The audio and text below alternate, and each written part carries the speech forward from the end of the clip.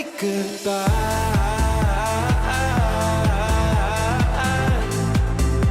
It's better to say goodbye.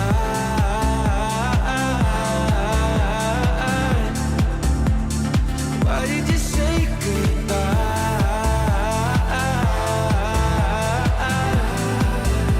It's better to say goodbye.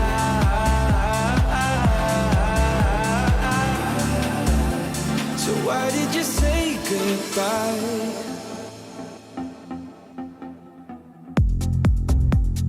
Quiet like the ocean, with the rumble running deep. This is how I see you, when you hide your feels from me. Why you heavy-hearted? Cut the silence, talk to me. Release your mind, get what you need. Easily, we've been falling in disbelief. I think I'm ready for another try, but this feels like the last time. So why did you say goodbye?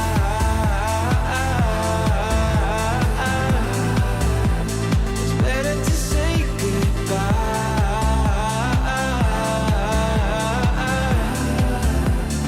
Why did you say goodbye?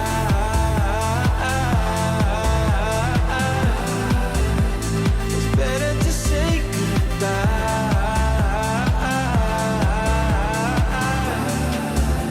So why did you say goodbye?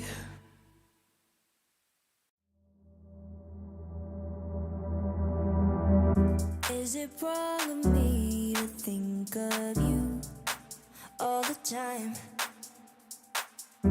Even though I'm with somebody new every night. And I pray, and I pray, and I pray that you feel the same way. Is it wrong of me to think of you all the time? Even though I'm with somebody new every night. And I pray, and I pray, and I pray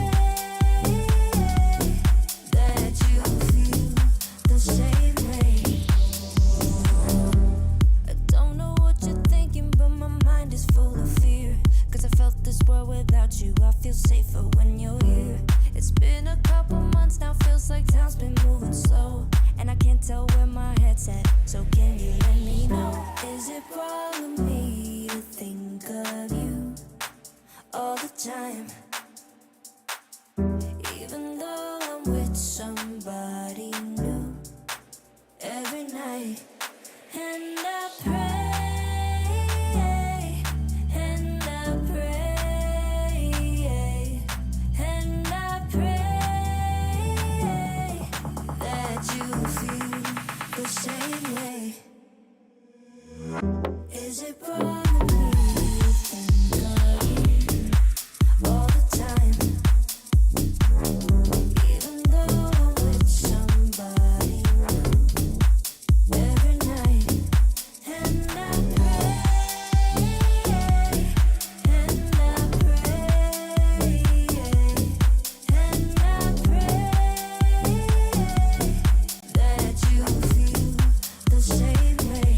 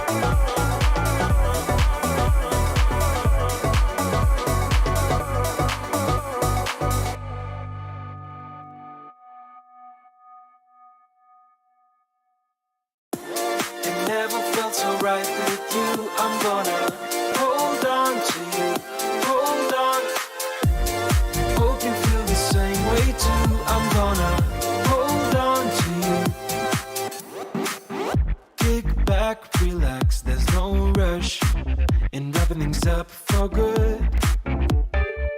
Feels like you're my first crush back then in the neighborhood. And higher we fly, higher, the beautiful things you do. And higher we fly, desire, these moments just with you. With you, with you, with you, with you, oh, with you, with you, with you, oh, with you, with you, with you, oh, yeah. It never felt so right with you. I'm gonna hold on to you, hold on. Hope you feel the same way too. I'm gonna hold on to you, hold on. Never felt so right with you. I'm gonna hold on to you, hold on. Hope you feel the same way too. I'm gonna hold on to you, hold on. I can't believe it's so true. Whenever you touch my hair, I'm feeling closer to you. Nothing else can compare.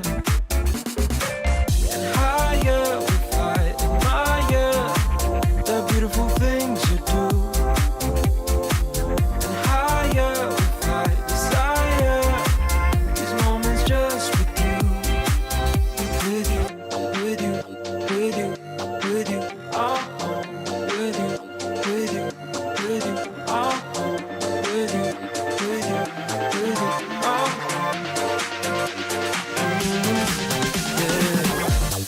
Never felt so right with you. I'm gonna hold on to you, hold on. Hope you feel the same way too. I'm gonna hold on to you, hold on. Never felt so right with you. I'm gonna hold on to you, hold on. Hope you feel the same way too. I'm gonna hold on to you, hold on. It never felt so right with you. I'm gonna hold on to you, hold on. Hope you feel the same way too. I'm gonna hold on to you. You got me feeling some way, like I might be stuck in a dream. Let's stay here till the day breaks, feeling like I never wanna leave. Keep moving till the sunrise. You're taking my mind out to sea. Fall in love at low tide. I'm thinking we should never leave. So let's keep going till the night is almost gone. 'Cause I feel like singing Let's keep going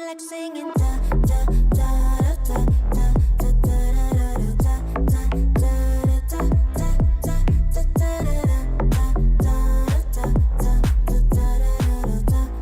the night is almost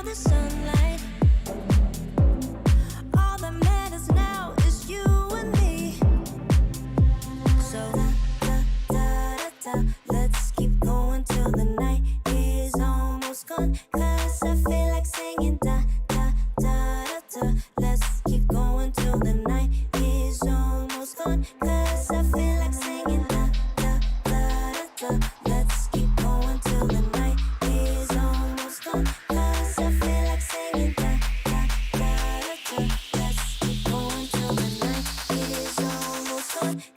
I feel like singing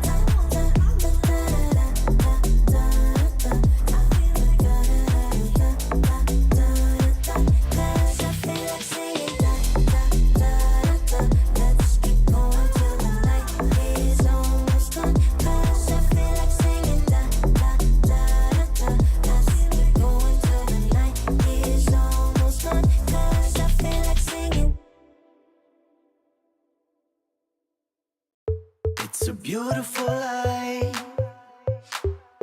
It's a beautiful life, don't you think? It's a beautiful life. It's a beautiful life, don't you think? If we go down, we go down in history. If we go down, we go down in history. If we go down,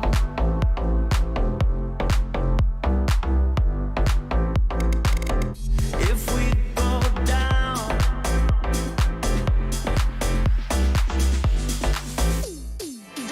if we go down, we go down in history. If we go down, we go down in history. It's a beautiful life. It's a beautiful life, don't you think? It's a beautiful life. It's a beautiful life, don't you think? If we go down, we go down in history.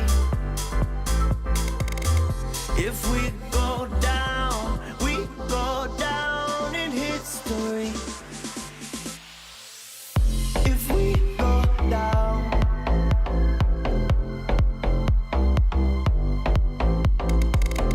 if we go down,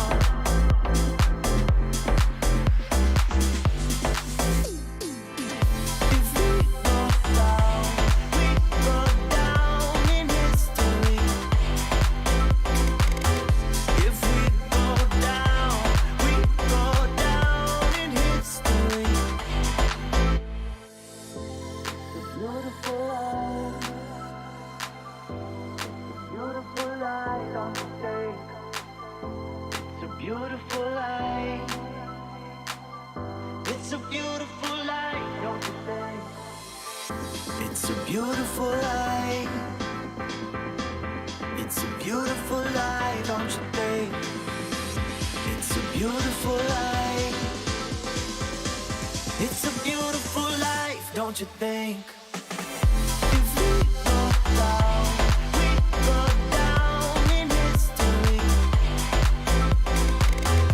If we go down, we go down in history.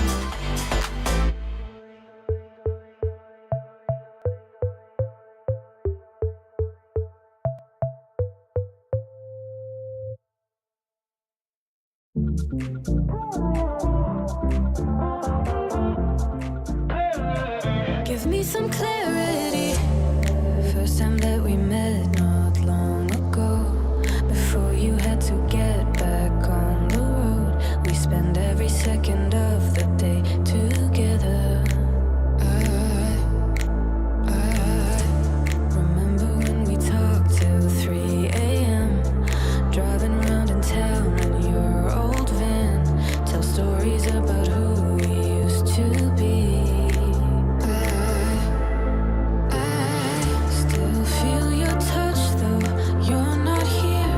Since you've been gone, you're all I see. Still hear your voice, why don't we speak? I'm running circles. Since you're in my life, I can get no sleep. If you give me a sign, I'll be yours to keep. Just wanna say you're mine and make history. 'Cause I've been playing blind, wasting all this time, yeah, I need clarity.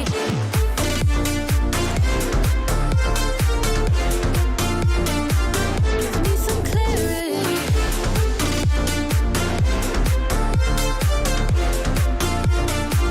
Yeah, I need clarity. Waiting for your call all night and day. Where did we go wrong? Don't wanna wait until you're just a distant memory. I still feel your touch though you're not here. Since you've been gone, you're all I see. Still hear your voice, why don't we speak?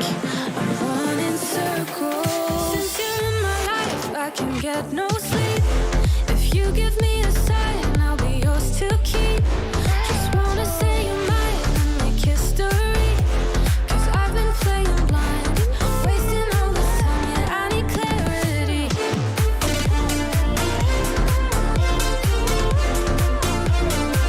Give me some clarity.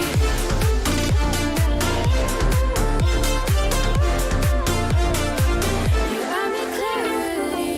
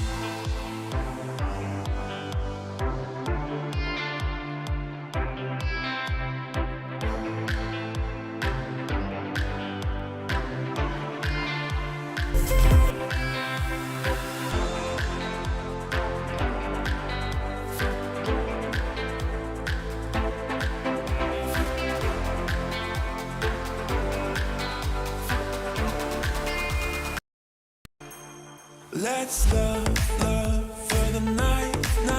Slow dance till the sun comes up. Let's touch under lights. Slow dance till we're high on love, high on love. Till we're high on love,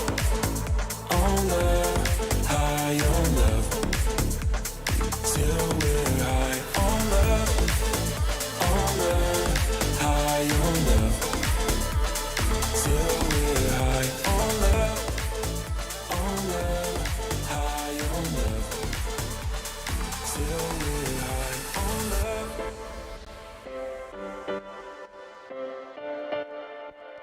Till we're high on love.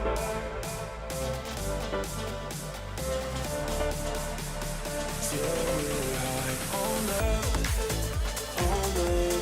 high on love.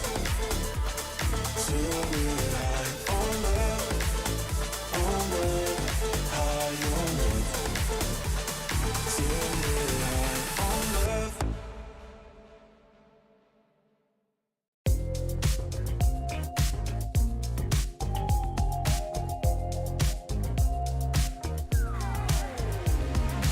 Ooh, I can't stop this beat.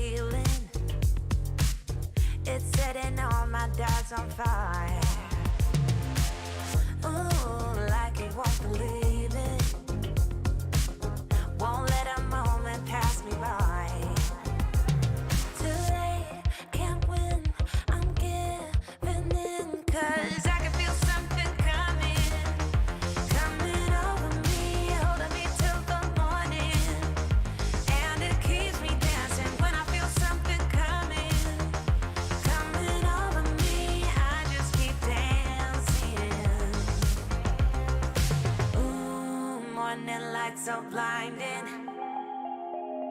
It's on the ceiling and the walls.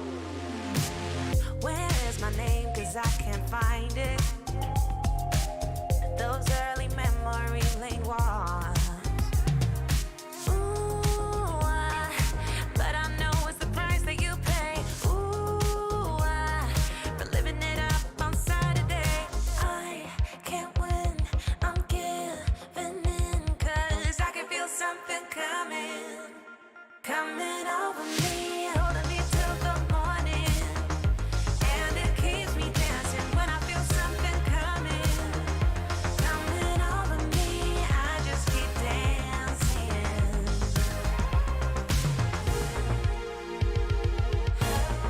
The time that it takes. Feeling this great is worth the wait. I can feel something coming over me, holding me till the morning. And it keeps me dancing when I feel something coming over me.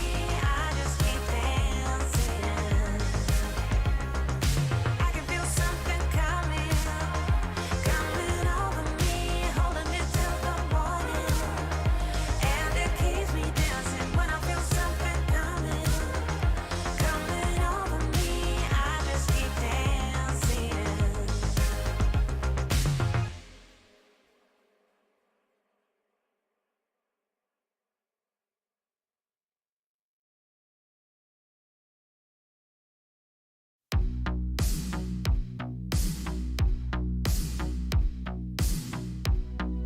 Stay here this time. Show me a sign. You are always on my mind. Always on my. The stars align. Show me a sign. You are always on my mind. You're always on my mind. You're always on my mind. You're always on my mind. You're always on my. You're always on my. You're always on my mind. Slow down this ride. Speed up this high. You are always on my mind. Always on my. Good morning, everyone. Welcome to the Esports World Cup. This is the Asia Closed Qualifier. It's me, B-Dog, and I'm joined by Affinity. Lena, how you doing? I'm doing pretty good, thanks. Yourself? Yeah, I'm really excited to be here.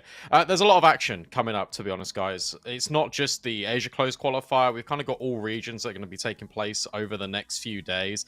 And obviously, that's with the goal of qualifying through to the Esports World Cup. There's one spot on the line for this closed qualifier. The prize pool across all 19 games is 60 million that got announced yesterday, which is absolutely massive. So it's a really big opportunity for these teams to try and make it through. We've got a bracket we can bring up as well. So if we take a look at that, we've got two teams that were already invited, two teams that made it through the open qualifier. Affinity, we've got the Mongols, Lin Vision that were already invited, and then Tyloo, Rare Atom. They're your teams that made it through the open quals yesterday. Absolutely, and they had to fight long and hard to be there. It was 2 straight days, best of ones up until the finale, best of 3 there. We got to see Rare Atom, the new core, actually in action there. So it's super exciting, some amazing teams, and I think that we've got quite a stacked bracket here. Yeah, look, it's supposed to be, to be honest, shaping up. You take a look at these teams to be a really good one. Here's the format, guys. Double elimination.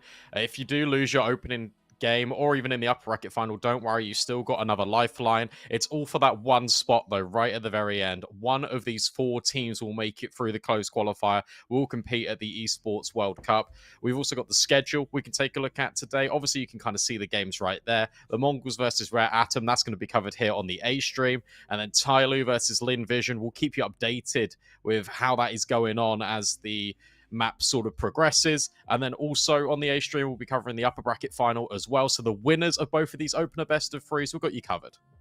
Absolutely. And if you come back tomorrow, we've got even more action then as well. So that's going to be super exciting. 2 straight back-to-back days of what is going to be some crazy games. These teams are, of course, the best in their region as well. As you can see there, Mongols versus Rare Atom, Lin Vision versus Tyler. There might potentially be a community stream going on. Don't quote me on that. I know a couple of the games have some casters behind the scenes working their magic as well. But of course, the Mongols Rare Atom, the game that we're going to be looking at right here, right now. So these 2 teams, talk me through them a little bit, Brandon, because I know that you're a little bit of a fan here. You're a little bit of a nerd when it comes to Counter-Strike. What are we looking at here? Well, obviously, look, we're looking at the best team in the Asia region in the Mongols. Just on such a tear at the moment. Had a really good showing at the major, battle back through the challenger stage 0-2. It felt like they were going to do even more damage in the sort of contender stage, but they just couldn't quite manage it. You're going up against Rare Atom, a team that has gone through a lot of change. This team kind of pivoted from this looking at talent domestically. They got some imports in from Europe. It was Corey, it was Fuzi, all the way back in September 2023. And it kind of felt like it was Rare Atom, it was Wings Up that had this influx of European talent that you thought, well, maybe they're cooking something. But it just didn't quite pan out in the way I think both parties really expected. So Rare Atom, they've actually completely shifted their dimension, and they've gone for a new approach when it comes to recruitment. And that is, you've still got experience in the ranks, but you've also got youth as well, which I think is really cool, because you've got the likes of Somebody, you've got the likes of Summer as well, who have been playing together for quite a while. You then sort of add in the element of Child King, who's also played on Wings Up as well, just kind of during that European period. So you've kind of got a Frankenstein monster of these 2 European teams that are now coming together. They're obviously united through domestic, and they've got a lot of experience under the belt. I'm excited to see how they shape up. They've not been together all that long. They've not got many officials, which means they're a little bit unpredictable, and that can be quite scary if you're the Mongols. Absolutely. They've actually only had their coach and the new 3 making up the call for 10 days. It was on the 10th of this month, actually, that they brought everyone in. They only have 2 or 3 officials, and then, of course, the open qualifiers to get here as well under their belts. But as you said, there's a lot of synergy between these players playing together previously. Are you worried that maybe it won't gel together, or do you think that maybe that previous history, we will see something maybe quite surprising? Look, I feel like this is a roster you kind of got to just give it a little bit of time. We also take a look at the fact that they're here in the first place. You're going up against the best teams in the region where it comes to Tyloo, where it comes to Lin Vision, and of course the Mongols. So this journey is going to be difficult, but if you can make a statement, and I don't expect them, to be honest, to beat the Mongols in this game, but if you look competitive, you then go into that lower bracket run against the likes of Tyloo or Lin Vision, there's a world in which you can make an upset. And I think having a deep run in this tournament would be a really good step for this team that's not been together for that long. Absolutely. As you said, this first matchup, it's when you come into a bracket like this and you see that you're up against the Mongols first, that's never not a daunting prospect, I think. But as you said, I'm excited to see this as well. A lot of players that, some of them kicking around the scene for a while. As you said, some of the Wings Up players coming on over as well. I'm very excited to see this, as I'm a little bit worried that this game might be a little bit difficult. But I think we have a veto up and coming. We were having a little bit of a chat about this before the game as well. There's a couple of things that we know for certain will be coming up. The Vertigo permaban for the Mongols and likely the Nuke permaban as well. But there we go. We can see it on screen. Ancient, Mirage, and then Inferno Decider. I think that is exactly what you called, Brandon. Nearly. I thought it would be Mongols picking Ancient, but obviously Rare Atom kind of get the first choice. They then pick the Mongols' best map, which kind of gives the Mongols a little bit of a freebie. They go for Mirage, and I'll be honest, it was between this or Overpass for the Mongols, but it makes a lot of sense why they picked Mirage. I feel like you take a look at the 2 teams on paper, the Mongols have got a lot more firepower than Rare Atom just currently.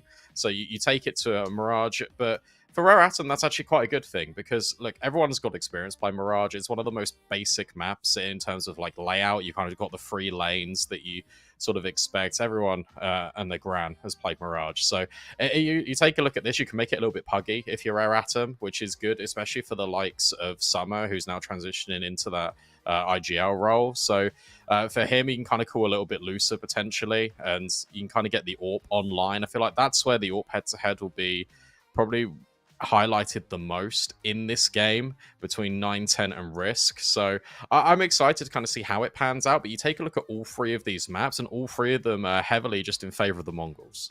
Absolutely. Talking about Ancient, of course, our first up map, they've played this a lot. They've been trying to play this in every single official. They've been trying to float it or pick it. I think they've banned it once or twice against teams that they may be a little bit worried about, but they haven't actually lost this map in a best of 3 in an official this entire year. So since the start of 2023, every single time they played Ancient in a best of 3 official, they have won. And most of these wins have been pretty dominant. Enemies have been very much struggling to get double digits as well. So for Rare Atom to pick into that is definitely an interesting choice. Of course, the new core not being together for very long. We can talk about what the previous Rare Atom team had done this year. Of course, we've really got not much to go on for the new core. I think we have one best of 3 to work with, and that was against NKT to actually qualify here. They played Ancient, they won 13-5, pretty good showing. They also played Overpass 13-7 win. So good showings, but we don't have any information beyond that to work with, except that, again, this is a map that plays right into the Mongols' hand. This is a veto that plays very much into their hands as well.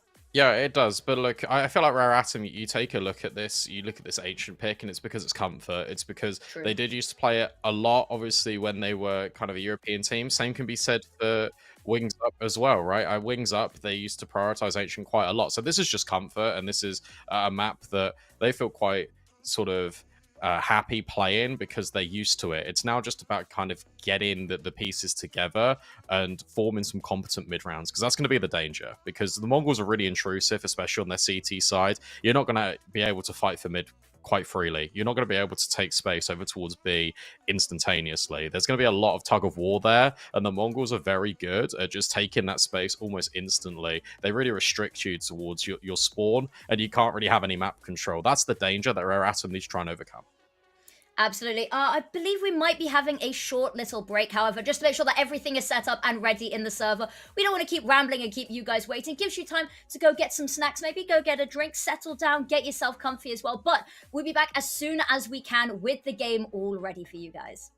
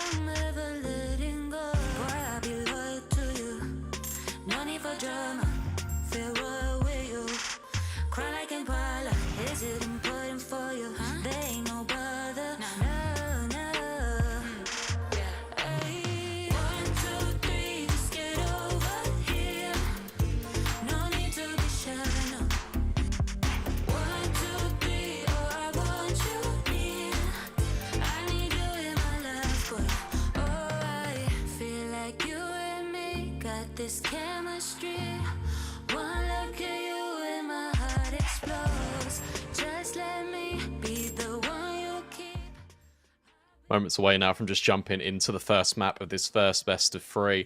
And I'm excited. Like I feel like this Rare Atom project has got the potential. I feel like not immediately, but maybe in the future to kind of kick up into gear a little bit. And I feel like their signings have been good. Obviously, we've spoken a little bit about the players they've retained. Obviously, in Summer and Somebody, the players that they brought over from Wings Up. A player that I've not even mentioned yet is Ang, or Lee Hang, and he comes from New Happy. And whenever I've watched New Happy, I've always been impressed with this guy. So I'm really glad to kind of see he's made that next step. He's also now been integrated with even more players that have got a lot of experience domestically in the scene. So I feel like this is a really good upwards sort of push on his career. And I'm excited to see how he kind of integrates in with the leadership of Summer.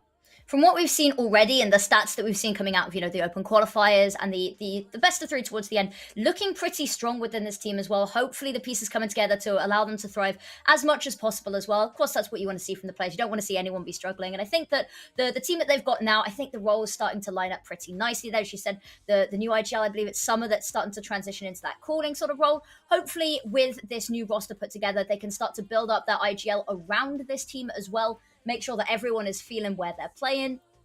Of course, as you can see on screen, Mongols versus Rare Atoms. Mongols, a team that needs no introduction, but we'll give them one anyway. As you said, best team in the region at the moment. Very strong showings over the past couple of weeks and months. Actually, since the start of the year, they are on a tear at the moment. So definitely an exciting game. And starting off on Ancient, I think we might be getting a little bit of a masterclass here.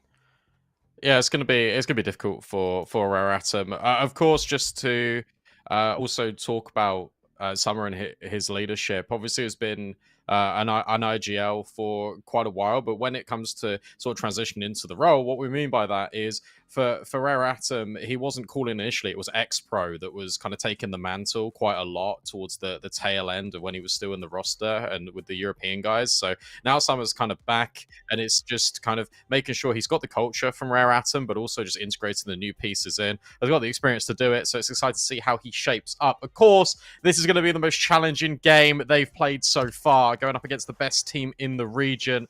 The Mongols will kick things off on the CT side, and they immediately call a pause. We will not jump into the game straight away. No. This is the strategy. They call a tactical timeout here just to make sure that the pistol round is going to be clean. There's no issues here. This is perfectly normal. But is there anything that you remember from either watching these teams that we should specifically watch out for the pistol rounds, or is it sort of a we'll see when it comes? I feel like Mongols are just going to be very much up in your face quite a lot. But that's not just going to be the pistol. That's going to be par for the course on just sort of middle as well. Watch out for Mazzinho on this map. Mazzinho's a beast on Ancient. I feel like his really sort of starting to gain confidence a lot, where this team is obviously having better results. And you really got to remember with the Mongols that this team is incredibly young and have still got a lot of time to really get better. And I feel like that's what's scary, because this team's achieved so much already. The average player age for this team, I think it's like just over 19, which is crazy to me. The fact that these guys are just demons, they've achieved so much in such a short space of time. Average player age is 19 years old. They're getting younger and younger these days, I swear. I know. Monazy coming in at 16, or the moment he was 17. And all of these young players, I feel old now, Brandon. I feel old. Yeah, well, I won't dwell on that too much, because that'll put me to shame. But fortunately enough, we are back into the action then. We are indeed. A little bit of a wait, but all good things in time. And kicking it off, doesn't look like there's anything too fancy. I see a couple of decoys on the side of Rare Atom that I'm quite intrigued by, actually. It's a lot of utility. Heading straight towards A immediately. This feels pretty good, because it's only Mazzinho here at the moment. There are quick rotates available for 9-10, and surely Mazzinho hears all of this. Shadow spotted as well. Go straight for the fight. Can only go 1-for-1. But it's bought enough time for a lot of people to come on over towards the side. As you can see, Blitz already there, but 9-10 taken down. Blitz as well. This site is completely theirs, and you can see Sensu backing off a little bit. Techno finding one of their own to try keep this competitive, but Summer attempts to punish, actually going to backfire a little bit there. Battles rage on site, and that bomb has not been able to go down. On the flip side, however, they're just going to run it on over towards B. Okay, this gets a little bit interesting because where the Mongols have been able to retake one site, they've now got to go and do it again. The good news for Rare Atom is that there's enough time that's passed where they can establish afterplants. They are quite separated, though.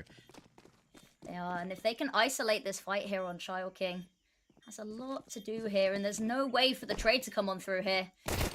Lines up the shot, taken down. That's the first there, but they've got to try weasel out Summer. Pushes on up, tapping away, but just going to buy time for the defuse. Doesn't even need time to be bought. Techno 4K going to close this one out, and they retake not once, but twice to take that pistol round. Yeah, they just need to the easy route of retaking A and B in one round. Look, you got to be impressed with the tenacity of the Mongols there, but for Rare Atom, it's a shame because that pistol was shaping up to be really good. They got the initial trade on Mazinho up high. They then followed up, got the kill on site, got the kill donut. You start to think, okay, well, are the Mongols even going to go for this? Like, how are they going to find their way back into the round? And I was really going to praise this T side because it was direct counter-strike. But as soon as Summer misses that shot on Donut, he gives an opportunity in. Suddenly, every single gunfight becomes isolated in nature. And the Mongols are just going to prime and just thrive off that environment. Now, here's what we were saying in the pregame. Mid already being taken. Shelf, now a point of control for the Mongols. The Rare Atom are suffocated to these deep extremity points. Yeah, you highlighted this, and to see it in action already, and Techno's going to line up these shots, gets the first. He's actually going to find Lihang there as well. Gets a bit of a trade, but Lihang on fire here with 2 and still kicking. But a lot of damage done here for both sides. But Mongols still keeping hold of both A and B for now. And she said Rare Atom suffocated and still very much got so little map control here. This is good, though. Because you've been able to fight your way out. It's come at a cost of, I was going to say, not too many players, but Senzu just steps in from cave immediately and makes my point redundant. Risk scaling up. He's got to clear so many of these angles. Blitz just toying with him at the back of the bomb site. There's a clear. Knows that one player is confirmed in Senzu. Both of these players from the Mongols are low HP. This is definitely workable. Shadow spotted. Information doesn't go the other way. They're going to try Senzu. Yeah, they're going to try and bide their time here. It gets really awkward, though, for Risk. He needs to pick and choose his poison, and that is a great adjustment. A 1v1, this is entirely possible. Risk looking to pull off the unthinkable, and, runs out of bullets, but finally makes it work. A good collection of kills there for Rare Atom, and they fight right from the depths. Even from the dead, those players doing so much. As you said, the low damage just going to be farmed up there. The switch over to the Deagle as well. Absolutely stunning stuff. And that's a big one to win as well. Losing that second round, losing that conversion on CT is devastating to the economy. As you can see, we've got the CZs coming out. They have managed to buy up a couple of Deagles. A little bit of utility here, but really, this round I don't think is up for much contention.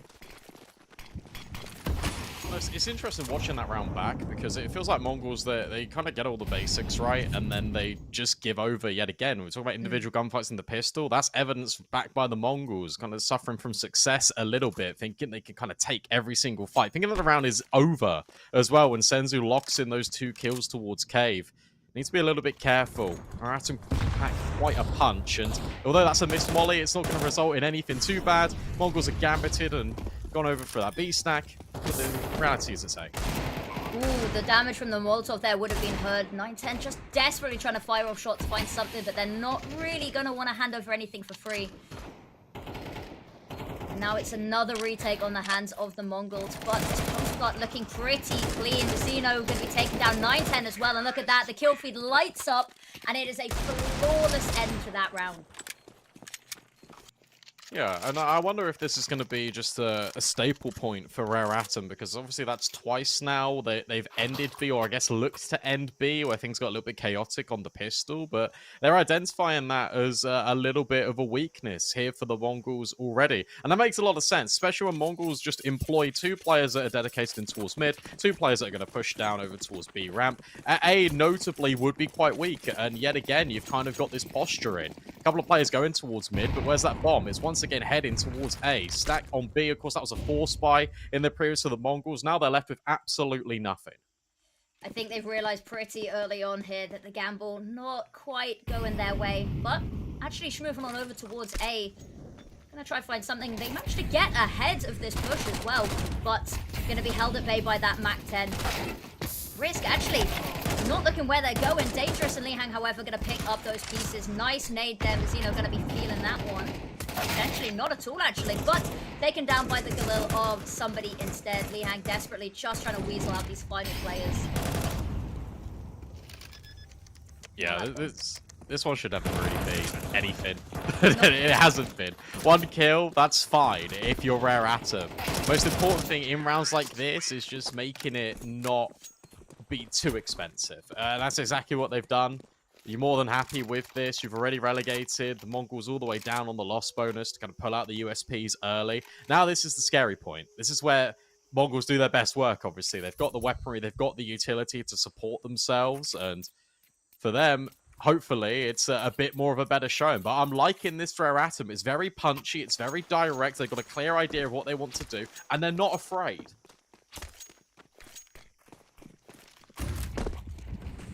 Absolutely.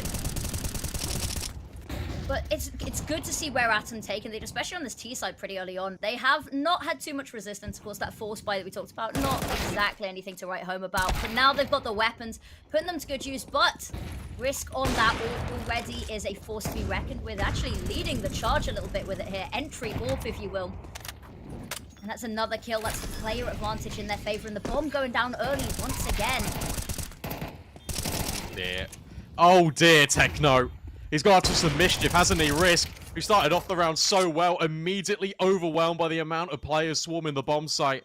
And now Child King, he's stuck, isolated, can't get involved whatsoever. That's the round done and dusted. And it's just the Mongols just sprinkling in a little bit of chaos to what was otherwise, again, a really regimented round of Counter-Strike coming out of Rare Atom. A really well-called game out of Summer so far. You've shown lots of presence towards A in so many of these rounds back-to-back, and then immediately, you know the guns are going to be out. You know the utility's going to be a little bit light because I haven't got the full loss bonus. So what do? You pull out and execute. And it was so good right until Techno just pulls that out of the hat. Incredible scenes there. And it's one of those things that you can have a perfect round, but if a player steps up in that way as well, how do you counter that? You've just let them get a 3K. Now, early utility, once again, this mid control that you've talked about and that we preach so highly about. And it's stunning. There's a nice shot there from Risk. Gonna need a little bit more, however.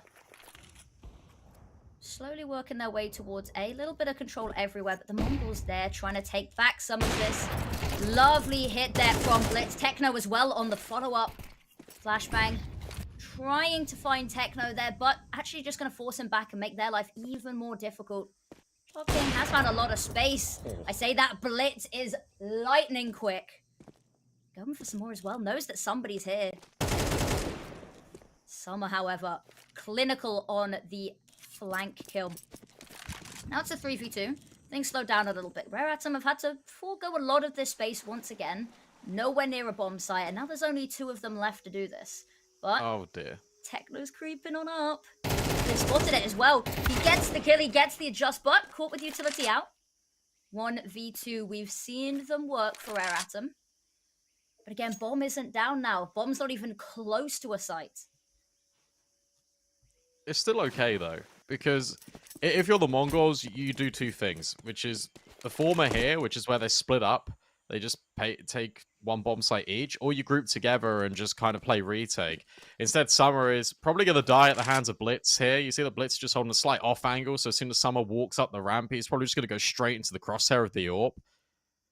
So it should be only a matter of time. Blitz trying to delegate his attention, but will ultimately hit the shot. So considering how this started, with Risk getting the opening kill over towards B, Blitz picking up the AWP and then just killing everyone, it's a pretty good response from the Mongols. You felt like there was space there for Rare Atom on A. The biggest concern was the bomb. It was left right down in towards the spawn behind B. It was so awkward to try and pick up and maneuver their way through and really capitalize on the space they had taken. And by that point, the Mongols have already reset. They've already taken the map control back that Rare Atom were threatening, and they've just got the numbers just to be able to overwhelm. Fast mid. There's a lot of players about to run through. Ooh, and actually Summer with the opening kill. Blitz manages to find 1 before they are also taken down, and that is once again Rare Atom with the player advantage. Senzu here Gonna be called on for a lot, but Lihang taking down Techno. Suddenly the numbers so far out of their favor. A miracle gonna be needed here. Senzu gets the first.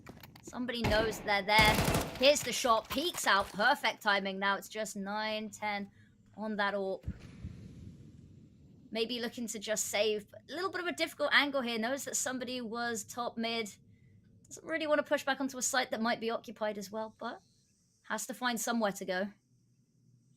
Actually, ships in the night, they managed to slip by each other a little bit. If only for a second. Taken down, that AWP is not going anywhere anytime soon. And as Ratum taking the lead once again, stopping the Mongols building up any sort of momentum here. Yeah, this is getting quite tricky. And the sort of conversation pieces we had towards Mirage, where Rare Atom, you feel like they should be making it a little bit more puggy. That's exactly kind of what they're doing here on Ancient. Obviously, there's a lot more structure to it, but fundamentally, they're taking the fights. And the Mongols aren't ready for these fights to come so early into the round, and as a result, they're being caught off by it, round after round. And they really need to kind of sharpen up a little bit, especially if you're a Mongols fan, because whilst this doesn't look uncomfy right now, we're expecting typically a lot more domination from the Mongols. So this is a real testament to Rare Atom and sort of the amount of space they've been able to garner, but also the amount of success they're finding in such a short time with this roster. If you're the Mongols, you're probably taking a pause after this round to kind of collect your heads together. 9-10 on this angle. He's been feeling a little bit off the mark in this game so far. Same with Mazzinho. These two players you normally expect to perform pretty decently, not arriving. AXEC about to come forward.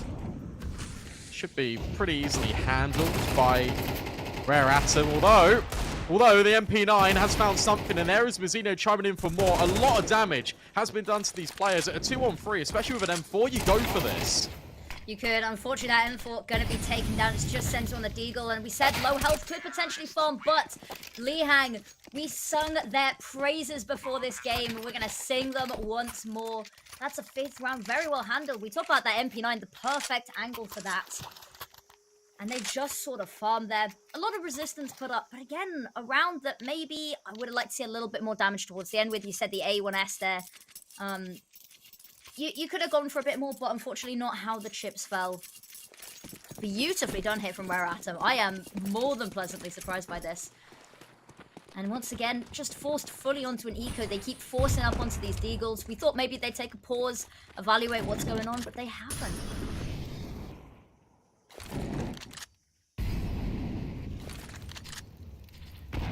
I mean, this is perfect. This is going to be, what, potentially 6 rounds already on your T side. You've shown a lot of nuance in the way you want to approach the game. The Mongols aren't really too sure what's going on in especially some of the gun rounds that Summer has called, and it's relied on these individual plays to really disrupt a lot of the default. All you can do is kind of heap praise on Rare Atom and just kind of say, look, they've been playing incredibly well. Senzu with the Zeus is fun, but he's not going to find anything in Dota. Yeah. It's just desperately self-defense Zeus, you know, as a treat. But that's another round going to fall, albeit an eco, nothing that we didn't really expect coming into it. But the fact that they've already conceded 6 is a worrying sign. But it has just been beautifully played here from Rare Atom. I think they very much knew the Mongols was going to bring the fire, and you know what they say, the only way to fight fire is to fight. So get it done. Oh, they goes for the Zeus. It's devastating. You hate to see it. But very nice round there. Losing only 1. They are allowing themselves to rack up this money in the background as well. Yeah, I mean, look, they're pretty much set for the rest of the first half. Somebody's even going to keep the MAC-10. This might inspire a little bit of a faster round out of Rare Atom. And again, Summer likes to kind of call these plays where you know this is now going to be the investment, but with the loss bonus that the Mongols have got, the utility's not going to be there. 9-10 certainly not going to have an AWP. And here we go. Fast AXEC straight out the gate. Here we go. Is indeed somebody going to be leading the charge on this one. Running on forward, knows that they're in donut. Flashbang's absolutely perfect. The Xeno only good for 1. Summer falls immediately. And now 3 versus 4. I say that 2 versus 4 as they shut this down. Finally, the investment working out. We said they don't have much utility. Don't need it. Childkick desperately, long arms, just able to grab that AWP and managing to find one. But that is all. Finally, another round on the board for the Mongols. They shut down that aggressive push. Yeah, much better. Much better from the Mongols. And Rare Atom, they've been showing, look, they haven't faked once. So you expect it, if you see one player, or at least you hear a couple from Donut, you expect the whole squad. So that's why you've immediately got these proactive rotations. You haven't got just one player that's reinforcing Donut. You've got a second one, and the third one's coming over from mid. And there's a lot of pressure being applied to Rare Atom, and they're just trapped just kind of in this narrow choke point of A main. They can't fan out over the bomb site. So you've kind of got this issue where the Mongols have got full control, and you can't do anything with it, despite good intentions. Mollies, flashes, they all look good, but Techno can't find the winning kill. Now pushing towards A main. You've got 9-10 on the angle. You've got Mazzinho up close. This double layer in needs to find success, and it won't. Somebody finds the opener. They're actually just going to back off the back of that. 9-10 with the AWP. Ready and waiting just in case they do decide to re-peek, but that bomb very much heading over towards B. Only one person here, and somebody wants to find this kill. And just to sneak onto site through the smoke. But, as we can see, battles going on in mid as well. Blitz desperately trying to hold back Child King there. Looks like they're recouping and maybe focusing their attentions a little bit away from B, and that bomb is distinctly not showing any face. Lovely kill there from Dangerous.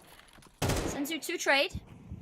The player advantage already in Rare Atom's favor. They've got that bomb site as well now. They've got their claws into it. As the smokes fall, they just have to be careful of Techno 4K. If he goes down here, which he does, suddenly that bomb, so much room to work with.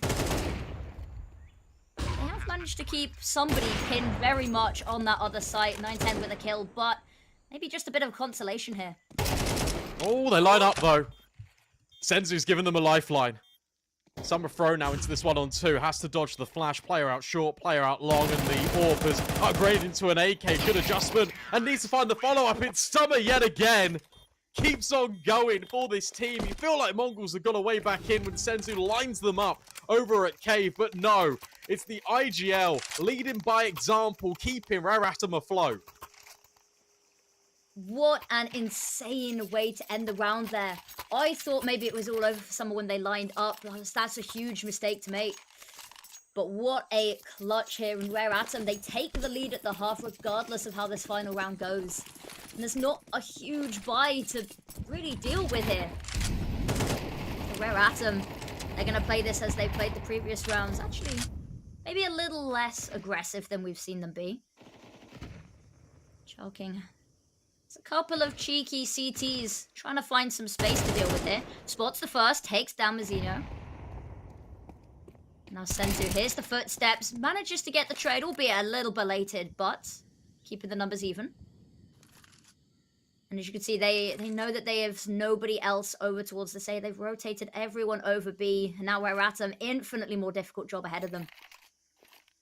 If you're the Mongols, you know they've got to go B.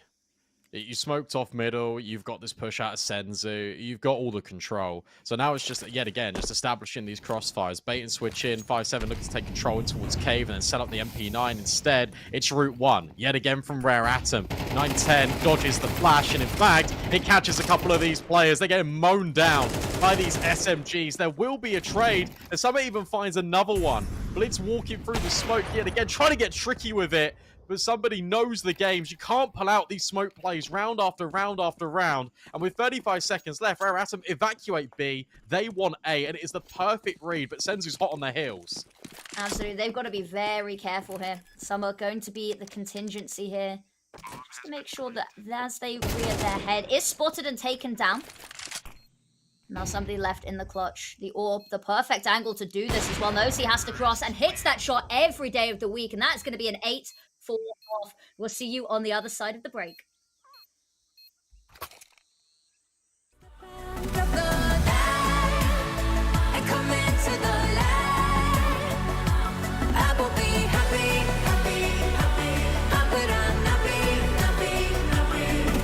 And hey,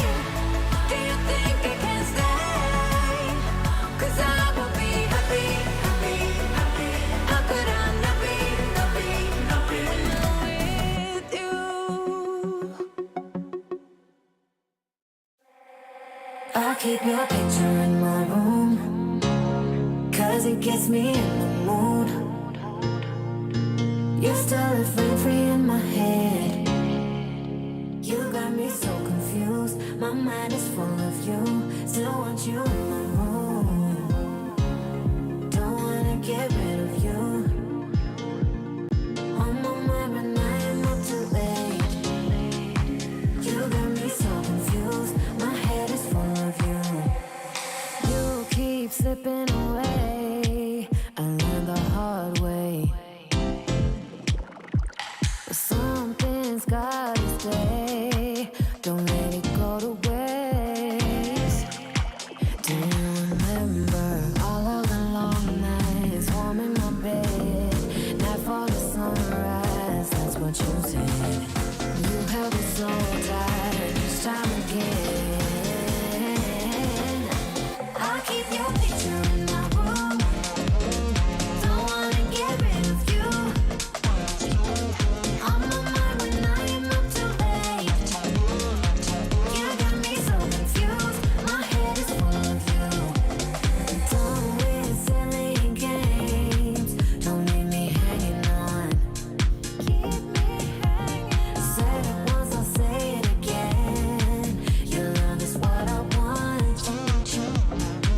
Do you remember all of the long nights warm in my bed? Nightfall to sunrise, that's what you said. And you have me so tight each time again. In my room, I'll keep you safe. Don't stay away alone, pulling back and forth. Still got me paralyzed. Got what you came for. One thing that I've kept. I keep your picture in my room, 'cause it gets me in the mood. You still live free in my head. You got me so confused. My mind is full of you. Still want you in my room. Don't wanna get rid of you. On my mind when I am up too late. You got me so confused. My head is full of you. I keep your picture in my room. Welcome back, wonderful people. And 8-4 half is where we left off. And 8-4 half is where we will pick back up. Rare Atom taking us all by surprise and taking a very nice T side. Now they start on their CT. And if they could take this pistol, this map is looking pretty clean. Yeah, double donut setup as well poses problems immediately for the Mongols, who sent 3 players in towards mid. Not interested. Instead, they want to drop a smoke that's going to cut off the B players. The flashbang through towards red. They want to wrap A here, and they want to keep these players pushed all the way forward in towards donut, where they're thinking about fighting mid, and that leaves space for Mazzino to work A main. Does indeed. And now they can pinch at this site. Of course, Mazzino already there and waiting. Somebody spotted out there in donuts. Forced back, held at bay. It's a little bit of utility there. The Molotov just to allow that bomb to go down. Now look at that. They've been shepherded in towards Techno 4K, who's just gonna, I say clean up, gets the first. It's a little bit messy and actually risk. We're 2 with 3 even. And now Blitz is left on their own to defend this bomb. Spotted, knows where one is, has absolutely no idea where somebody was. But now, takes down the first, has to get the second, being run down here by Risk. These Julies absolutely lethal, but Blitz even more so. And they take that all-important pistol round, buying themselves a little bit of room to breathe. And of course, with that bomb plant, the money, the cash flow, gonna be looking spicy. Oh, that's a heart in your mouth moment for the Mongols. They played that pistol perfectly. They had so much layering. We spoke about the wrap through towards CT. That gives Mazzino the room because players are now worried about Temple. They're also worried about the potential of CT. You're not ready for one that's lurking A main. And this is now going to be the real test for Rare Atom. Because when you're in these new rosters, I think it's a lot easier to kind of practice your procedures when it comes to the T side. CT side is a lot more about reactions. It's a lot more about how you respond in real time.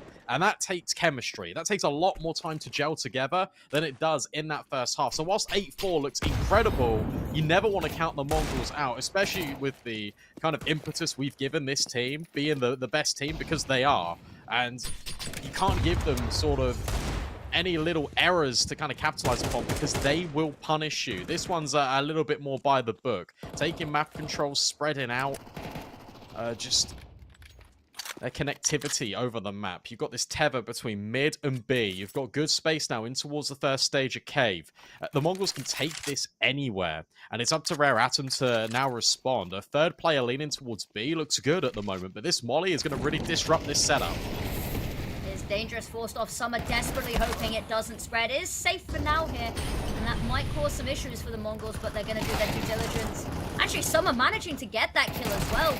Going for some more, but Sensu going to take them down there. It's, through the smoke, but it's 9-10 to finalize that kill.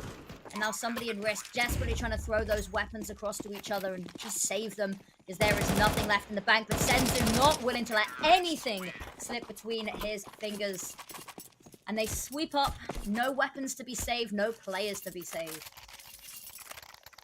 It's been a good response, not only from Senzu, but also 9-10. He's already stabilized his scoreline as well over the past couple of rounds. And it feels like the Mongols are taking some time just to warm up into this server. That was the force. You can see, as you mentioned, they were trying to save the weapons. They can't manage it. So now you're going into this with USPs. There's a Deagle on risk, but that's your MVP weapon of the round, which makes things very difficult, especially in round 15. The Mongols can suddenly close the gap, and where this was looking promising, 8-4, suddenly it's posing up to be 8-7, and they're right there. They're breathing down the neck of Rare Atom immediately from the word go. They are talking of breathing down their neck. Risk trying to get up close. Spots Techno with the utility out, but not able to find that shot. In the meantime, mid has been swarmed here. It's about to be a bad time for somebody. They line up and they don't check him. He manages to get, well, one with the help of Risk. But luckily, back under control now. And the rest of this round should be smooth sailing for them. Summer has a nice little bit of a timing here. He's managed to slip around the back. Might get spotted out here. Summer, quiet as a mouse. Jumping out, gets the knife kill. Oh, it's absolutely incredible. And now it's a 2v3. 9-10 limping here. So is Blitz for that matter. Choking, if he can find Blitz here. It's another matter, but taken down. Summer, location now known. Just going to try to get out alive. Shot through the smoke as well. Why don't you? And now 2v1. Summer left alive, but with nothing. Nobody to help. No utility. There is a Zeus, but I'll level with you. That Zeus is not doing any favors right now. And I think they're going to want to try get this kill. Maybe vengeance for that knife. Summer just has to try hold on to this now. It's so funny because Senzu's on a Glock in this round to facilitate an AWP for 9-10. And yet at the same time, like, Summer's just earned money to now drop Risk an AWP. This was something that was going to be very difficult to try and get, but now with that knife kill, it just facilitates it a lot easier for this CT side. And again, these are really scary moments. That's a 3-on-2, sure, in favor of the Mongols, but the HP bars between two of those players were just incredibly low. You also had Mazinho that was out on an island towards heaven. If that gets scary, suddenly he's the one with the pressure on his shoulders, trying to retake in a 1v2 where he's completely disjointed from that bomb site. It doesn't work out that way, but there is every world in which that gets ugly very fast for the Mongols. Mid-take about to come forward. The flashes are very prevalent, and they go both ways as well. Li Hang dodges the first, and he even wants more. Bloodthirsty in middle. He opens up his account, gets 2 kills, and this makes things very rough for the Mongols immediately in this first gunny.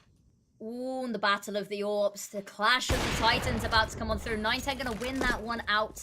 Again, awarded with so much space, but the rest of the team has fallen around them. It's a 2v4, and they are very split up here. Or maybe a cheeky pick if they can isolate a fight or two. But it's not looking amazing. Having said that, actually, 9-10's just found an empty site here. But that bomb, very difficult to retrieve. But Techno, quick as a whip. Somebody, however, taken down, sat down, executed. And now 1v3. And I think it might just be time to try save that AWP. Or not. Gonna peek mid. Not expecting somebody there, though. And that all gonna drop. Rare Atom getting their first of the half. Good reactions there from Rare Atom as well. Where you see 910 in red, you're thinking, okay, well, why is he there with the AWP? You're normally expecting someone to potentially be up heaven as well from that play, but what Rare Atom do is rather than contest middle, they just push the extremities. That ultimately leads them just to kind of have these just little side quests that they're ticking off when it comes to taking map control. Also, suddenly they found the bomb. Suddenly, it's still also a 4-on-2. It's always in their favor, but that just really locks things in for them. It doesn't give the Mongols a chance to respond. Fast play potentially on the horizon, locked out by the utility at the moment, but the Mongols are lining up some of their own as they head towards B. Really weird buy on their hands here as well. Very messy, very inconsistent. 910. Oh, beautiful shot there onto Summer, and that is going to kick them all into action. Site taken. King trying to find anything, but runs through the smoke, going to be taken down. The flashbangs are incredible. Mazino holding this angle with the MAC-10. Risk pushing on forward, but that smoke going to do the job for him. Ain't nobody going to be peeking through that, and that bomb goes down, and I think Rare Atom might just look to call it off here and now. Cut their losses whilst they can. Yeah, that's your save. A really good site take from the Mongols, and the way they approach it, rather than smoking off sort of short and long, instead they give themselves room, and that means that your MAC-10, your Tech-9 can get up close and personal with these rotates in towards CT. So you smoke off cave, you make Rare Atom go for a play very much like Blitz did, Techno did, where you push through the smoke. However, they're the OGs. They know how to. They know what plays to make because they've been doing that all first half. They hold for these pushes. They then get the SMG up close with Mazinho. He can look to further cut off these rotates, but not even needed. So suddenly you're right back in. Rare Atom win one, Mongols win another. That's now worst case scenario for this team because sure, they're still floating between these loss bonuses, but now you're all in. If Rare Atom lose this round, they're going to have no money, and the Mongols could even take the lead. They could indeed, primed and ready to do so. Actually, it's going to be nice to see, maybe for the first time, almost a full-out firefight. Some of that on that MP9 instead. We've not always been able to see a whole lot of these. It has felt very much one-sided, tilting between the two teams, but a lot of mid-aggression from both sides here. And actually, Rare Atom just going to fall back into Donut here. Oh. There's fire and smoke everywhere, and Dangerous is going to find that first pick. Spin count is spotted and trying to be caught through the wood there. Going to be caught out actually with their pants down as Dangerous gets a second. Now the Mongols, we talked about this being a big round for them. King peeks out the perfect time to find Sensu as well. And it's a 5v2, make that 5v1. Lovely shot from Mazinho, but that is all he wrote. A full buy absolutely dismantled. Yeah, suddenly shoes on the other foot, right? It was a force buy that got the Mongols the previous round win. They're going to have to try and do it again. They're on first stage loss, so you feel like it will be another all-in. No AWP available for 910, but you can get out 3 AKs. There's a MAC-10 available for Blitz. Instead, he wants to have utility. So we'll pull out the pistol, but that's a really good reaction. King certainly is dangerous over towards the shelf. The flashbang plays from Donut as well really helped that out from Lihang. And the Mongols are just not ready for the amount of continuous pressure that's being applied in towards shelf. Sure, one peak here and there you expect, but the re-aggression, the re-swings, the constant fighting, they were not prepared. Not in the slightest. Talking of not prepared, Rare Atom have to be prepared, ready for this as well, because that's a lot of guns pointing their way, and Lihang just wanting to get the hell out of dodge, keep himself safe. There's a play to be made here. Now they've funneled them all in towards this area, and it's a lot of bullets, no damage being found, however. As smoke litters the site, Lihang gonna finally find a kill in the midst of the fog of war. Gets a second as well. Risk with one, and now, ooh, Mazinho, that AK singing a little bit, but Risk not going to let that teammate fall unpunished. Blitz with one, immediately taken down in response. And that's 11 now for Rare Atom. It has been just incredible from them on the CT side. That's really well played by them, just kind of on a macro level, because Lihang is taking all of these fights. He's the one that's spamming initially in red, falls back to Temple, keeps firing his gun, keeps jiggling. Notice how none of the A players actually respond. They're focused on Donut, they're focused on A main, but also they're unknown elements. I think it was Risk that comes in from B. He's also spamming these smokes. He's making it feel like they've got to lean over towards that side of the map. It's not. It's a trap that's been sprung that doesn't even need to be activated. So many layers players to that defense for Rare Atom. It felt like Mongols did not have a chance whatsoever in that round. And now they're broke. They've got nothing. They had to play probably for OT at a bare minimum here if they want anything from Rare Atom's map pick. Did question it when it came forward, but it's a pick of comfort and it's a pick of strength. They're looking very good on this map and potentially can give the Mongols their first loss in BO3 format in this calendar year on Ancient. That would be an incredible sort of accolade under the belt here of Rare Atom. The Mongols, they are at a player's disadvantage and they've been sort of herded towards mid here. You can see Risk running on over with that orb. Still a smoke right now, but HE to part it. Not quite going to find the shot there. Lihang ready and waiting. Counter smoke there as well. They are just going to run ahead of it.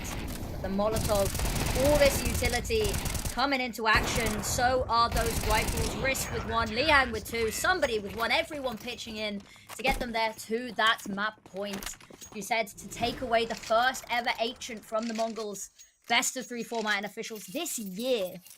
Which, by the way, we are 29% of the way through this year. That's a little fun fact for everyone. How do you feel after that one?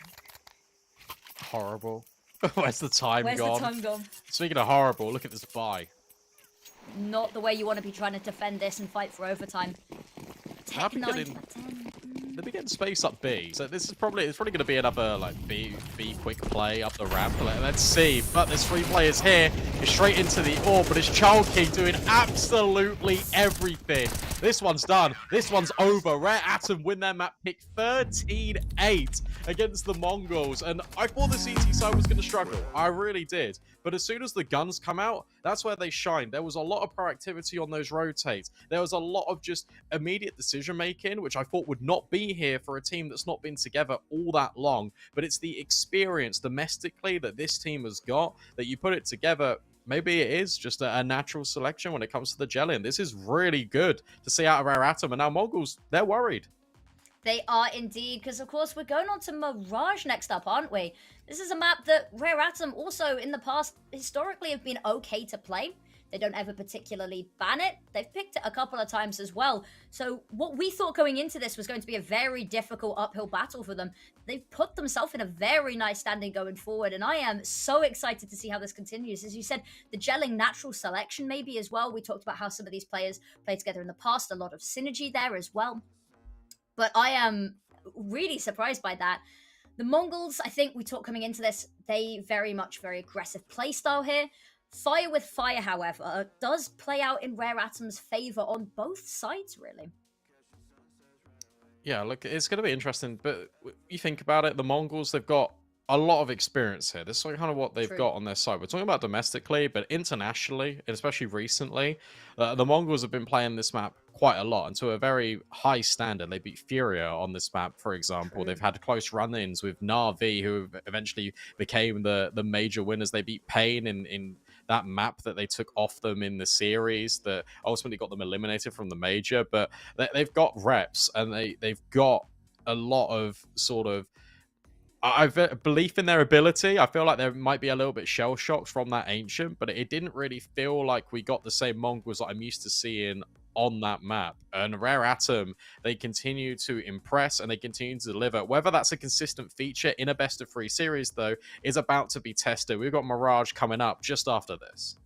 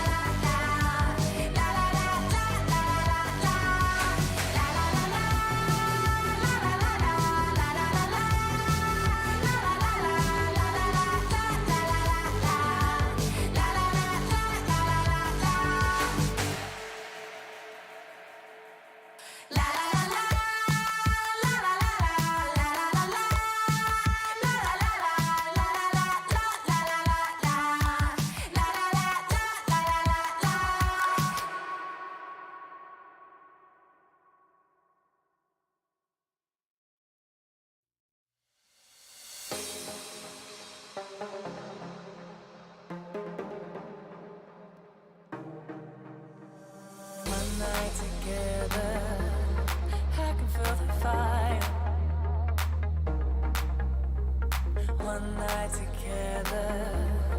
Baby, take me higher. You've taken all my love. I just want to feel your touch, yeah. Oh, it's one night together. Baby, take me higher. Oh, it's one night together. I can feel the fire. Oh, it's one night together. Baby, take me higher. You're taking all my love. I just wanna feel your touch. Oh, it's one night together. I can feel the fire.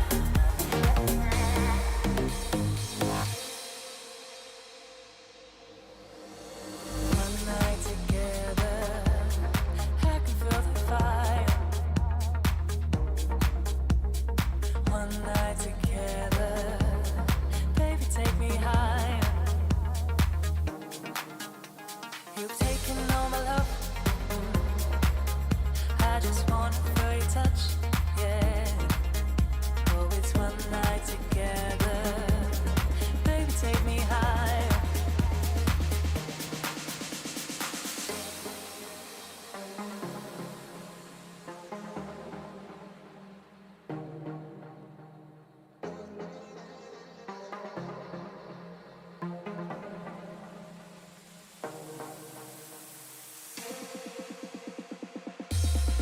Oh, it's one night together. I can feel the fire. Oh, it's one night together. Baby, take me higher. You're taking all my love. I just wanna feel your touch. Oh, it's one night together.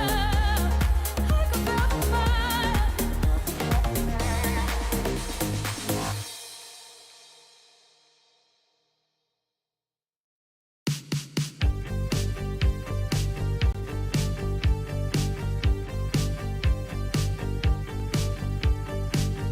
I can feel your touch, even when you're not here. You mean more than much. Make me see clear, and I can breathe the air. You're my favorite song on the radio. All of me, my spirit and halo. You're my comfort, my rhythm and blues.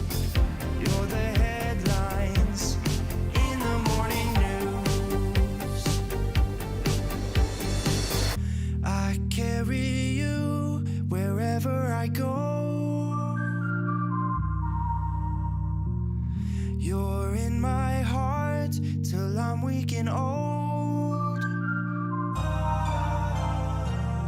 I carry you, you brighten my soul, making me glow.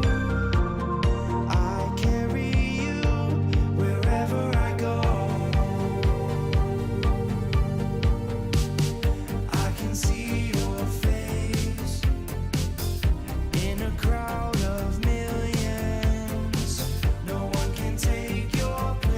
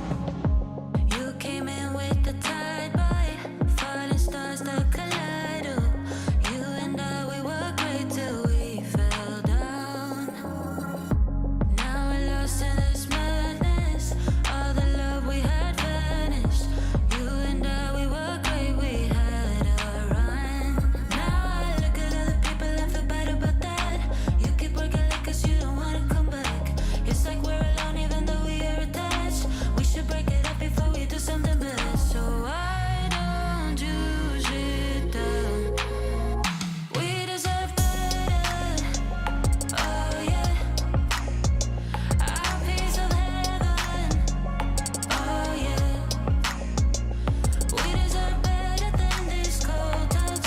A love that makes the heart rush. We deserve better. Oh yeah. Kinda sad and ironic. Everything we had promised ran out into a river filled with doubts. So let's be real, let's be honest. There's a line and we crossed it. You and I, we were great till we were not. Now I look at other people and feel bad about that. You keep working like us, you don't wanna come back. It's like we're alone even though we are attached. We should break it up before we do something best. So why don't you sit down? We deserve better. Oh yeah. Our piece of heaven. Oh yeah. We deserve better than this cold touch. A love that makes the heart rush. We deserve better. Oh yeah.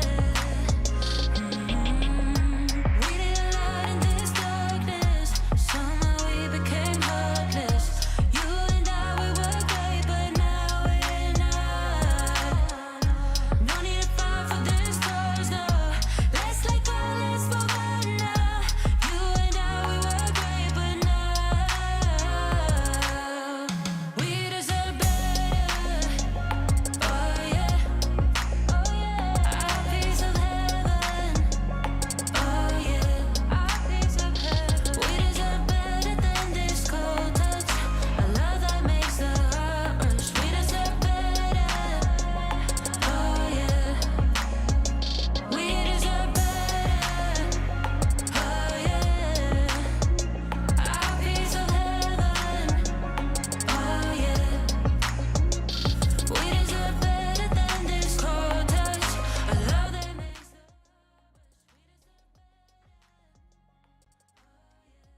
Sorry about that. Hello, we are back for map number 2. Now we have just seen what was a pretty solid Ancient coming out there from Rare Atom. We're moving on to Mirage, which is, of course, the Mongols map pick. A chance for redemption and maybe the reverse sweep having to come on out here as well. Now, what are your thoughts going into this map? Yeah, well, look, we're going to jump straight into the action, but what I can tell you is what we saw out of Rare Atom on that CT side was a lot of rotating pretty early. There was obviously like strength and safety in numbers on that CT side, and this is where they're going to begin. So if you're the Mongols, I feel like you can get a lot of value out of faking bomb sites. Also, I just want to kind of see them go together a little bit more, and I feel like that's what we're definitely going to get. The Mongols are not going to take that defeat lying down. Some are trying to peek over these smokes, can't see anything, and it's immediately going to be an A exec. It is. And look at that, completely locked out of that site. Smokes everywhere. We'll just award them a nice little bomb plant here. And a bit of time to even set up post plant here. But look at that. Kills coming in from all sides. You see them trying to run it on down, but Rare Atom, what a retake here. And it's just Blitz left alive. Manages to take down Risk, but is being quickly overwhelmed here. Somebody going to be the one to put that final bullet in his head. And plenty of time for a defuse. That's a shame for the Mongols because they had all the space in the bomb site. You mentioned, look, Rare Atom were prevented from information, didn't know like the quantity of players that were over there on A, and it felt like the afterplan when it came to the Mongols establishing presence outside of this bomb site, it felt a little rushed. Blitz had that flashbang the entire time. You felt like players were gonna swarm CT off the back of the flash. Instead, they swing before it. You're going at long range between the USPs and the Glocks. If that flash was thrown in by Blitz, they coordinate that even with just a second more time, then suddenly that goes a lot more favorable for the Mongols. Instead, they don't. They give Rare Atom the opportunity. It's Child King and somebody to grab those kills over towards CT, and immediately you got this force fight that's come forward, sure, but you're not working with everything that you desire. It's Rare Atom that are future-proofing. Look at the amount of M4s they brought as well. There's not a single SMG on display. Not in the slightest. And this mid control as well, established early on as they were poking towards B a bit. And that's going to come into fruition there. both Risk and Lihang getting their kills, choking with one of their own. And now a little bit of funny business going on here on the A site, but dealt with efficiently there by Summer. And that is a clean round, and what was sort of a force buy there off the back of that bomb plant dismantled very easily. What we're seeing as well from Rare Atom is that they're doing the basics just correctly, and they're just making sure that they're getting their fundamentals to a very consistent level, and more often than not, that can kind of carry you through, especially rounds like that. I really like the angle that Risk took, and also you've got players that are close top middle not peeking. You're getting the first contact of the players out long, and then suddenly your crosshair is completely shifted, and the attention completely taken away from these players up close. Good molly. That's completely splits the offense who wants to go for something a little bit faster. You then have that reinforced by the double nades. Mongols still commit in, but everyone's here. And somebody finds the first Lihang as well. This is just a cleanup. This is so good from Rare Atom, and the Mongols cannot find a way in. There's not going to be a bomb plant. There might not even be a kill. None whatsoever. What a round from Rare Atom. There wasn't much resistance in terms of the buy, but the way they managed to keep that round stable as well, as you said, that Molotov to split them up, the 2 early HE grenades onto 910 as well, just destroying his health bar. And that is a way to solidify this start. Now, first proper gun round coming on out here. Both teams with nice weaponry. I'd say there's a FAMAS on Summer. I'm not a personal FAMAS enjoyer. But, you know, who knows? Maybe we see it finding some action here. Not had a chance to upgrade it just yet. And there we go. Kills go 1 apiece in mid to start off this round. Blitz trying to dodge round the smokes here, find something else. But now, over on this A site, Lihang taking down Techno and Mizzino gonna fall as well. And even though they break onto this site, they still haven't found any chance to plant that bomb. And as it takes, it's taken down in Palace. Blitz left with no teammates to work with, no utility, and a very difficult to retrieve bomb. This round is done and dusted. Somebody's just immortal right now. Same with Lihang. Will finally hit the deck. Comes at the hand of his teammate as well. Look, this 1-on-3 is entirely possible. Because Blitz, whilst he can go around the world, he needs to grab the bomb. That's going to be the sticking point here, but they're all around about the same HP marks, which is why this is a really good play from Rare Atom. They actually vacate the bomb. They're in close enough proximity to be able to hear Blitz potentially pick it up, or at least give away the audio when he plants, but they are together. And you can have this delayed sort of swing where you don't need to peek immediately, but you're not going to be ready if you're Blitz for the second player to also be in Palace here. So this setup, especially with the timer just wearing a little bit thin, this should win the round outright for Rare Atom. I see no way that this bomb is retrievable. I see no way that Blitz can find this, but we have seen some individual performances.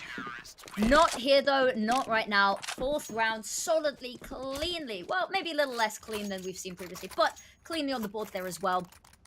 Mongols, another buy of theirs dismantled. Now, the lost bonus coming on through, they should be able to just buy back into this. Maybe not quite with the same fervor we'd like to see.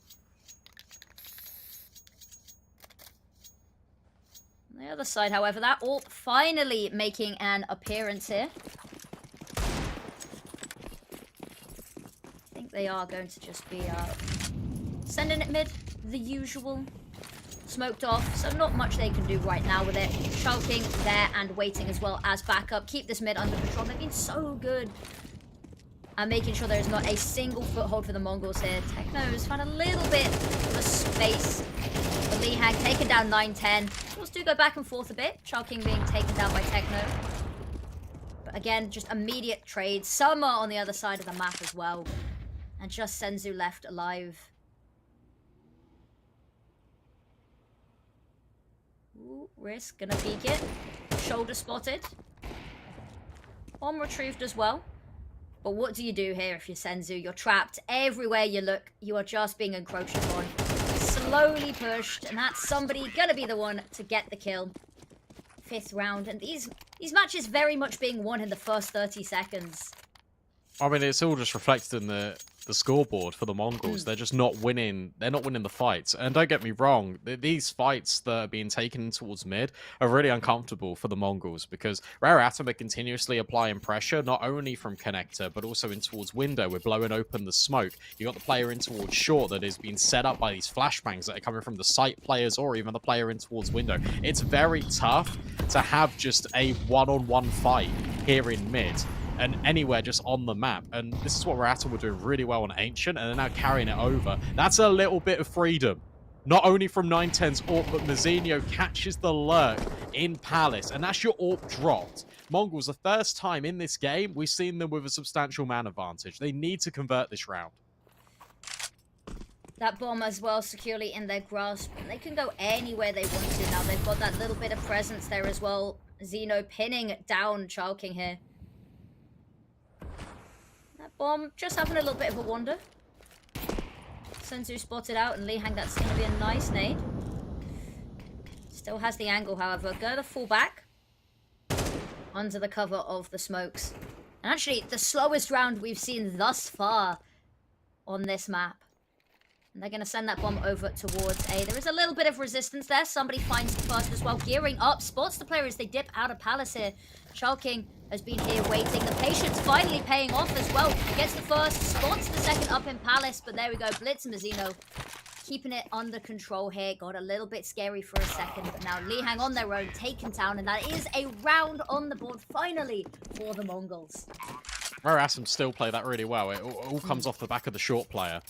Just not only keeping 910 contained, but never giving him a fair fight. The smoke out short was dribbled to a point where now you're threatening ladder, you're threatening a push close to the smoke to kind of look in towards connector, and that enables this rotate for Rare Atom to kind of hedge their bets towards A. And what's really good is it feels like they've got that bait and switch locked in. With Chalking tucked so close, you've got then that player at the back with the silenced A1S taking the first contact, dealing with connector. It felt like Eric was slotted into place, and it just wasn't. And finally, we're starting to get this out of the Mongols now on a consistent basis. Opening kill found yet again. This time it comes at the hands of Senzu. We need some more, however. We could see somebody holding this. Bomb is floating over towards this B site. Utility going on over to A. This is something we talked about. Rare Atom, they weren't one for fakes. The Mongols, however, they'll do a cheeky touch of throwing some utility over. A little bit of misdirection. Actually, that bomb, a little bit undecided on where they want to go, maybe. But I think that is now the commit over towards B, as we can see. I say that, Senzu coming on over to help, but Senzu taken down. Somebody holding this angle. Gonna be peeked into. Slow peek, they're gonna be punished. And now, suddenly, the numbers advantage back in the favor of Rare Atom. You're going into a site with two AWPs. Surely 910 on this angle finds one. Somebody, is trapped between two AKs, and 910 was holding the angle the entire time, and that was enabled by this rifle in network on the site. A 3-on-2, the bomb's planted for short as well, and with the amount of investment that you've just put into this round where it comes at the expense of two snipers, I feel like you just saved this for Rare Atom. I don't think that there's a way in to justify it. There's no kit as well. There might be one on one of the bodies they could scavenge up, but with limited utility, and obviously the man disadvantage, yeah, this is gonna be a save. Yeah, so nothing, a good round, yeah, a really good one. Yeah, it was solid out of the Mongols as well, because it really felt like Rare Atom, they got the kill in towards ladder. I fully expected, if Risk was on a rifle there and not an AWP, or if it was the other way around, for example, and there was a rifler that got the kill on towards ladder from jungle, you expect an immediate rotation to kind of help out somebody. But because he's wielding this AWP, it doesn't feel comfy to send two AWPs over to kind of get that B bomb site strengthened. So instead, Rare Atom just hedge their bets. They keep that extra player over towards A. Mongols have been leaning towards A more often than not at the end round, and it doesn't pay off. So even with these advantages being found, eventually you're just being completely unsettled by the fact that you're trying to support the one bomb site with two snipers. It's tough. Yeah, that investment not working out for them. I like the creativity. I like the insight, but of course, that is an expensive round to lose there. But able to buy into this next one. Able to maybe atone for the sins of their past here. Blitz going to be having a peek out of heaven. Summer not going to be cleared here as well. They just don't check, and he gets the first. And it's going to be Chalking to get the second with a little bit of help there. Blitz trying to find something, anything, but Summer still hasn't been weaseled out here. And they lock this site down. They've trapped Mazzino on site. Just trying to push them back off. Summer still not taken down. Immortal, one might say. 9-10 gonna find somebody. Summer still just going for more there. They run them down, they swarm them. That is a 6th round. The Mongols not able to piece together any sort of a sequence here. Just by Summer staying in Sandwich, that already just unravels the entire setup for the Mongols. You can see they're not confident enough to push past him. But by that point, just by Summer staying alive, he's bought enough time for those rotates to come in. And suddenly you've got that supportive utility that can come over the top. Summer's never going to fight. He's just got the ground. And by him just staying there the entire time, it makes it so difficult to push past him at that point, because you're still always trying to deal with a threat in the back line. Guns out for the Mongols despite this. Actually, 2 AWPs once again for Rare Atom. We saw it backfire a little bit previously. Maybe trying to correct what went wrong, but again, they say lightning doesn't strike twice. I think Rare Atom might be hoping on that one. Risk it on Catwalk. Lovely shot, but traded by Techno and that Tech 9. Li Hang, however, revenge immediately served. Now 9-10 on an AWP of their own. Just going to be finding a little bit of space, pushing up slowly. It's just in Sandwich again. You got to clear this. You've got to clear Sandwich because Summer is there again. This time we'll wide swing. Look at these trades back and forth. That's only going to favor Rare Atom. And it's still got the player advantage. Blitz has got the utility at his disposal.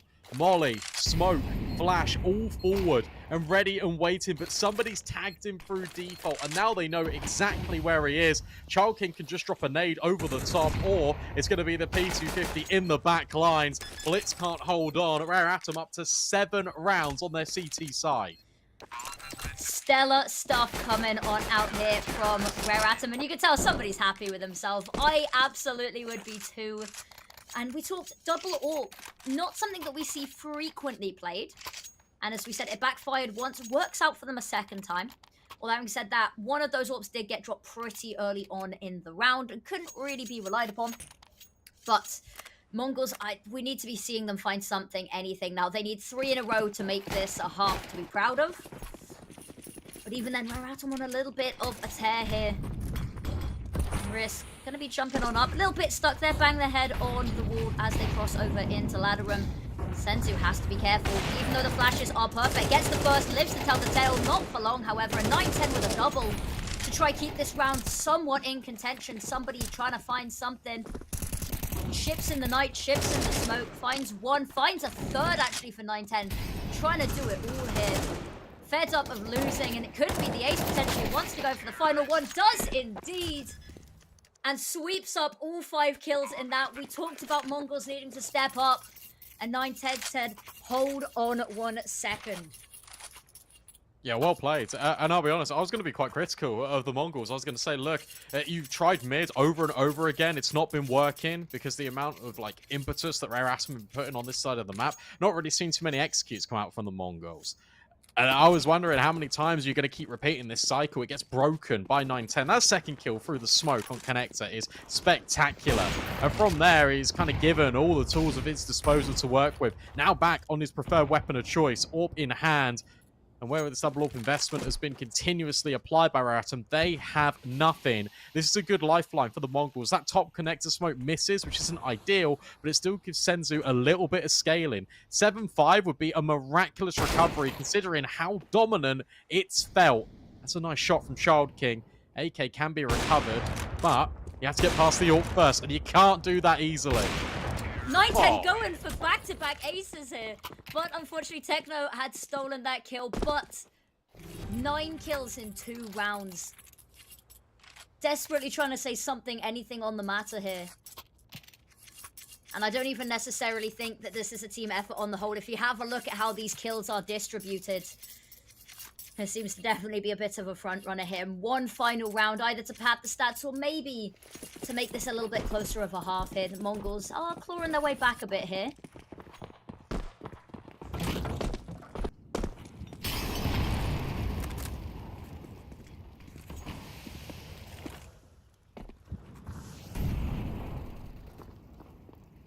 This is different. It's the same when it comes to mid control, but it's a slight variation. Li Hang boosted this time around. 9-10 not being given fights early with the AWP. So Rare Atom playing kind of retake heavy when it comes to mid, and it's because they don't have the util. Take a look at the left-hand side. There's one smoke, one nade for the entirety of this round. Feels like they've got to get aggressive, and that's exactly what's happening with Summit and Child King about to push ramp. They're taking space. Meanwhile, Senzu taking heads. Immediately deals with the first player on the short boost. 9-10 can't capitalize on the trade, and somebody needs to burrow his way back into the site, but he hasn't got the time to do it. Crunched upon from both angles. Whilst Risk is still here, the rest of the team very far away from the fight. They are indeed. Final round. They just have to go for this, and Joking still holding on, still not moving on over. Now going to make the journey all the way through spawn. As you said, there's only 2 pieces of utility. There goes one of them. Now it's just the smoke. Lovely shots coming out, and that nade, huge. That orb, even bigger. Vizino trying to find something, and that missed shot from 9-10 could lead this round to fall into disrepair. Vizino spots out Child King. Doesn't quite get the kill as he's jumping through. Gets the first. They're playing ring around the site, but that is going to be a 7-5 half to close us on out. We will see how this map goes in half number 2.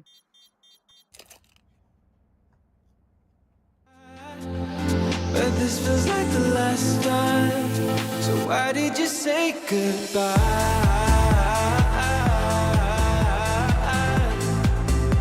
It's better to say goodbye.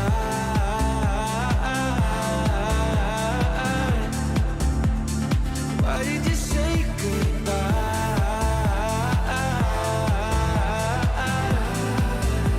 It's better to say goodbye.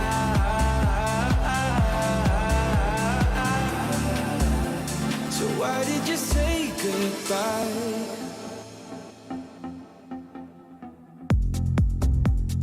Quiet like the ocean, with the rumble running deep. This is how I see you, when you hide your feels from me. Why you heavy-hearted? Cut the silence, talk to me. Release your mind, get what you need. Easily, we've been falling in disbelief. I think I'm ready for another try, but this feels like the last time. So why did you say goodbye?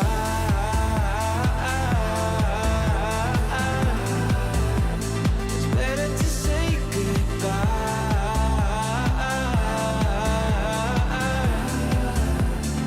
Why did you say goodbye?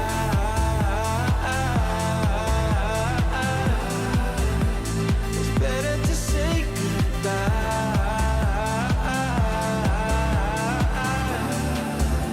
So why did you say goodbye?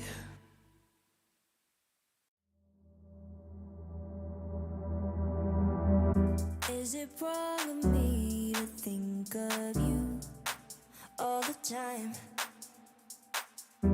Even though I'm with somebody new every night. And I pray, and I pray, and I pray that you feel the same way. Is it wrong of me to think of you all the time? Even though I'm with somebody new every night. And I pray, and I pray, and I pray. Hello, everybody. We left off on a 7-5 half here to Rare Atom. Now, the Mongols, an important pistol round up ahead here if they want to try close that gap.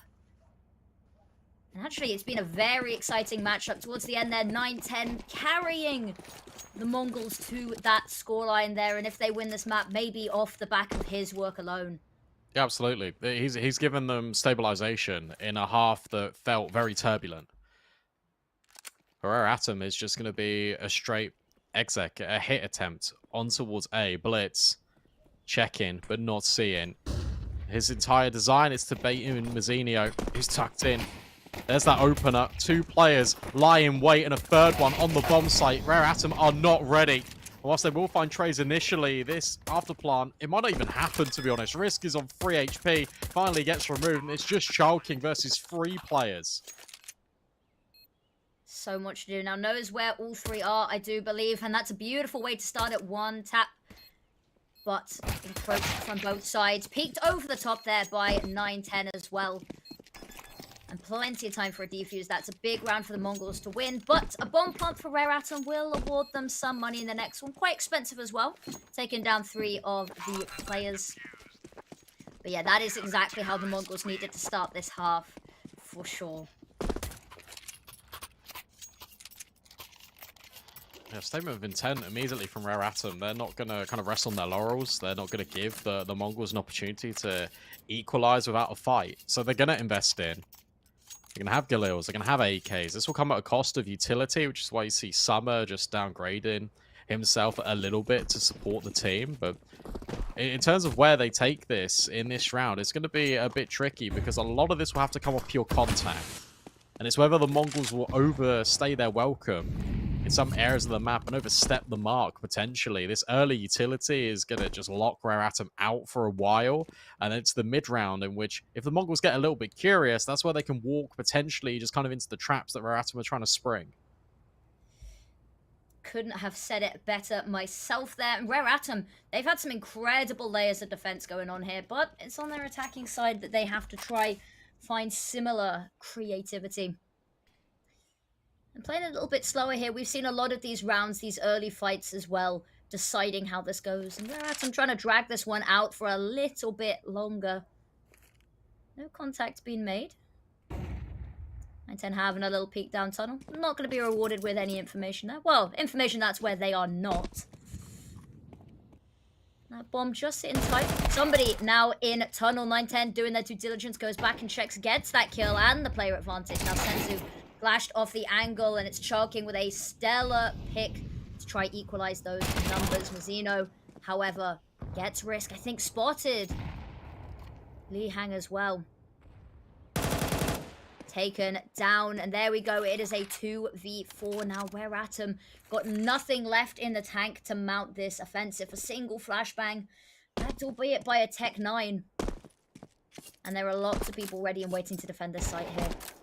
Spotted, bullets fired off there. Some are taken down. It's just Chalking here with this AK. Gonna be running away, trying to find something, but they're trying to cut him off, cut off his path here and take away that weapon. Footsteps going to be heard. It's going to be a matter of who pulls the trigger first. And Senzu winning that one out. No weapon saved, and that is now 7-7. At least he died before time expired. True. That's kind of a little bit of a saving grace. Really good experience there from Mazzinho, by the way. As soon as the pressure's been applied in mid from Rare Atom, it's going to be a player on the extremity that tries to take space. You're really hoping that the A players get pulled into that connector fight, or at least the attention is somewhat diverted for a split second. And that's why, like, Risk goes for, ironically, that risky play of walking through the smoke. He's trying to catch off one of these players. As Rare Atom just trying to lock out mid. Doesn't work. And Mazzinho uses his experience to full effect. Keeps B under wraps, and, well, under pass is under threat from Blitz. Doing a lot of damage. Chalking could trade, but he can't.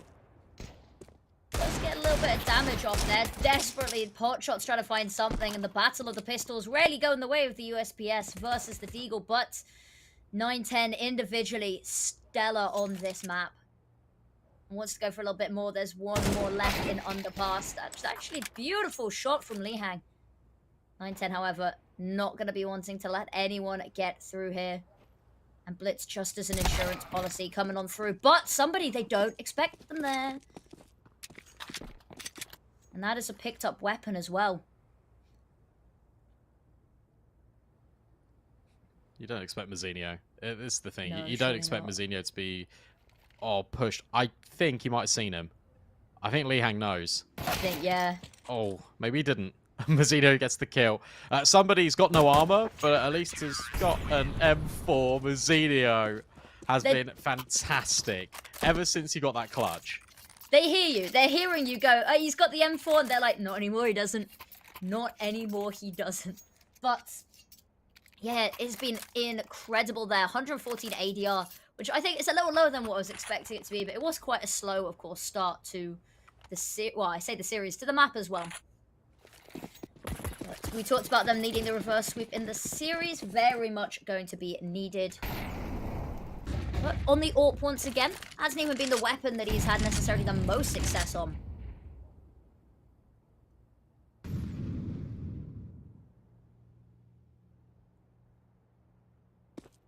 And we're at some just slowing it down a lot at the moment. Yeah, this is patient. But this is honestly a sort of round that the Mongols would be happy with. They don't have to deal with threats immediately.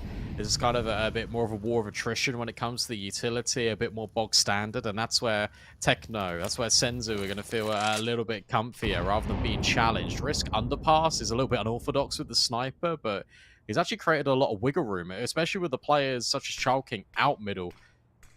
And get the AWP on the angle in connector, you're potentially cooking. That's why Blitz feels the pressure. Smokes off Palace, which is well-timed as well. No one fires off.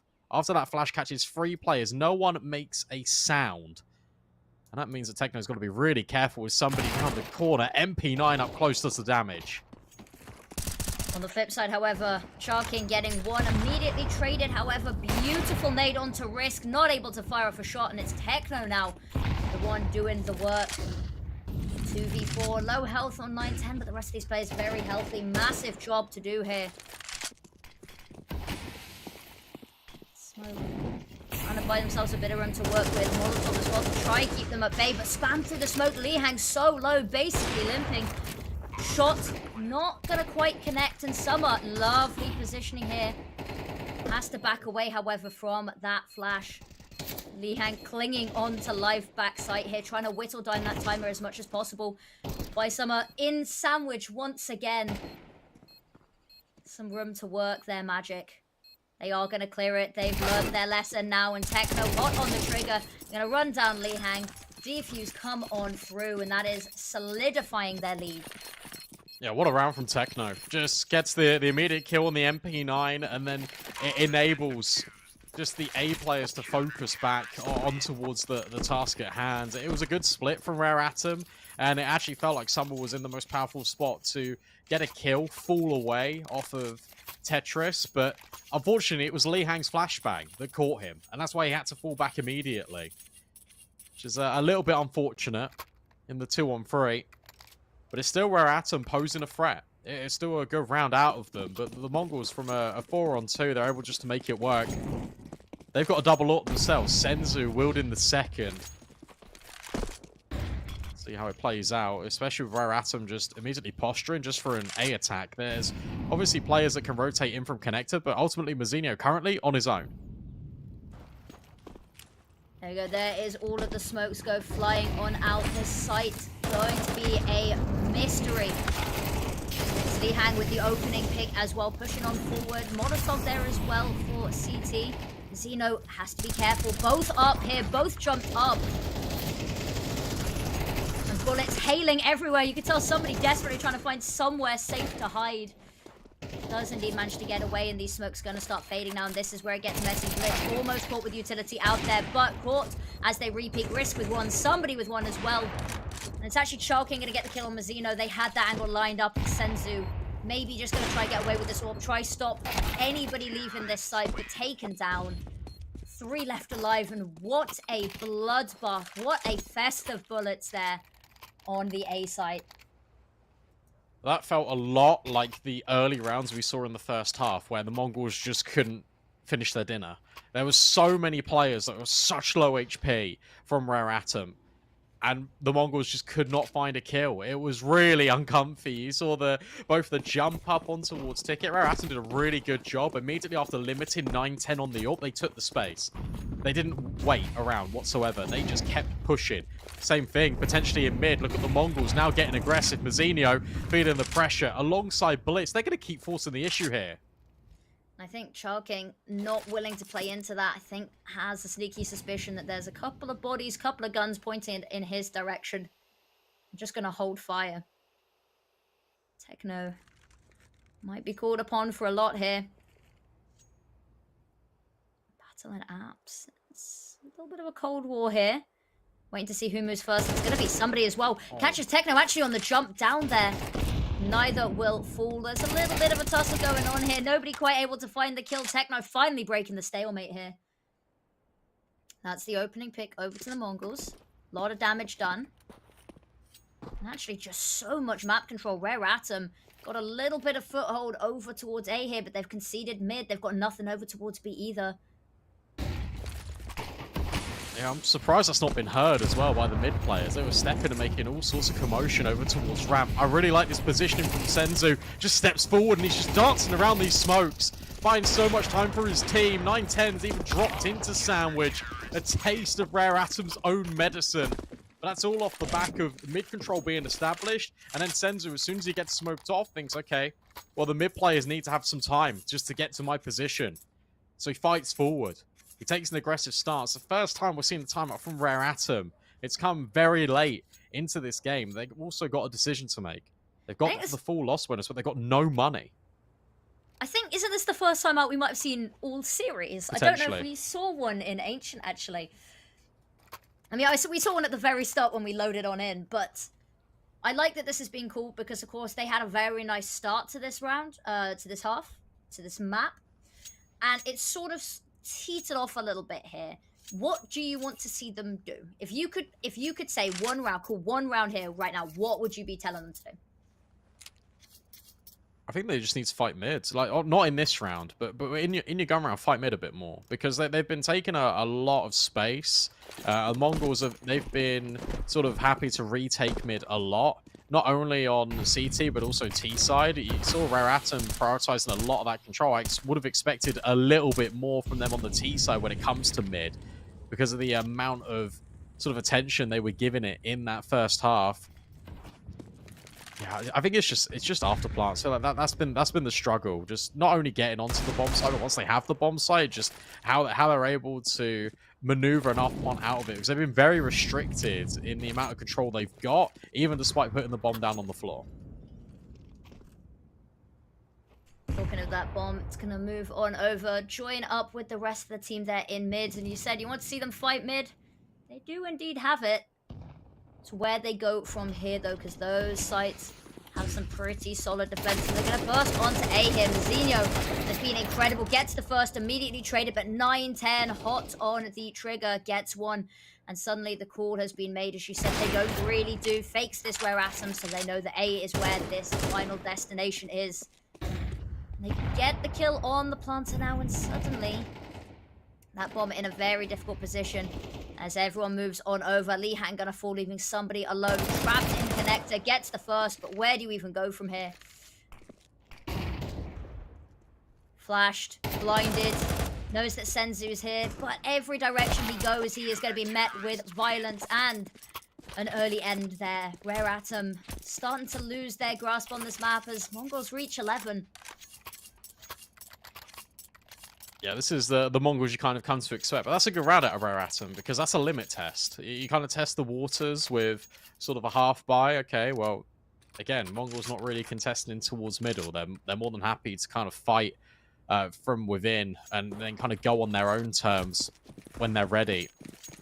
I'd be really interested to kind of see what the approach is now. It's a fast play. You see the Child Kings drop in all the utility in mid just to kind of threaten and try and draw the attention towards the guts of the map. Meanwhile, yeah, again, you've got players out ramp, players in Palace, but 910's already here, posted on the angle, and where you've got Mazinho up close, this is going to be a really difficult crossfire to break.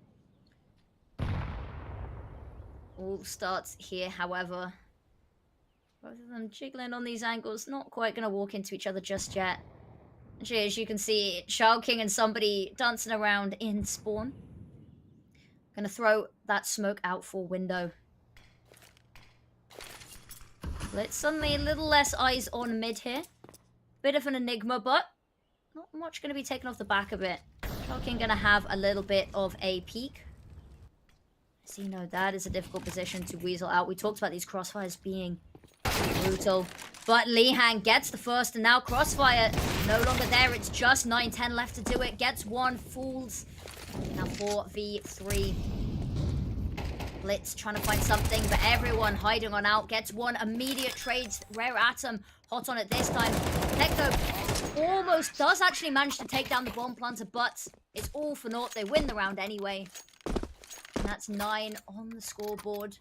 Desperately trying to claw this one back, but the money in a shaky place here for the Mongols.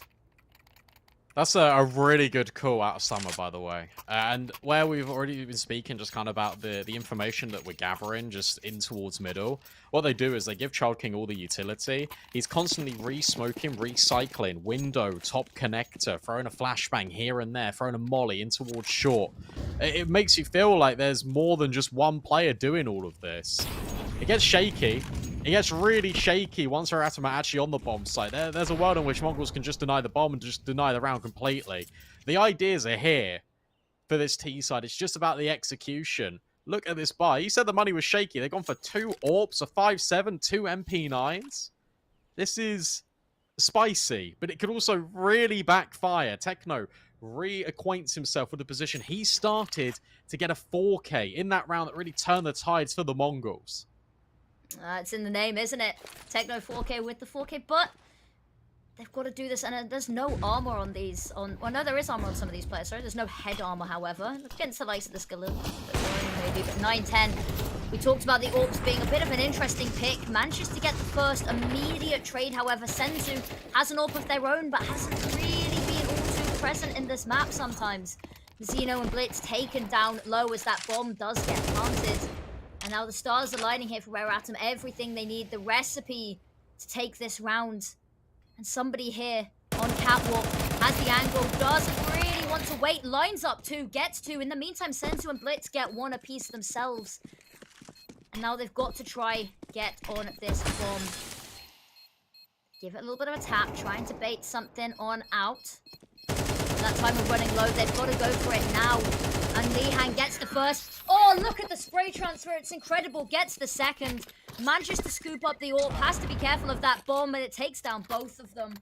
But it doesn't matter because that is a 10th round for them. It's an expensive round, but it's a round nonetheless. Yeah, that is the definition of expensive, though. Everyone dies, and you can see that the Mongols are not going to invest everything, of course, but they're going to kind of dip their toes in the water a little bit. They get a Deagle, they're going to get a 5.7. They know the money's not going to be great now for Rare Atom. I get scared whenever they're on the bomb site because it never feels comfortable. It never feels safe. The Mongols are more than happy. We saw this on Ancient, just kind of pushing smokes, forcing the issues, making Rare Atom uncomfortable just when it comes to the initial execs. But they stabilize, and that's the most important thing, and that's what can be really difficult, especially for a newer team. Just having a lead, dropping it, Mongols go then back in the lead themselves, and then you have to try and stabilize. They've done that now, and with that shadow spotted from Risk, that's a lot of information that has now been gathered. Bomb making its way through middle. It's going to be an A split. Very quiet, creeping on forward. And the Mongols, they've just called everybody off here. Said A split, and they will just be awarded an empty site. They do have to get on here. Have to be maybe a little bit cautious of Blitz. But as they phase into that smoke. And somebody trying to find something, try and make some noise on the other side of the map. We talked about how there haven't been many fakes, but having that little bit of a presence as well. Just that information on when they start on moving. Maybe able to get a couple of kills as well and whittle down that retake. There's the first. Child King pushing up. They know that they've got them all here on B. Actually, they're just going to forsake A. That bomb's gone down. They don't need to defend it. They just want to go on the hunt here. Somebody with another Blitz might actually get a shot on somebody, but it doesn't matter because he turns and he is cold. And Child King to close on out the round. 11-11. They close up the scoreboard. We talked about Mongols needing the reverse sweep. They lost, of course, map number 1. Yeah. And now Rare Atom, they tie up the gap, and that momentum is flowing. I'll be honest, look, you've got a Mac 10, you've got a couple of Galils, you know that Mongols are now back on the buy. This is the perfect round to go B if you're Rare Atom. You've shown so many rounds that you're going A. We're ending A. Hey, guess what? At the end of the round, we're going to go A. This would be the perfect time to maybe even just completely flip the script. And they're not going to have the util to be able to deal with it instead. So you can see, sure, smokes are dropped very early from Rare Atom, but at the same time, you've also got presence from somebody over towards the B apartments. This isn't going to be a commitment straight out the gate. They've just dropped their early smokes. They're hoping for a reaction. Don't think we've seen much reaction coming on out there. The Mongols staying pretty steadfast here. Yeah, it's a fake.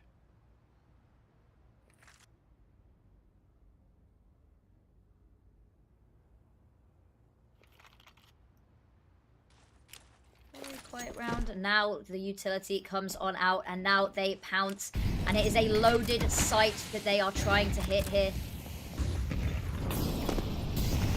We said we wanted to see them go B, and A is where the fight is going to be. Mazzino and 910 opening this one up. Lihang has been so good, but only available for one here. And now they're going B. That bomb, potential to go down. There is only a sole defender waiting on here. No 4K gonna be called upon. Could be the one to stop this bomb even touching the ground here. Here's the footsteps. Here's the drop. Summer knows he's there, though. The Molotov to force the angle, but in the meantime, his only teammate is fallen. And now Summer has to try scoop up that bomb, take the fight as well. Knows that reinforcements already here. There is no safe chance to plant this bomb. And it's gonna be Blitz gets the kill there. Too much invested over towards A and nothing left to plant the bomb B. And that is Mongols on a map point. Yeah, hit the nail on the head there. It's the right idea, but it's the kind of wrong style of round you want to pull out there. Especially when, look, you know Mongols are going to be prioritizing weaponry over utility. They're not going to have all the incendiaries, so they cost a little bit more on the CT side. That's the round that you just smash B. So that's a little bit unfortunate. But to be fair to Rare Atom, they've been playing a pretty decent game. Mongols have felt like they're always one step ahead, especially when it comes to just these late to mid-round kind of positions. Mongols are more than happy to kind of take all the information in the space. They never go for it early. There's never an early push-out ramp. There's never players in towards B apartments. And the contestment for mid, they've done it once with more than one player. This one, again, is quite static. Somebody hoping to get the jump on Techno. Instead, it's information for this CT side. They recoil back and retreat. They give mid to make sure that both B and A are slightly more bolstered. Lovely smoke for window there is going to keep Blitz out of this equation. Just going to have to move on round. Find a different angle to approach this from. And there we go. There's the smoke for Connector as well. What do you even do here?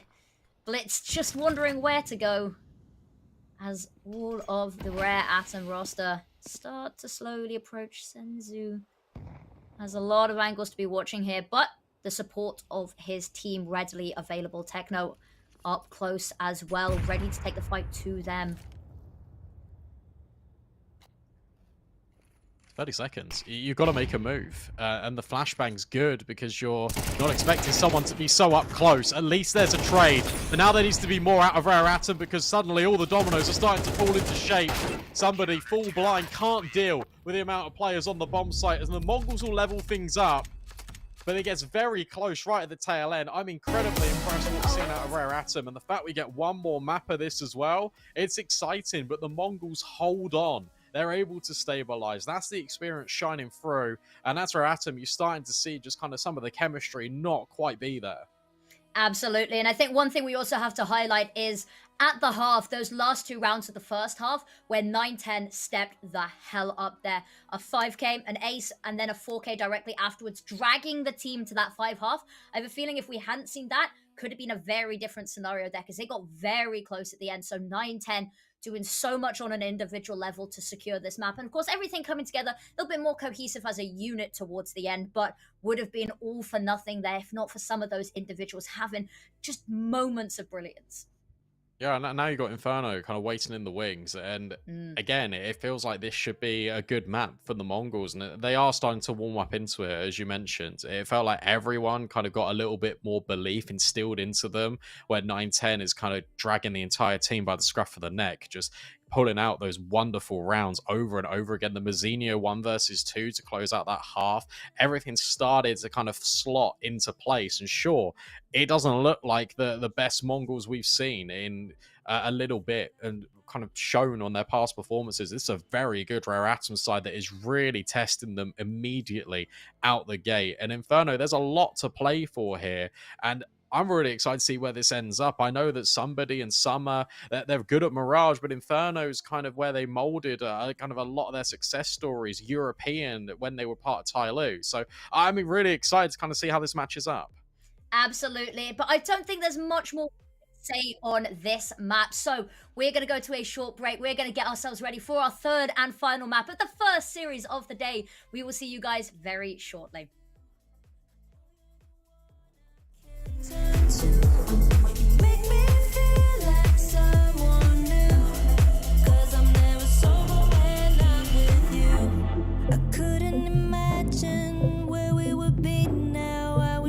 Somehow live in a moment in time where I was yours and you were mine. 'Cause when I'm alone I get lost in my head and I try to think back to the things that you said. But living without you is taking a toll. Feel like I might lose control. When I'm down and can't push through, I know you're the one I can turn to. You make me feel like someone new. 'Cause I'm never sober when I'm with you.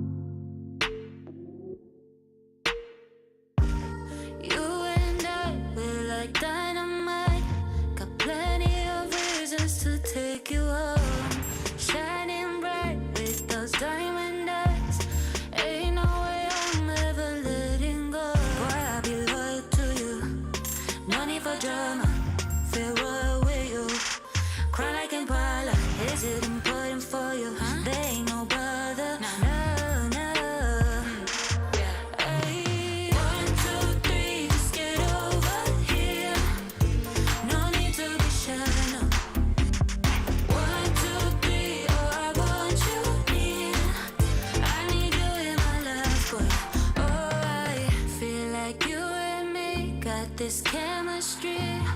One look at you and my heart explodes. Just let me be the one you keep. I'll be right here through the hot and cold. But I'll be loyal to you. No need for drama. Feel royal with you. Cry like Impala. Is it important for you? There ain't no bother. No, no. Hey, 1, 2, 3, just get over here. No need to be sure, no. 1, 2, 3, oh, I want you near. I need you in my life, but alright. 1, 2, 3, just get over here. No need to be sure, no. 1, 2, 3, oh, I want you near. I need you in my life, but alright. Just come over. Won't you come closer?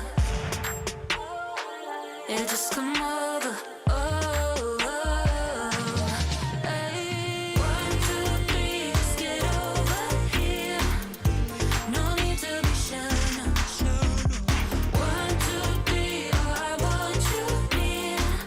I need you in my life, but alright. 1, 2, 3, just get over here. No need to be sure, no. 1, 2, 3, oh, I want you near. I need you in my life, but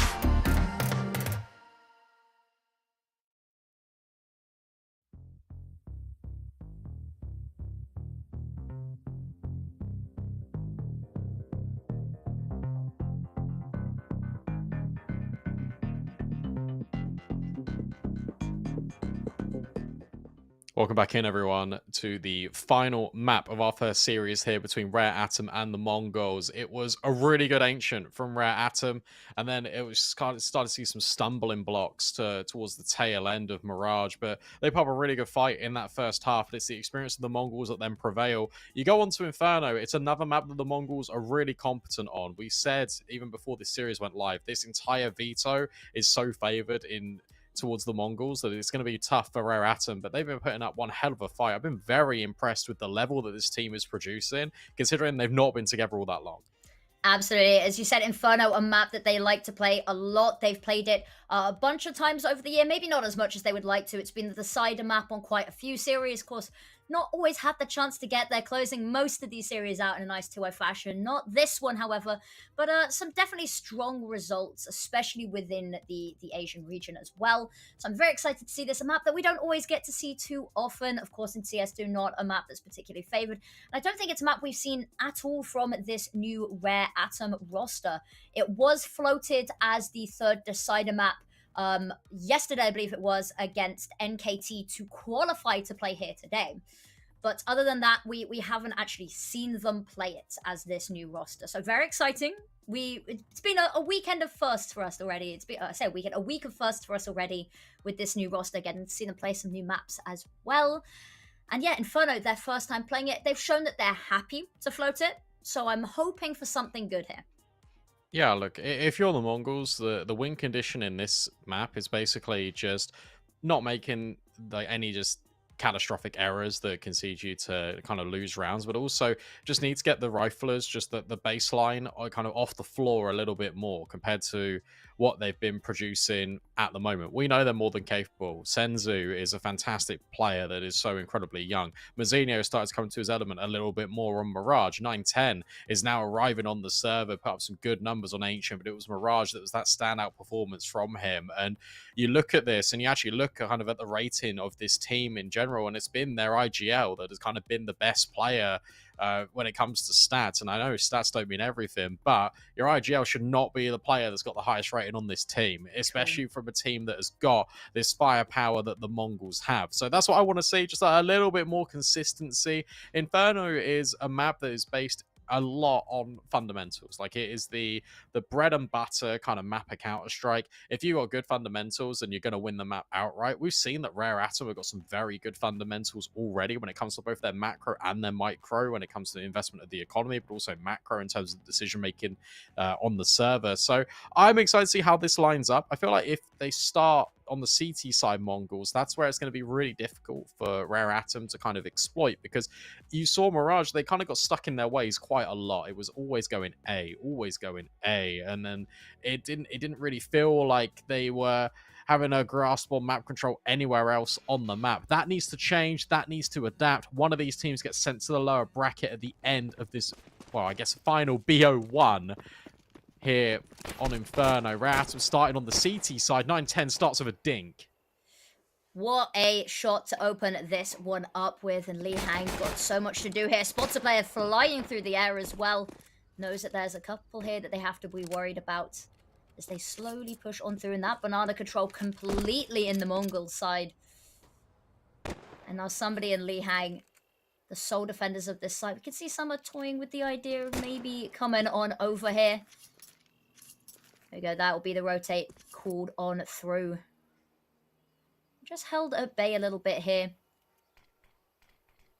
Smokes come lining on up here as well. That will buy them a little bit of a buffer to move some more people on over should they choose to.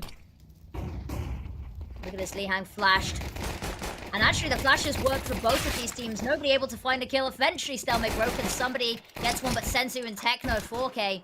But equalizing kills and trades until now. Blitz, one of their own that will facilitate a bomb plan. And Risk and Chalking taken a while to move on over. They've been very worried about that A site still. And now late to the party, retake on their hands. This is tough, especially with the 9-10 flanking CT as well. I mean, the Mongols aren't going to move. There's no kit either right now for these players. They need to fight their way forward. 9-10 strikes on the flank. Risk is now known.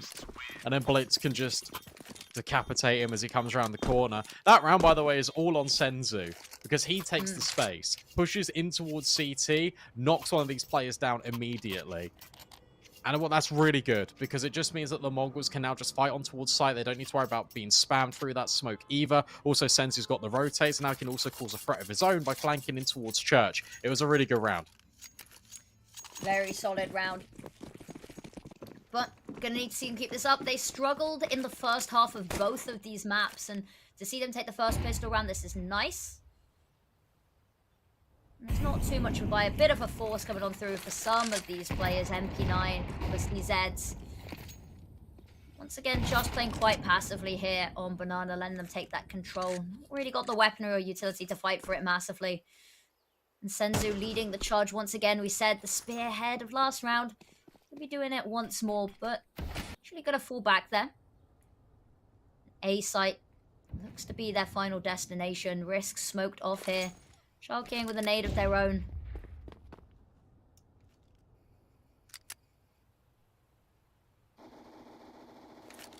Yeah, this is awkward. However, look, Rare Atom, they've got the rotates. They just now reinforce the bomb site. 2 more players, another smoke over towards long. That kind of forces your hand if you're the Mongols to go through short, through the apartments. And lying in wait, if you do decide to go through this smoke, is just 2 pistol players. You see the Mongols then actually doubting this. They've seen a second volley of utility that has come over, and they think, okay, well, maybe there's more players here than meets the eye. But they second guess it. They want to go in towards A. They're going to go right into the stack. They are indeed. They get the opening kill as well. Risk ready and waiting to try find a bit of a trade there. Missed shots, and he's going to be taken down as well. Whilst they walk onto a stacked site, doesn't really matter. Chalking picking up 1 to try find some semblance of balance. Still at a disadvantage right now.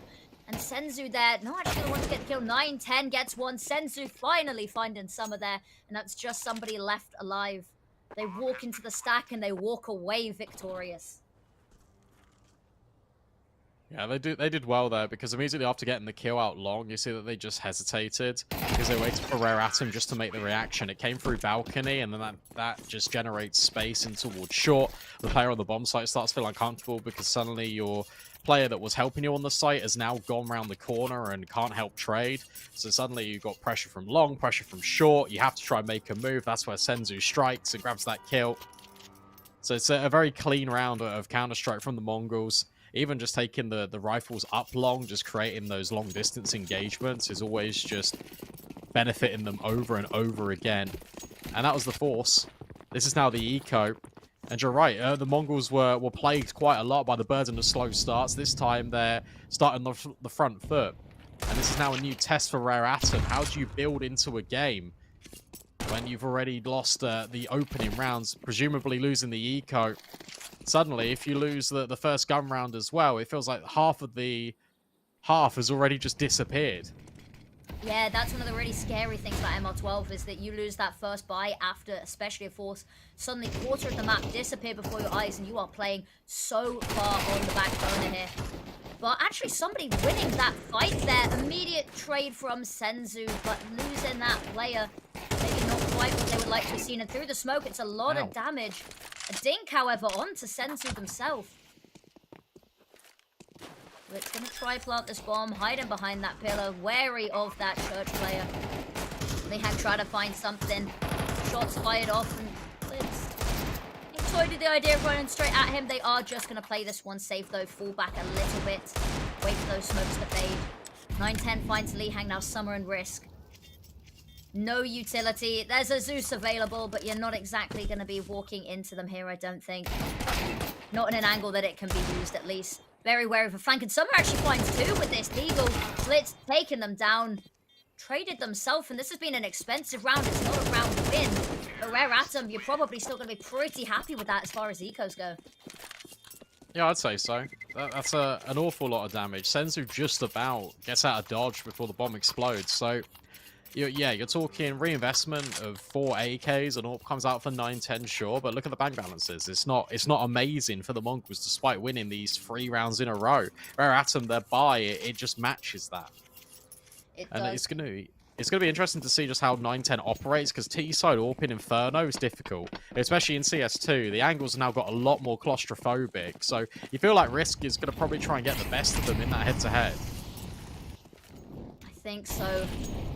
Not going to come on through just yet. A lot of utility exchange, and Techno 4K feeling the after effects of that grenade, but going to push forward nonetheless. Gets the first, tries to go for some more, but punished for his greed.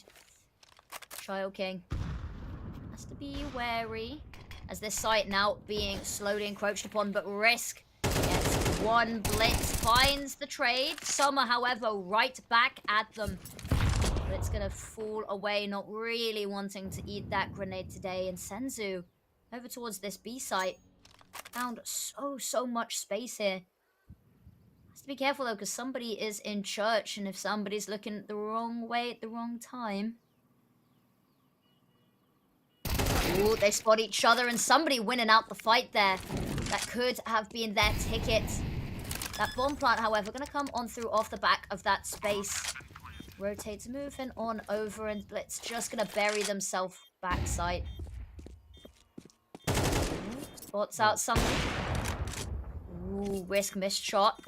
Blitz going to hide in church here. This is really clever. He's been so dynamic, and he's now just heard the audio. Risk swaps and dealt with. But now, where's that player in Banana? It's Blitz out in the open. It's Summer will hit the trade, and he will lock in that round for Rare Atom. But Blitz was cooking. Playing with fire potentially were Rare Atom. That most important kill is somebody on Senzu. He wins it out because of that slight elevation change. The fact he's slightly lower. Senzu, you feel like his crosshair's placed in the perfect position, but no. Duck down with somebody. He gets the jump on him just about. But if that kill goes the other way, Mongols win that round because Blitz is just killing everyone else. Stellar stuff from both sides there. As you said, just the fluidity of that site hold as well. Dabbling in church, throwing a little bit of utility, playing back site, making it very difficult to pinpoint exactly where they are. But, you know, as you said, either way, could have gone either way. Now, both teams mostly with weapons out. 9-10 on a bit of a eco here. Blitz, however, going to be the first to fall here. Rare Atom going to win one. They're going to try and capitalize off of it, but Techno 4K, lovely cheeky peek there. Has often been punished on the reaggress, but this time actually just going to fall back. Xenio's got a lot of room here as well. So now you've kind of got 2 zones of control if you're the Mongols, and that will keep Rare Atom over and interested in B. So rotations are a long way away. You've also kind of got this separation between Moto and Balcony. Mazinio could potentially be able to find King if he's not careful. And with this push through the smoke as well, they're going to try and pincer Summer. That's an important kill to find. And now, King, you're not really going to be expecting him, but Mazinho will still clear him anyway. And now Techno from down low can clear Summer over at long. And suddenly, the numbers are whittled down into 2v2. Lovely HE to part the smoke, but Risk not going to have anybody walking to his line of sight. Lihang, actually, it's a Molotov that does the job there. Techno trying to find something, loads of damage through the smoke, runs out of bullets and runs out of HP. And Risk time for the defuse as well, but so well fought. All of these rounds very much coming down to the wire to these last 1v1s.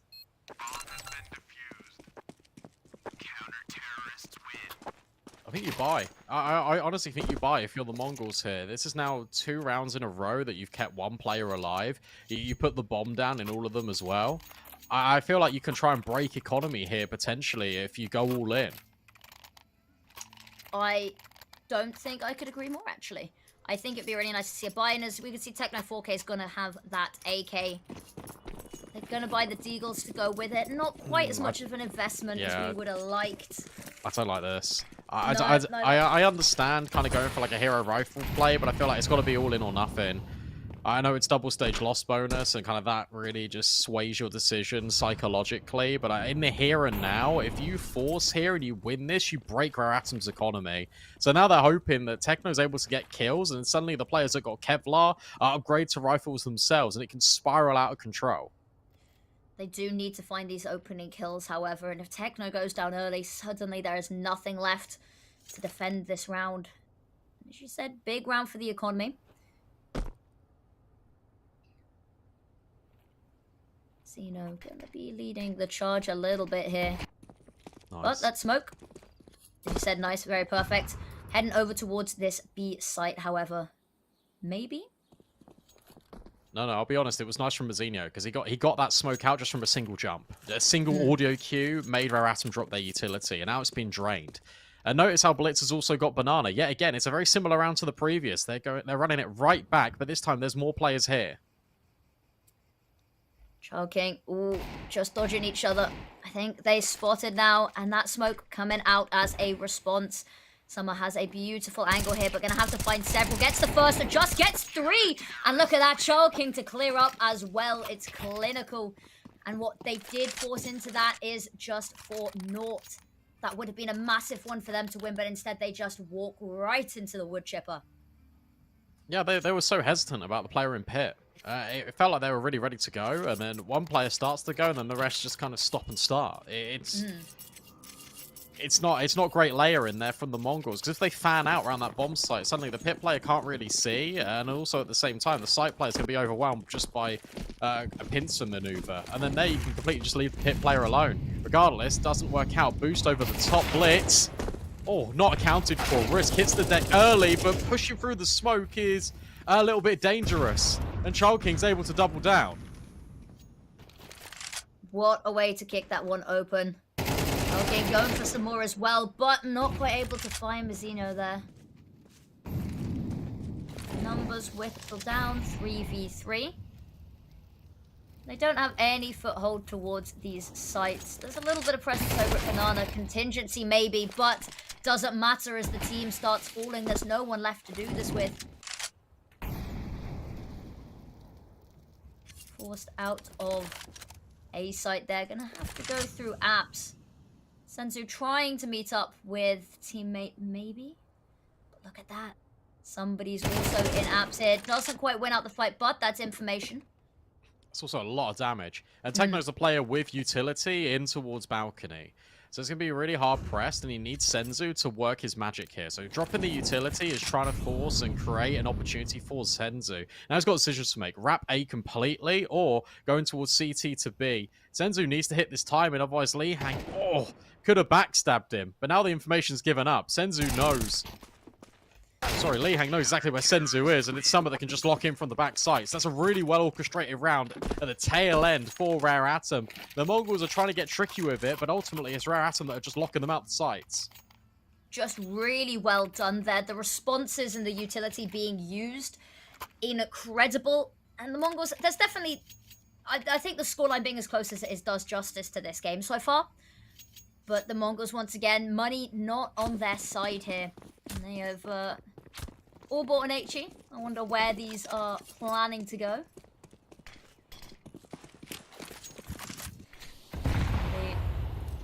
They're not going to find any damage there, though. But utility, I think they're just walking through it. Techno's just walking on forward.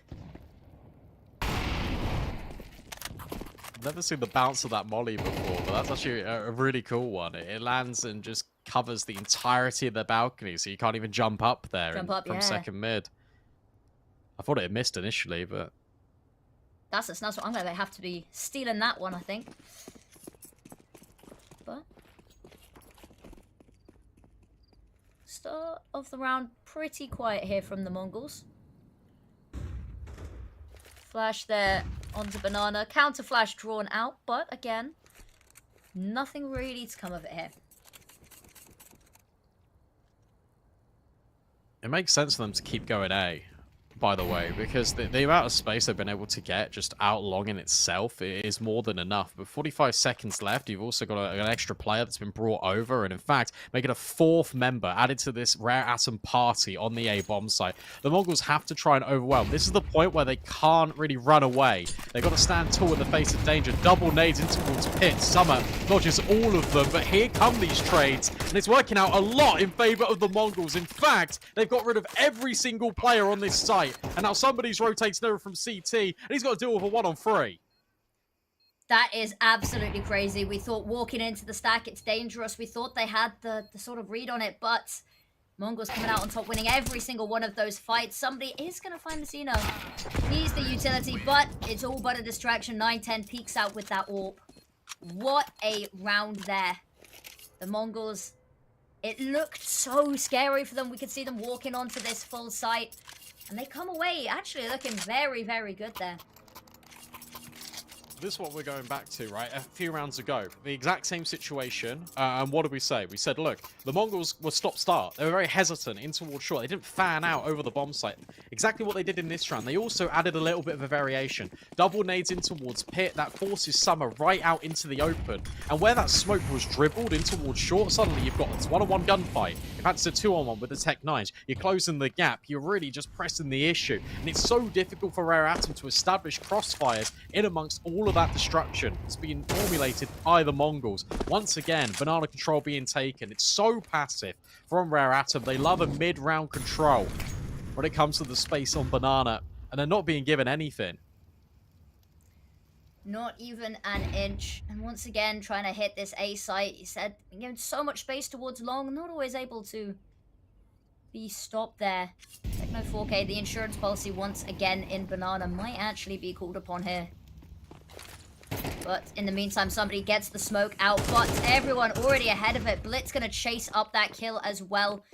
Sees them dip into library. Has to be wary of that AWP from behind, but Brisk missed shot means that is the player equalization. Oh, this can still get really interesting because I was going to say 9-10 could die to a player in Banana in Lee Hang. Instead, he dies to Summer, and that's the bomb drop. You're 30 seconds left, and now you're worried about where all of these players could be, and you've also got to now have an additional side objective of picking up the C4. Everyone can just rotate and stand on this for Rare Atom, and it has to be up to these rifles to recover. That's a good find from Blitz. Throw an incendiary forward, but is matched with another one. And Mazzino now needs to reposition. Has a look in towards the bomb site, and they line up. And he does able to get the kills. So from a position of weakness to now a position of strength, Lee Hang is now positioned in a 1-on-2. The turntables have very much spun here. And now, as you said, 1v2 is gonna go for it, maybe. Having a look. Creeping on round, but they could be anywhere now. So many angles to clear. There's a player there in pit waiting. Desperately trying to fight fights, but the moment peaks one, the other will rear their head. Taken down from both sides there. And that round all changed momentum in a matter of seconds there as they line up for Mazzino.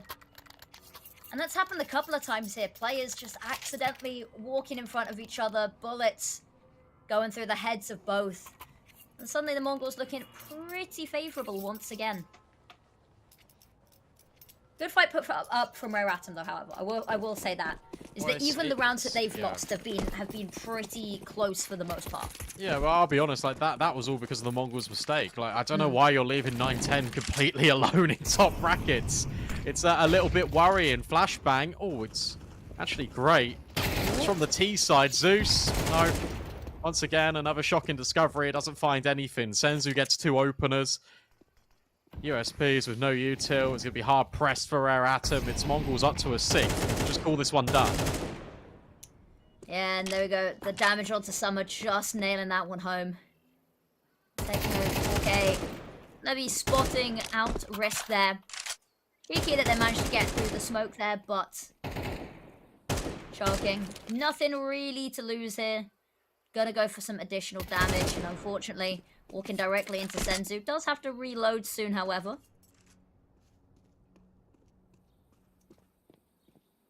Can hear the footsteps, but what can you really do here? Blitz coming on through that bomb, moving on over. Go on, peek it. You know you want to. Ooh, lives it out the tail as well, albeit not for long. And Summer, maybe just saving the Zeus, you know? Yeah, let's talk about the last couple of rounds of play in the first half and what our Atom kind of need to shift. And it's got to be more control in towards Banana. It's got to be just proactive fights, in my opinion. They're giving so much respect over to the Mongols, which you understand why to a certain extent. But at the same time, the way that they won Ancient was not being scared. The way that they were able to build on that CT side on Mirage was not being scared and just taking the fights. Here, it feels like a completely different ballpark, and whether that's just the lack of experience just on this map in general as this team, also just kind of feeling the burden of suddenly we've made our way back into these rounds and they've been very close and the Mongols are winning them outright. Where's that mental resolve going to come from? But I feel like, look, if you can get risk on an AWP, which is going to be difficult in this one, in fact, probably for the rest of the first half, but go for these pushes, go in towards apartments, take the fight, go for Banana control with the utility a little bit earlier, show some grit, and make the Mongols actually work for this space and control. Would be really nice to see, as you said. There's just been no resistance there. And it's been a point that they will continuously just abuse. Once again, just not even touching mid.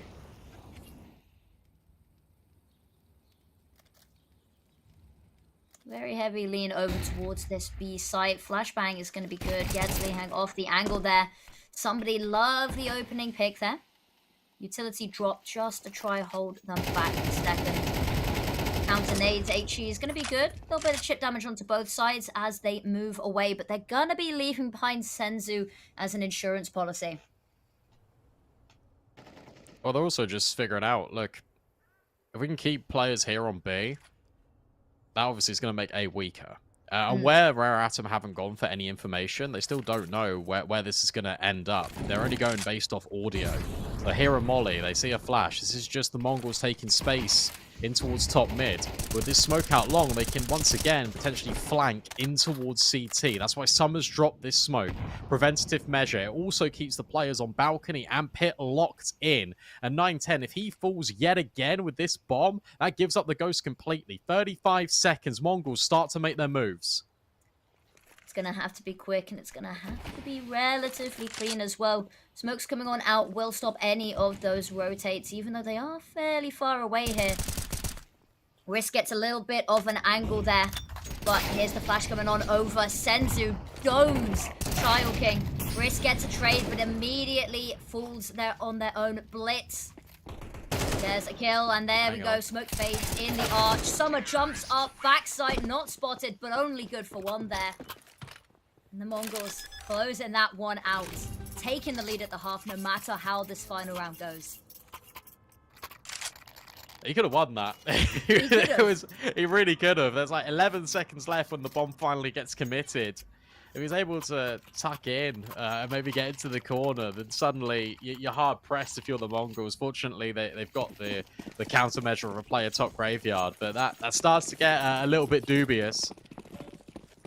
This will be a rough round to try and win here if you're Rare Atom. But again, with lower weaponry, potentially more risk-taking could be afforded. Instead, it's not. It's the same style of play. It's a lot of control being given over to the Mongols early in Banana, and they're hoping they come right into their domain so the SMGs can mow them up. They are that Orc, however, leading the charge. Ooh, Spam gonna force them back. Keep them on their tippy toes. Lihang adds a lot of HP to have just had taken. Senzu some more through the smoke as well. Is the SMGs, we talked about them playing up close and personal. I've had to move away a little bit. Not quite at the ideal range necessarily. Now playing off the corner, however, could work quite well. Meantime, a little bit of smoke coming on out. Keep those A players entertained. Keep them worrying and wandering.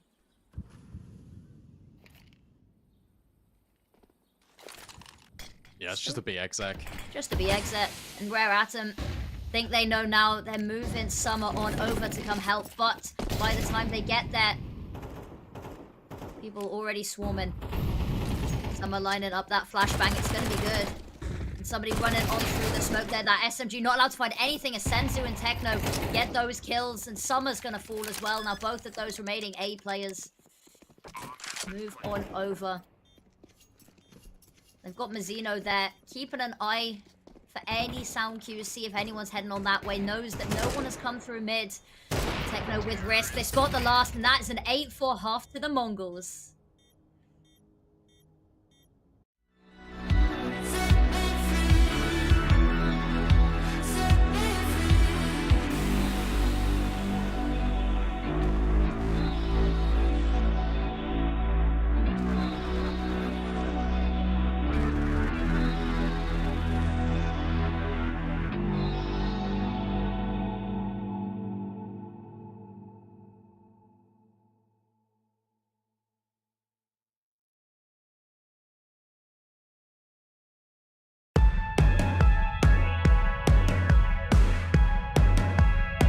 Always thought I could walk through fire, blow up a storm and see the light, yeah. I told my friends that I could run on water, and they said nobody can. They'll see me flying through the sky, yeah. Play hide and seek behind the clouds. I show my friends that I'm not scared of dreaming, and I'll do that again, over and over again. Suddenly the heart and chest feels heavy. The calm is just a memory. It's failing me, and I know I could never surrender. My beating heart, it won't give up. As long as I am here, I'll never stop. They say I can't, I say so what? Just watch me go like a supernova. My beating heart hits like a drum. You know I run through life forever, yeah. They say I can't, I say so what? Just watch me go like a supernova. Light up the dark, I'm superhuman. I'm spreading stardust into oceans. I wanna go up high and close my eyes to places nobody found. I'll never come down. Suddenly the heart and chest feels heavenly. The calm is not a memory. It's here with me, and I know I will never surrender. My beating heart, it won't give up. As long as I am here, I'll never stop. They say I can't, I say so what? Just watch me go like a supernova. My beating heart hits like a drum. You know I run through life forever young. They say I can't, I say so what? Just watch me go like a supernova.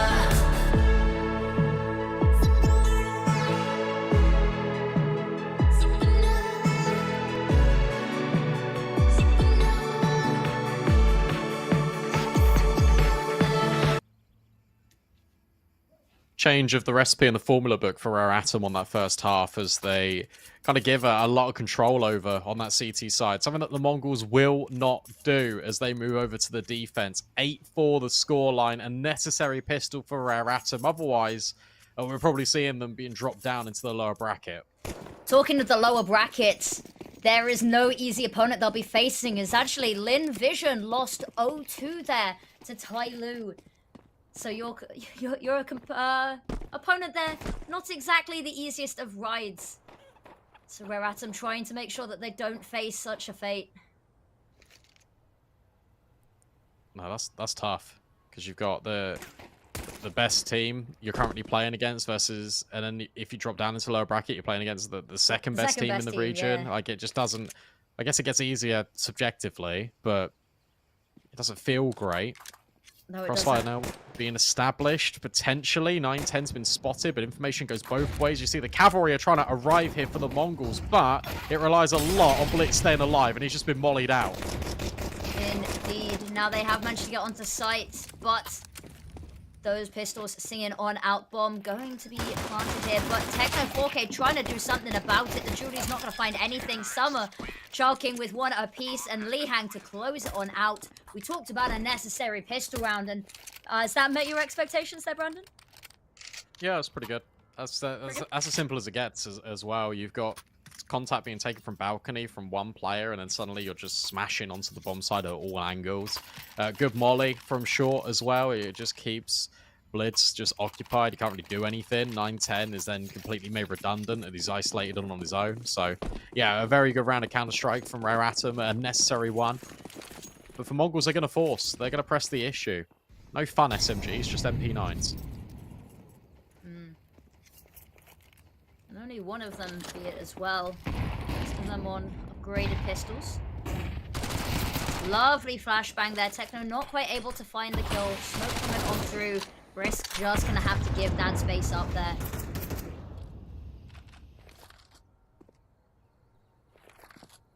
Having a poke now towards A. Again, mid just being left to its lonesome, to its own devices for a bit. Let's waiting, expecting maybe to jump up there. Senzu doesn't know the danger that he's in. Walks into Summer, taken down there. Now that A site is going to be crunched. They've got players on both sides here, and everyone trapped in the middle of A. Spotted out is Techno. 9-10, not long left this world either. Mazzino in apps. The last piece of that puzzle to fall, and now it's just Blitz. I'm running on over from B, but there's nobody left here waiting to help him. Yeah, good round again from Rare Atom, and it all comes off the back of just doing the same thing. Not really kind of deviating away from how they approach the pistol. They just do it this time with rifles, and they're completely aware that there could be a stack in play. They haven't really seen too much pressure being applied at top banana when it even comes to utility. It was a single flash play that didn't result in a kill. So you got to make sure you're clearing every single corner just on that bomb site. That's exactly what happens. That's not ideal. Somebody with the DC, hopefully will come back in just a sec and we get the round reset, make sure all the money's there. But for the Mongols, now this is an eco. Now Rare Atom are hot on their heels and they're now chasing the advantage. And imagine if we get it. Imagine if Rare Atom are able to win this. Sets up Rare Atom Tai Lu in the upper bracket. And that means that one of the Mongols and Lin Vision would get eliminated in the first round of the lower bracket. That's a terrifying prospect. If you told me going into this that we'd be seeing a map 3, I probably would have had slight disbelief, because of course the Mongols have been at the top of this region for a little while now. They've had a really, really good year. And to find out that they'd be in the lower bracket with Lin Vision, never in a million years. But it's really good to see Rare Atom coming out all guns a-blazing. We were a little bit worried about whether they would gel properly, because of course this roster has only been this roster for 10 days. They've got a brand new core and a new coach as well as of the 10th of April. So to see them already sort of being this strong and taking the Mongols to a third map, and actually 6-8 on the third map as well, is crazy. And the fact that, you know, Tai Lu win against Lin Vision as well. The surprise that both of us had when we saw that, I think, visible gasps and everything.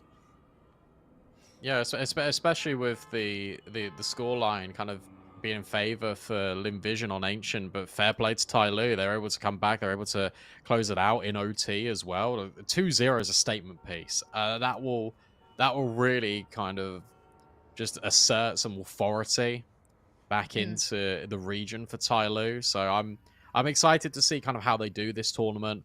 and going up against one of these two teams, and even just maybe again just knocking them down to lower brackets. It's exciting. It's a very, very competitive closed qualifier, and fortunately we're back, so we don't have to waffle on for too long. We'll update the HUD in a sec, so we'll make sure that somebody's back there.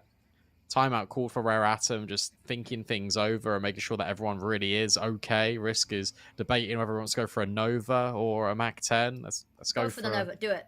You know you want to, Risk. It's not worth it. It's always worth it for the shotguns, Brandon. For the clips, you know? Because when you get a shotgun kill, that's juicy money, and, you know, everyone goes crazy. I've got a slight personal bias towards the shotgun, so I'm one for the chaos. But yeah, Mac 10 probably the safer, more reliable option. And Risk has been struggling a little bit on this map, as you can see, 5 and 11. Not necessarily the scoreline we would like to be seeing.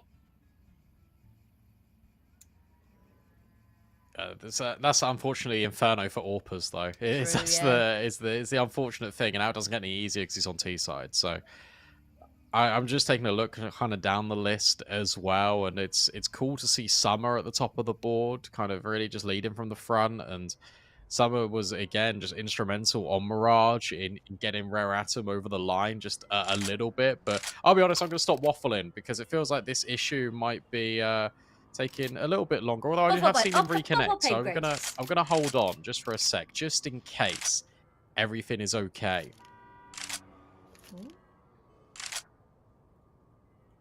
Maybe it's not. CS2 and Disconnects name a more iconic duo.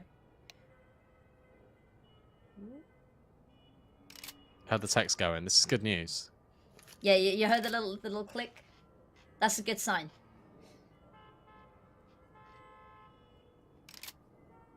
Potentially it is, but potentially it isn't. Wolf. Oh, no, I think everyone's back on the server. I think everyone's Yeah, ready and waiting to go.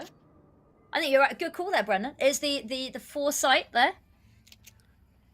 Just knew that it was all going to be okay. The camera cut to him and he came back. So I was like, oh, okay, that's good news. That's a good sign. It is a good sign when there are 10 players in the server. I think. I don't know.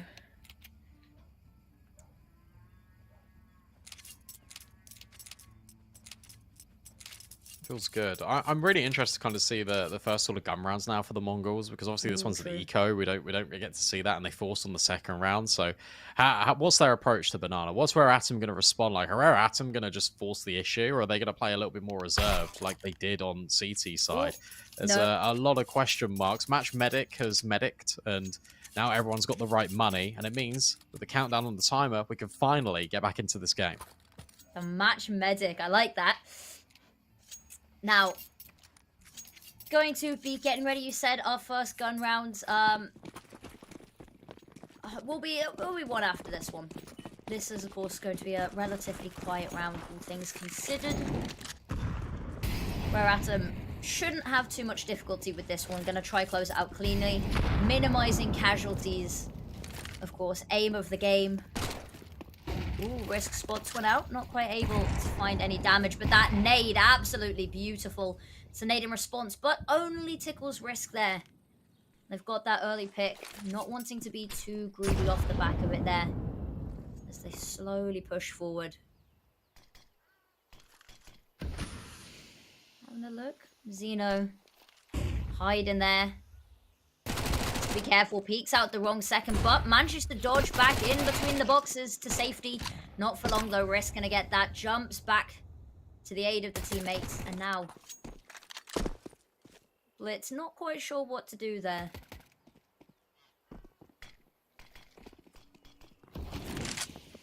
This is good micro, by the way. This is kind of how you want to set up, just if you're playing against just a low buy like this. You sense that your SMG is a little bit of a recon scout, poke and prod for information. If you're able to open up a bomb site, or if you're able to kind of evade a stack and walk into one for free, suddenly your team can just reposition and the red carpet's rolled out. If you walk into a stack, hey, guess what? It's a stack, we've lost a Mac 10, that's fine. The rifles can just go on their merry way to the other bomb site. So a nice design on the round for Rare Atom. It's quite simple, but it's also good to illustrate it. So they'll explode the bomb. They'll go up to within one round of contention. And yet again, They're right there. They're right in the running, and it's up to the Mongols to try and recover in this first gun round. If they're not able to get anything going, really, on this DT side, that's where question marks will start to come in. Yeah, lots of damage done there. Going for some more kills as well. Somebody does manage to find one, and I'm not quite sure if it was after time there. But trying to make it expensive as well for the Mongols, punishing them. Now, as you said, full gun round hopefully coming on out here. Maybe a little less than ideal with Senzu on that MAC-10. Oh, no, back, no, there we go. Switched over. Techno 4K going to be wielding at that MAC-10 there. And Blitz actually having a little bit of a look at mid, an area that we didn't really see Rare Atom putting too much care into on their CT side. Somebody, a lot of damage early on there as Rare Atom pile up Banana.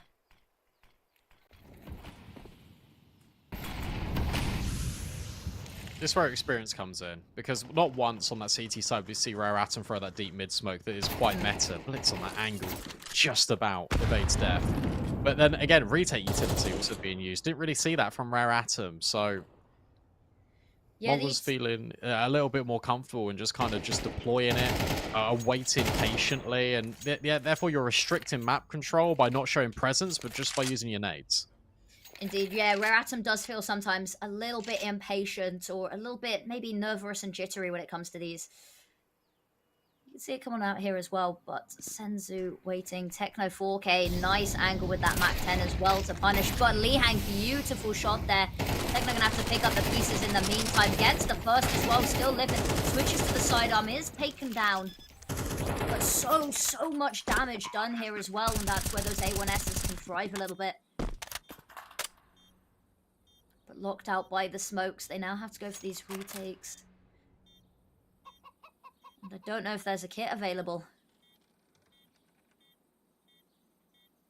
They are just going to back away. There's nothing left for them in this round.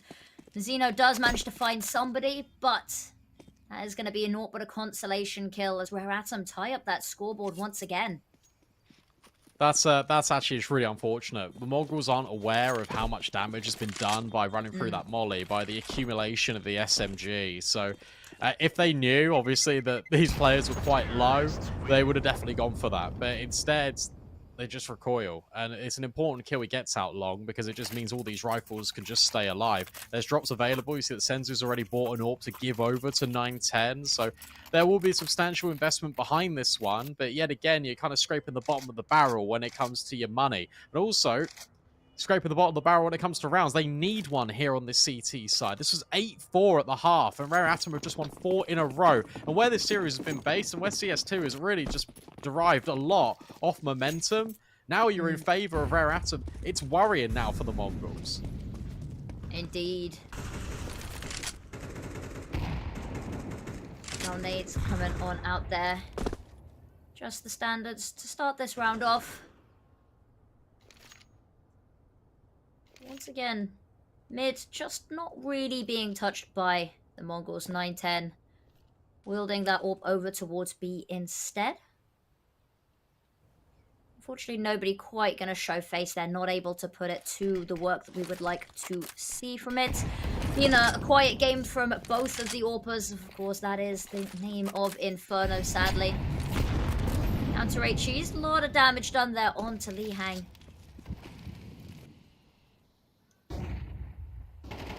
Whittled down that timer really nicely here. Yeah, it's because they didn't feel presence. They didn't need to drop their utilities. They didn't know. They didn't really kind of feel any resistance. You've also got 910 that can just kind of take fights on towards Banana. You've also got a re-smoke that can now be dropped here, and this will force the hand of Rare Atom. Do you want to commit through these smokes on towards B, which gets a little bit uncomfy? It looks like that will be the play. Utility being dropped. Techno will need to respond with util of his own, and it will come out. Smoke and Molly behind it. 25 seconds. You can now get a rotation over, and you can see the Rare Atom. They're scampering away. They have to go in towards A, and this pit setup, it's been untouched. It has. Luckily, a little bit weaker, less people to defend, but they've been struggling to weasel out Zeno. But with Senzu falling there, it's infinitely more difficult. But look at that. They just line up. There's 3 for him. Going for some more as well, running out of bullets, and Choking gonna get that kill risk. Lovely angle there, but doesn't confirm it. But the timer, your worst enemy as well. They do manage to get the bomb down, not in time, and Choking just desperately trying to stay alive. Run down, but will just about secure that AK going into round 18. It's so good. I was trying to say, it's such a good reaction from the Mongols. Rare Atom are not putting enough pressure over the map early, so why on earth would you use your utility and drain it out? Instead, they use it as a response tool. They wait until the last possible moment. There's a molly up short that separates these players. Mazzinho, sure, he gets the lineup, but it's all because they're being channeled into his line of sight through the utility. You feel like somebody's going to get the first kill, and suddenly Mazzinho is going to be overwhelmed. Instead, he takes them all to the grave with him. He denies Rare Atom, and it's this individual brilliance that has been bailing out the Mongols time and time again in this series. We saw it last map as well, was 9-10 just individually stepping up to get them those important rounds. It's happening again here, maybe less of a crutch than it was in previous maps. No way. Ooh, Okay. it does spread, okay. Desperately trying to jump, still managing to live, and that nade tickled him down further, but still somehow alive. It takes a second HE, 3 grenades to finally take down Techno, putting up a nice little bit of a fight there. Don't want to get singed there if you're 9-10. He will back out. But yeah, you're right. I mean, it was 3 nades to clear out Techno, but then it's like, what, 7-8 to actually get up Banana in its entirety? 9-10, he can just walk ahead of the smoke. He doesn't see anything. Has got the rotation in support as well. And now there's limited utility to get him off the line. He finds Lee Hang. However, that molly's perfect because it forces him into the open. Blitz is the unknown entity. And as they try and plant the spam, it's not going to work. And in fact, it goes the other way. A 2-on-4. This looks really good for Rare Atom, but Mazzinho's got other plans. That is absolutely crazy. There we go. There's another Molotov to try force this out. The Orps no longer safe anywhere. Taken down, but the trade coming on through. Senzu left to do this. No utility, and as that smoke fades, this is his one chance. Very worried about behind. Just going to bury themselves into church here. But Choking holding the angle. There's no time either. Has to just try get out alive here as well. Might not even be awarded that luxury. But gonna take down as many people as he can. Choking gonna try hide in the corner there, and also going to fall. And they don't win the round, but they make it expensive. He takes down every single member of Rare Atom with him. Yeah, from the position that they were in, Mongols do a lot of economic damage. It's fine for now, where Atom is still able to buy again. But you see that it comes with consequence. Risk is just relegated to a Mach 10. Same can be said, I guess, with Techno, who is once again just scraping the investments together. 9-10 back out on the AWP, but 9-10 has not really been a very proactive force in this server on Inferno. I've not seen him go for any peaks early. It's been very sort of passive, almost turret-like in nature, similar to what Rare Atom were doing on Mirage with their second sniper, putting somebody, for example, in towards B apartments that frees up a rifle to be a little bit more flexible. That's the idea here for 9-10. If they can put 9-10 on Banana, suddenly you've got 4 players that can go and help out A.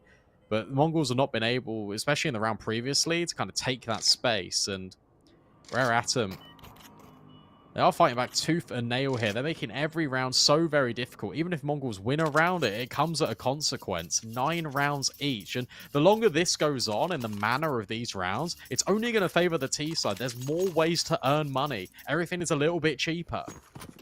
Exactly. Mongols definitely have to be feeling the pressure here. And I've not exactly got... I'd say not exactly got the nicest buy. A lot of utility missing and an MP9. They can make it work though. Very early aggression here. Takes down Senzu. They go for a little bit more. The Flash gonna halt that forward push, but it's all but for a second. Blitz here, out here in the open, fighting this. Gonna duck a little bit behind the corner. Just wanting to try keep this angle. Smoke's gonna lock Blitz out of the round. Actually, I don't think that was quite where it was meant to land. No, it's not, but it doesn't matter. Because ultimately, Rare Atom, they want to go A. And 9-10 is now forced in a really uncomfortable spot. Oh, can't find the shots. Somebody's able to lock him out. Suddenly it's a 4-on-2. You grab the up, you get out of there. That's a 10th round for Rare Atom. And if you're Mongols, you're holding on to dear life for these weapons. You want to make sure you've got the sniper. You want to make sure you got the M4 off the back of it. Indeed, because their money is not in a safe space as is right now. Every single one of those weapons is a little bit of a flotation aid for them, but they do feel sometimes, especially in this half, like they're drowning a bit. They have been struggling to stop Rare Atom, and there's just been some incredible rounds, because it was an 8-4 half. Now Rare Atom taking the lead, which I think might be for the first time this map. Terrorists win. That is definitely an uncomfortable position if you are the Mongols, especially knowing who your opponent is in the lower bracket. They don't really have the money for a comfortable buy here. It'd be nice to see them support this AWP in the A1S with something, but I don't think they will. No. Okay, no, buyers coming on through. Yeah, you have to, especially with the loss bonus. You've just got to kind of go for it. It's been a very interesting game of CS to watch. I think Rare Atom, I think they're surprising everyone, but I've been really impressed with how much they're able to just adjust in such a short space of time. Talked about the utility a few rounds ago not being there. Talked about the space not being really present, and the Mongols at the back of it were being able to get a lot of just kind of leverage off the back of it. That's changed in the last few rounds. The leading with utility up top Banana, enabling these opening kills towards Sandbag have been fantastic. And they're not scared. They're not worried at all. They've got the confidence now after winning 6 rounds on this T side. And taking good space in towards Banana. They've just completely smoked 9-10 off the angle at long. Now he needs to move and reroute. That he will reposition coming on through there. Going to be hiding in library. Bomb now scooped up for Rare Atom as they head down Banana. Techno 4K, ready and waiting. Senzu as well with the flashbang could be huge, but resmoke coming on through. I've got to figure out what to do now. Only 35 seconds left on the clock, so really it's now or never. Lining up the utility. Counter flashes going to be available. There we go. There is the utility falling and the burst onto site there. It's going to be Charking with the first. Senzu still alive, trying to find something. A lot of damage, but no kills. And Lihan going to plant the bomb on 0.3 HP. And now the Mongols, once again, desperately trying to go for these retakes. But there's nothing left in the bank to do it with. They are just going to save. There's no players. There's no utility, really. Well, not enough to be comfortable. And Rare Atom might go hunting for some of these weapons as well. That's a really good call out of Summer again. And it's sure, you're wearing down a lot of the clock there, but everyone's together. You've already put utility out towards top brackets, so you can keep the A players rooted in A, and then you've got, what, a 5-on-2, essentially. Good kill from the Zenio, and he even gets the follow-up. Okay, so upgrades the MP9 into an AK, able to grab some kills on the way out. Rare Atom will not care. It's way more beneficial for them to take weapons away from the Mongols. But ultimately, they are 2 steps away, and they win this round. Suddenly, you're having a little look at this, and you're thinking, they can do this. The Mongols currently, if they lose this round, they're playing for OT, and it's going to be really dangerous, the amount of buys they're going to be able to pull out. Double AWP as well. Yeah, that's certainly an interesting one where we haven't seen this entire map. And on a map like Inferno as well, AWPing hasn't always felt the smoothest since 2 released, but might be the change, the switch up that Mongols need to try catch Rare Atom off guard. 9-10 lining this one up. Somebody's got to be unfortunate enough to be the first to walk into it. Of course, Mazzino there in pit has been incredible. They've really struggled every time they've hit A to weasel him on out. But lovely peek there from Charking. Lihan getting one of their own. Mazzino burning alive talked about struggling to weasel him out, and they do just that, and with ease. And now Bomb is down. There's only 2 people left to try retake, and I think they will not be looking to go for this one either. So far removed from the situation, no money and nobody to do the job, and that is 12, as you said, fighting now for overtime. You've really got to fear praise that low it. bracket. You've really got to praise that round, because look at what happens. It's a complete role reversal, not only in the bomb site that they land on, but the approach in the mid round. It's not orchestrated by utility, as we've seen something time and time again, with the nades over towards sandbags, for example, a flashbang over the top of the half wall. Hey, it's telegraph, we're here. Instead, it's a pop, and as soon as you take that contact, sure, you hit an insane shot on towards the AWPer, your balcony player goes. Then your util comes in behind it. You've got flashbangs that are now supporting players that are further progressed than the Mongols are ready for. It's really well done. That's honestly the most perfect round to call in that scenario. Then you completely blindside the Mongols. It's a sucker punch. And they need 3 rounds of perfect CS. Otherwise, Rare Atom are doing it. And then you've got Rare Atom, Tyloo in the upper bracket, Mongols, Lim Vision in the lower. Not the way that any of us thought that this would be shaking up, and that's a scary thought, because whilst the Mongols have an undefeated track record right now against Lim Vision, they also have an undefeated track record in general, and it's Rare Atom who's been doing this damage, who's been taking all of these blows. But opening pick going their way, but at what expense? Look at the health on these players.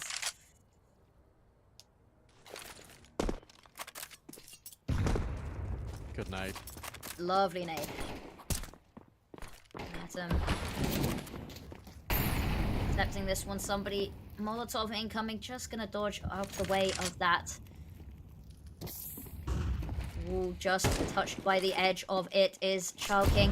Now Mazzino actually running out of pit here, trying to take the fight to them as well. Manages to get one before being taken down. Somebody with another kill. But that's equalizing, but there's just no health. 4 HP between these 2 players, but they're getting it done, and that's a bomb plant as well. And suddenly, dangerous position to be in. A little bit of damage onto Techno. There's so little health in this as well. And this could be the final round. Smoke to try help them. Corner of one of those angles. Techno does get a kill, and it's 1 HP on Summer to do it. So many places to look, so many places they could be. Here's the shot. Having to duck around, because every single one of these bullets could be lethal. Jump up there on from Graveyard will be the kill in below, and will be keeping the Mongols alive for 1 more round. But it's expensive, and it's close. That was crazy. It's a 2-on-2, and they've all got like 10 HP. One bullet either way would have done the damage. Instead, it is the Mongols holding on by the skin of their teeth.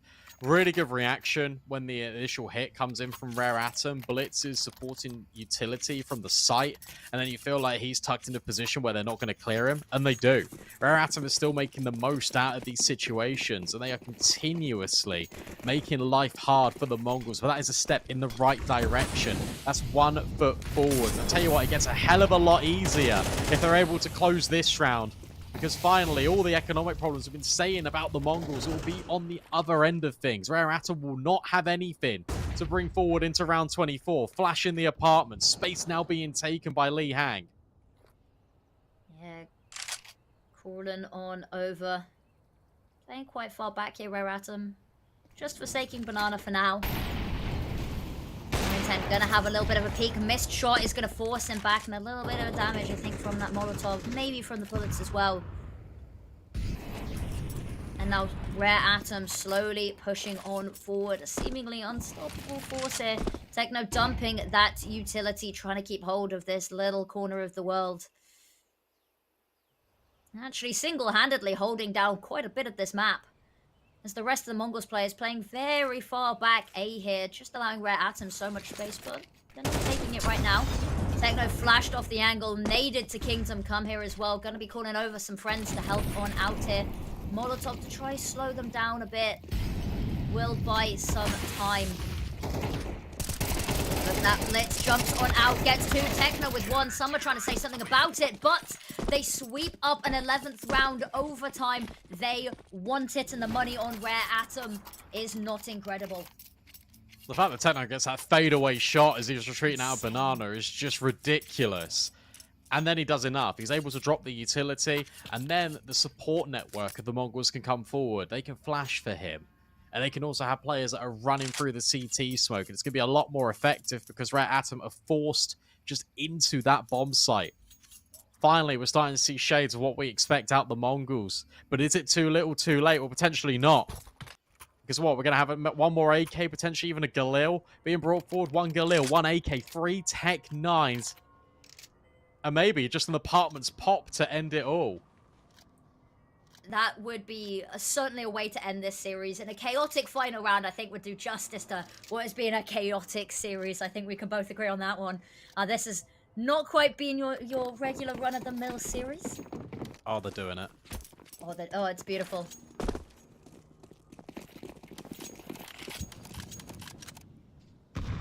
Slowing it down a second. Don't want to give away the footsteps, but I have a feeling that the Mongols might have suspected such a thing. This is really dangerous. The fact that you're in such close proximity to these Tech 9s, this can actually really get out of hand if you're not careful, especially with silent boosts. Oh, especially with silent boosts. Mazzinho able to find the first, but now needs to get out of there. And so too does your Orpa of 910. He's on the retreat. Fortunately, there are players still here for the Mongols, but a 4-on-4, anything can happen. It can indeed. They haven't managed to pick up one of those extra weapons either just yet. There we go. There it is. Oh, this is great. Look at Senzu. Oh, he holds the trigger just for a second. Manages to get the first and the second as well. Overtime is a calling. And Chulking and somebody, they've got to try put up a bit of a fight here. There's no reason not to. But Blitz, ready to greet them.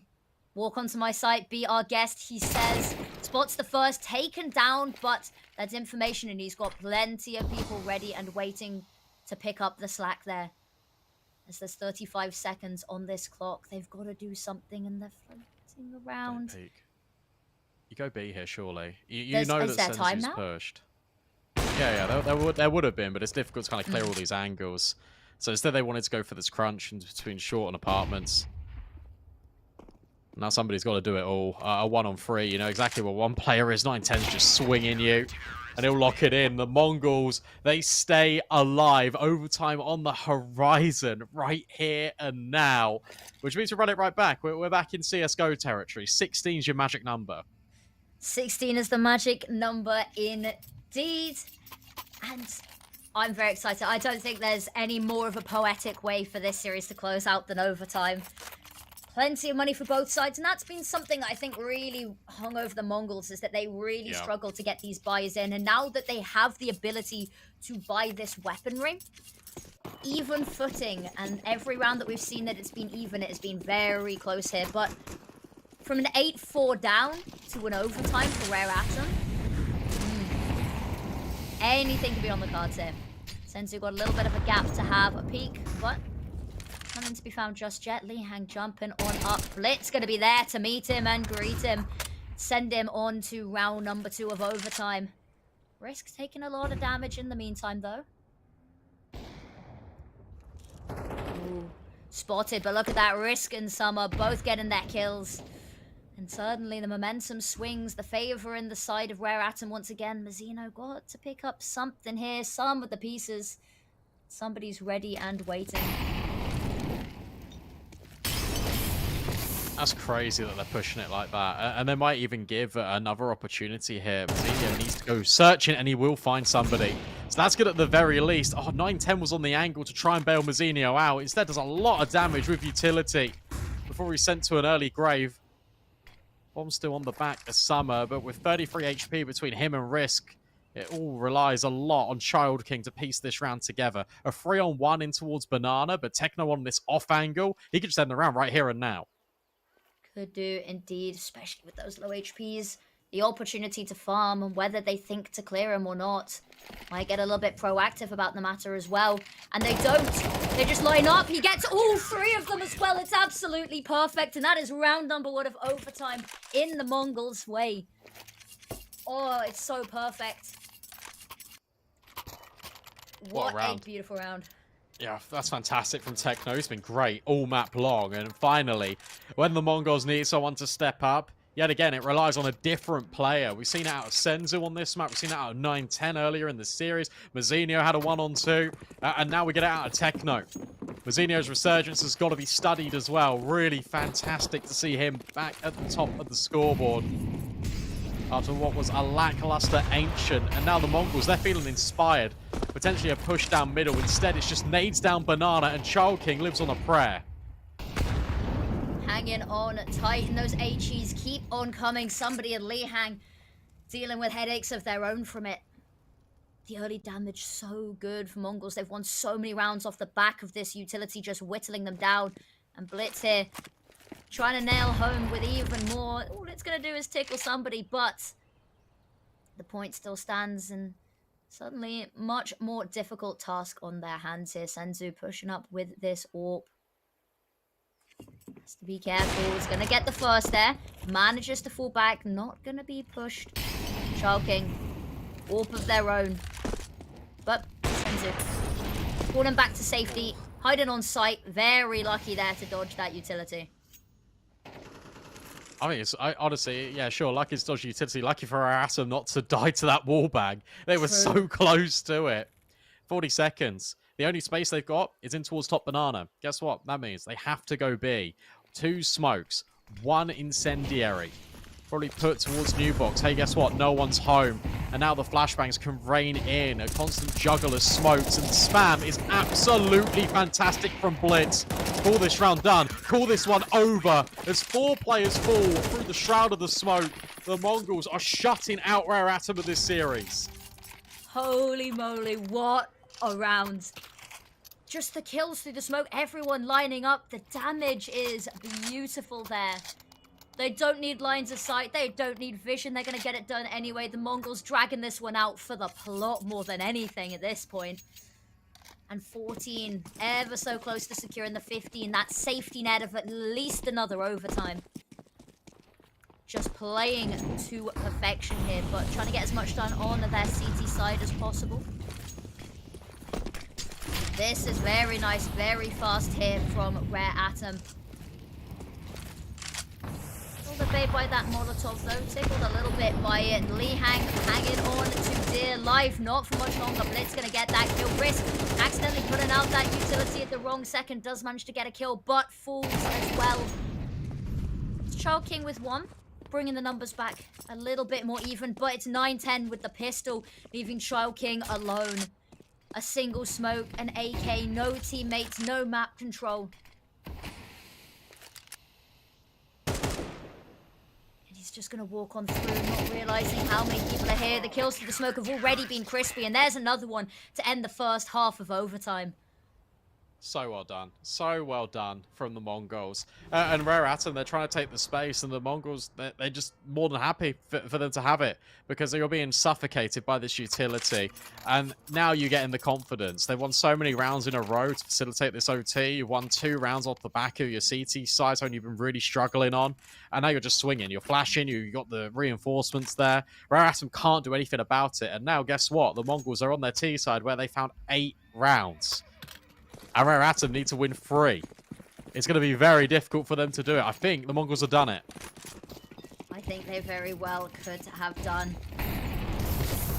There's still a chance they won't stop fighting until the end. That HE grenade going to be beautiful, but a kill through the smoke as well. We talked about how they don't need lines of sight. They just want to get this done and dusted. This series going on for way longer than they should have allowed. Now Risk with that utility. Force Mazzinho back there. And lovely peek, but it's all for naught as Blitz gets the kills. And now it's 3 people and very limited health on one of them to try get this done, try keep this series going. The lower bracket is cooling.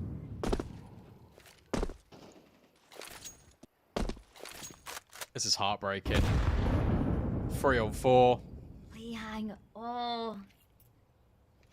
It's in the name, he's hanging on there. This is good, though. Oh, that's really good. 9-10 should be falling. Instead, he isn't. And now this gives space. Take a look at Balcony.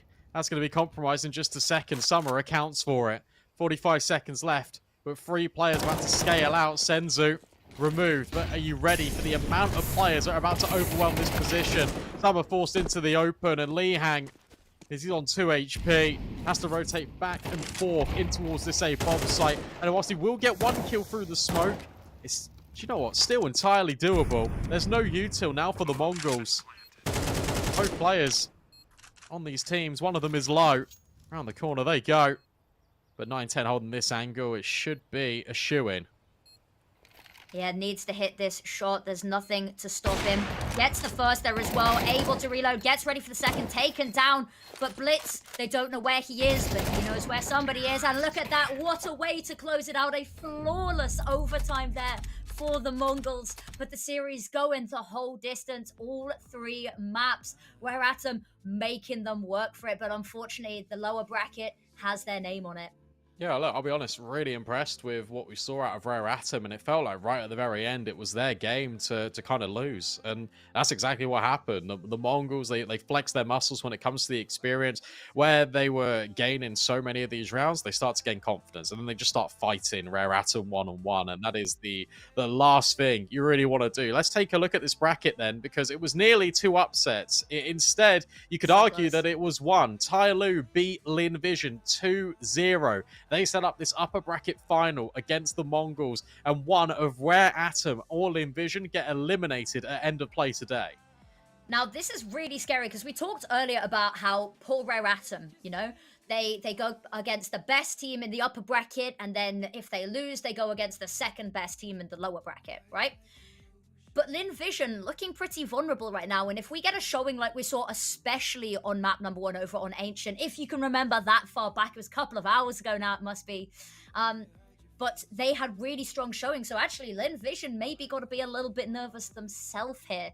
But it really could be anyone's game with how this is shaping up to be. Yeah, you take a look at this, you're Atom, you play like you've got nothing to lose. And if you do that, then suddenly Lin Vision could be in for a little bit of trouble, because they could be starting to feel the pressure. I'm impressed just with the level of competition we're getting across all teams in this closed qualifier. Mongols versus Tyloo, that's the game that will be covered here on the stream, and that one is coming up in a little bit, guys. I expect to go live in about 50 minutes or so, so we're going to go to a little bit of an extended break. When we come back, we'll break down everything the Mongols and everything Tyloo.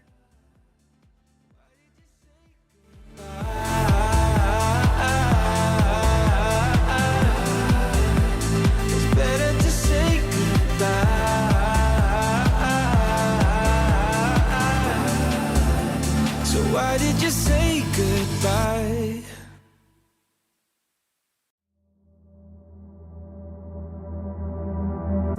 Is it wrong of me to think of you all the time? Even though I'm with somebody new every night, and I pray.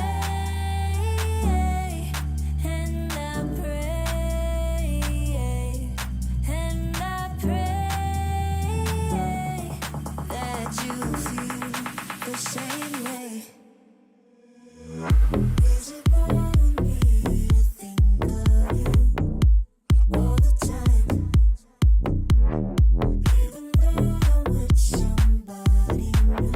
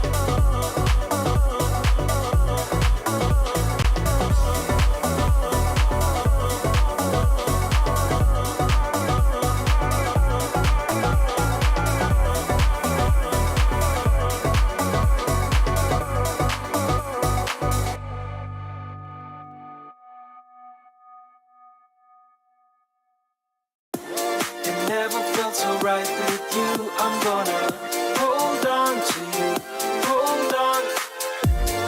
Hope you feel the same way too. I'm gonna hold on to you. Kick back, relax, there's no rush in wrapping things up for good. Feels like you're my first crush back then in the neighborhood.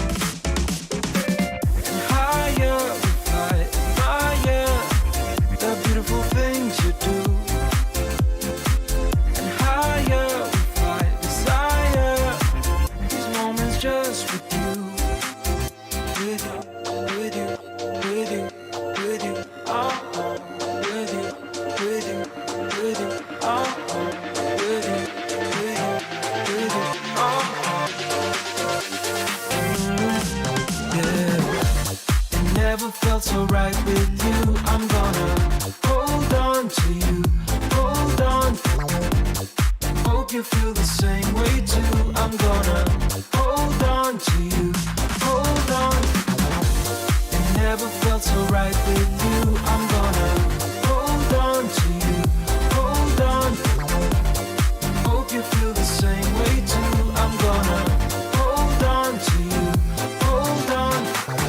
I can't believe it's so true.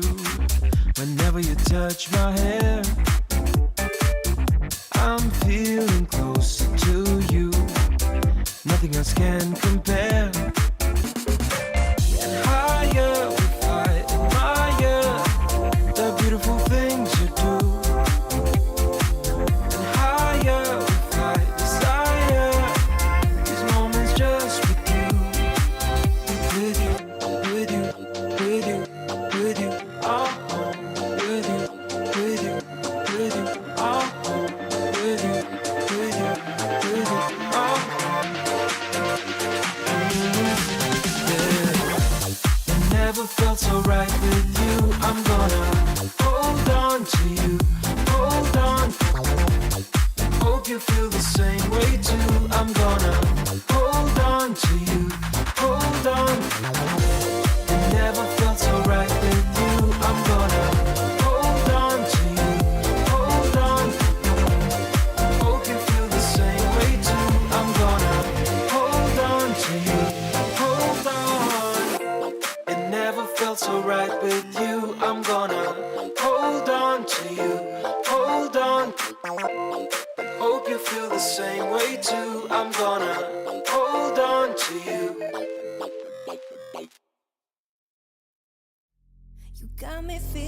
my way.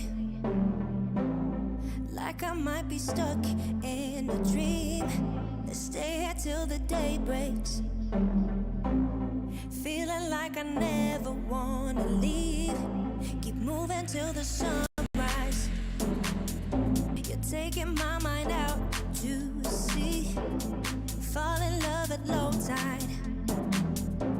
I'm thinking we should never leave. So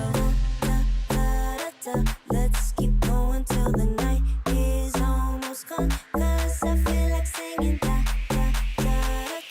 Let's keep going till the night is almost gone. 'Cause I feel like singing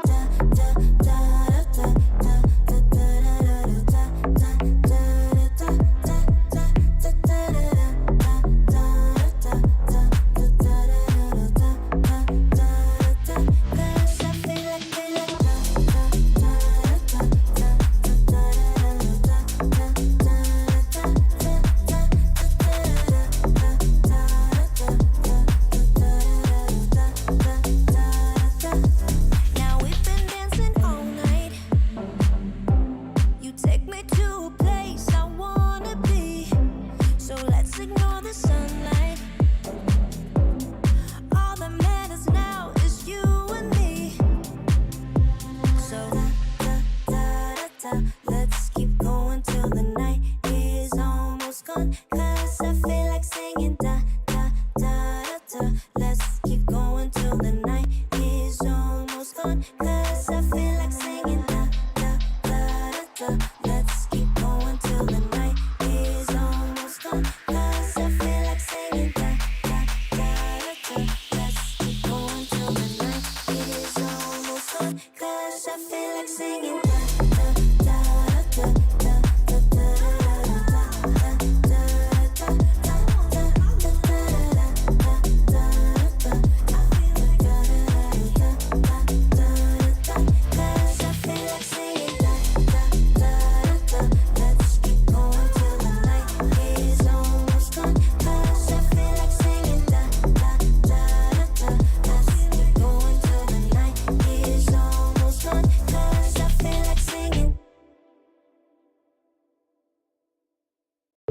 It's a beautiful life.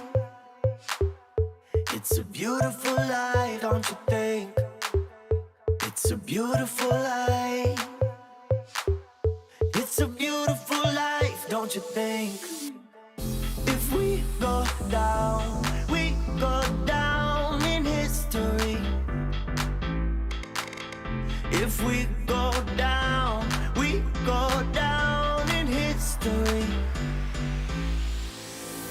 If we go down,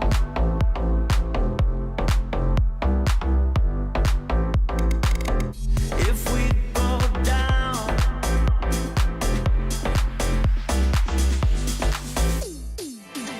if we go down in history. If we go down,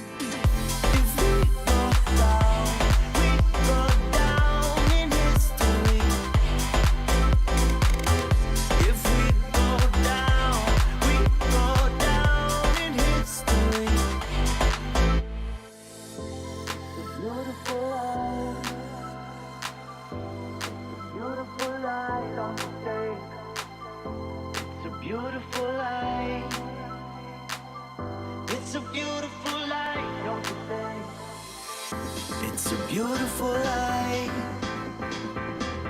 It's a beautiful life, don't you think? It's a beautiful life. It's a beautiful life, don't you think? If we go down, we go down in history.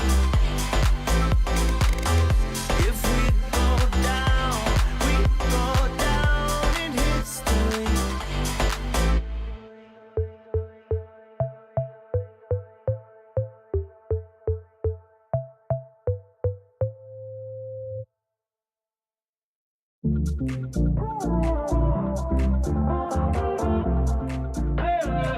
Give me some clarity. First time that we met not long ago. Before you had to get back on the road. We spend every second of the day together. I remember when we talked till 3 a.m. Driving around in town in your old van. Tell stories about who we used to be. I still feel your touch though you're not here. Since you've been gone, you're all I see. Still hear your voice, why don't we speak? I'm running circles. Since you're in my life, I can get no sleep. If you give me a sign, I'll be yours to keep. Just wanna say you're mine and make history. Cause I've been playing blind, wasting all this time, yeah, I need clarity.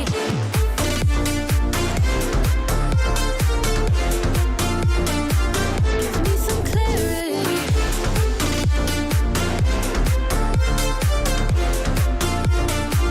Yeah, I need clarity.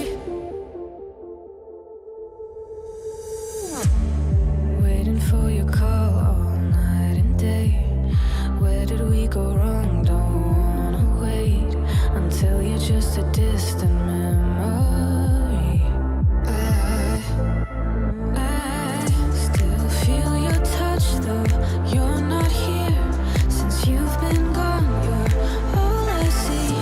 Still hear your voice, why don't we speak?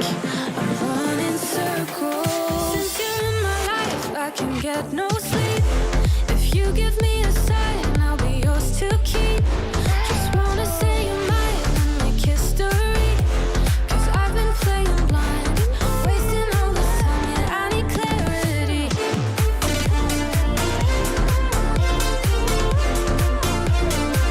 Give me some clarity.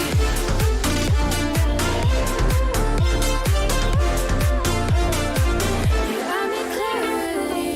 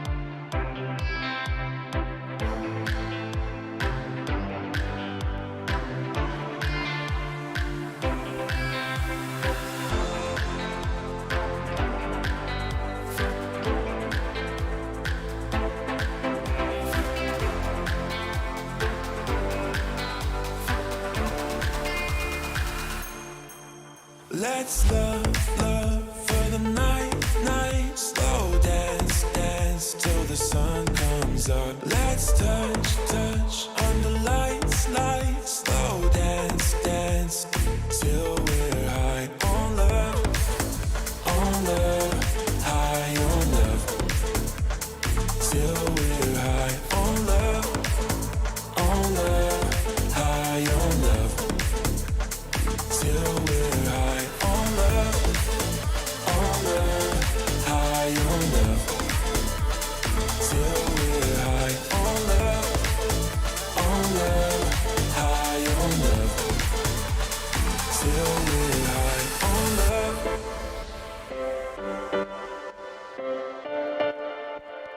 Till we're high on love.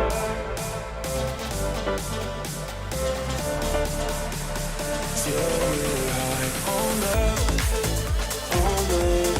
high on love. Till we're high on love, high on love. Till we're high on love.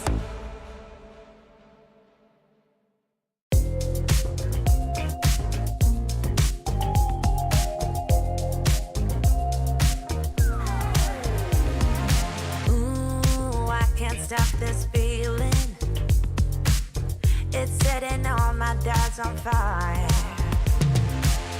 Ooh, like you won't believe it.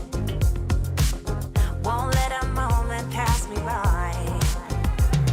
Too late, can't win, I'm giving in. 'Cause I can feel something coming over me, holding me till the morning. And it keeps me dancing when I feel something coming over me. I just keep dancing. Ooh, morning light so blinding. It's on the ceiling and the walls. Where is my name? 'Cause I can't find it. Those early memory lane walls. But I know it's the price that you pay. For living it up on Saturday. I can't win, I'm giving in. 'Cause I can feel something coming over me, holding me till the morning. And it keeps me dancing when I feel something coming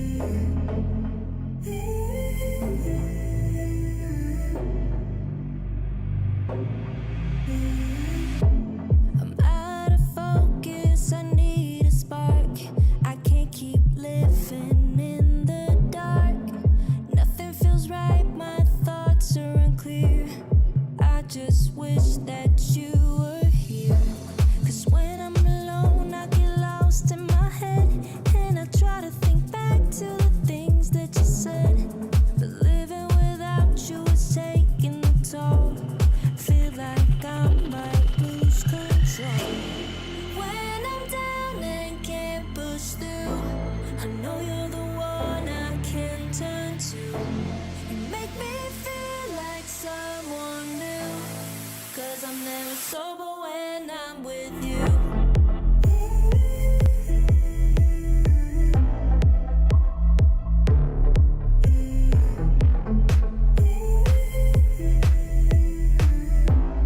Cause I'm never sober when I'm with you. When I'm down and can't push through, I know you're the one I can turn to. You make me feel like someone new. Cause I'm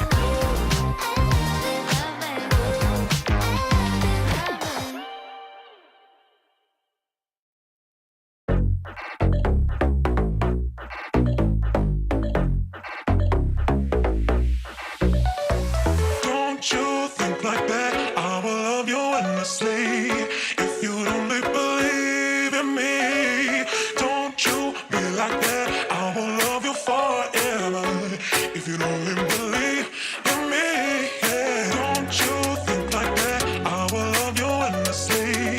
If you'd only believe in me, don't you feel like that? I will love you forever. Believe in me, yeah. Don't you think like that?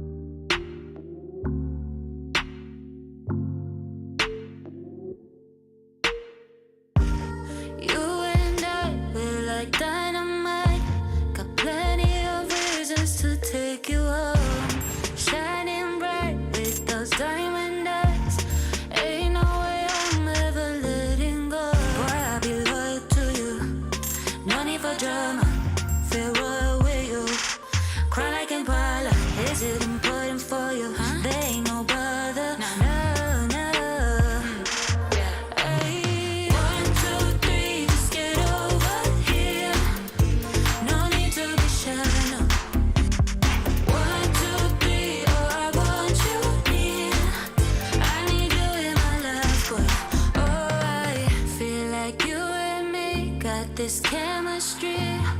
One look at you and my heart explodes. Just let me be the one you keep. I'll be right here through the hot and cold. But I'll be loyal to you. No need for drama. Feel royal with you. Cry like Impala. Is it important for you? There ain't no bother. No, no. Hey, 1, 2, 3, just get over here. No need to be sure, no. 1, 2, 3, oh, I want you near. I need you in my life, but alright. 1, 2, 3, just get over here. No need to be sure, no. 1, 2, 3, oh, I want you near. I need you in my life, but alright. Just come over. Won't you come closer? Yeah, just come over. Hey, 1, 2, 3, just get over here. No need to be sure, no. 1, 2, 3, oh, I want you near. I need you in my life, but alright. 1, 2, 3, just get over here. No need to be sure, no. 1, 2, 3, oh, I want you near. I need you in my life, but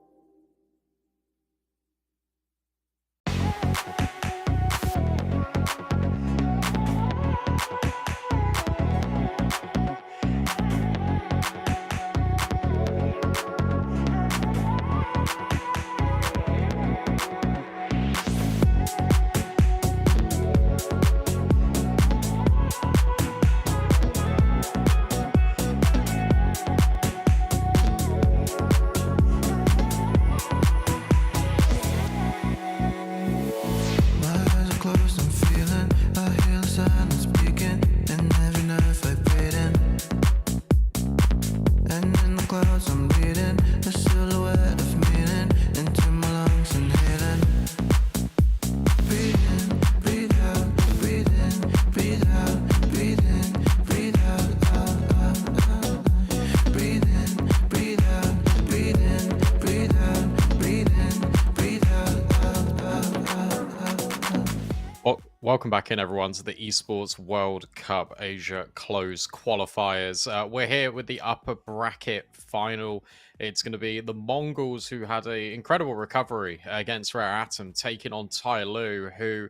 I got to apologize, Tyloo. I wasn't familiar with your game. Took down Linvision 2-0, was able to make that overtime win as well on Ancient. There's a lot of excitement here between these two teams. Let's take a look at the bracket. We can pull that up and take a look what's going on, because of course that's going on in the upper bracket. In the lower bracket, Linvision take on Rare Atom, and the loser of that is eliminated, can't progress further. A reminder, there is one spot here on the line to qualify through to the Esports World Cup.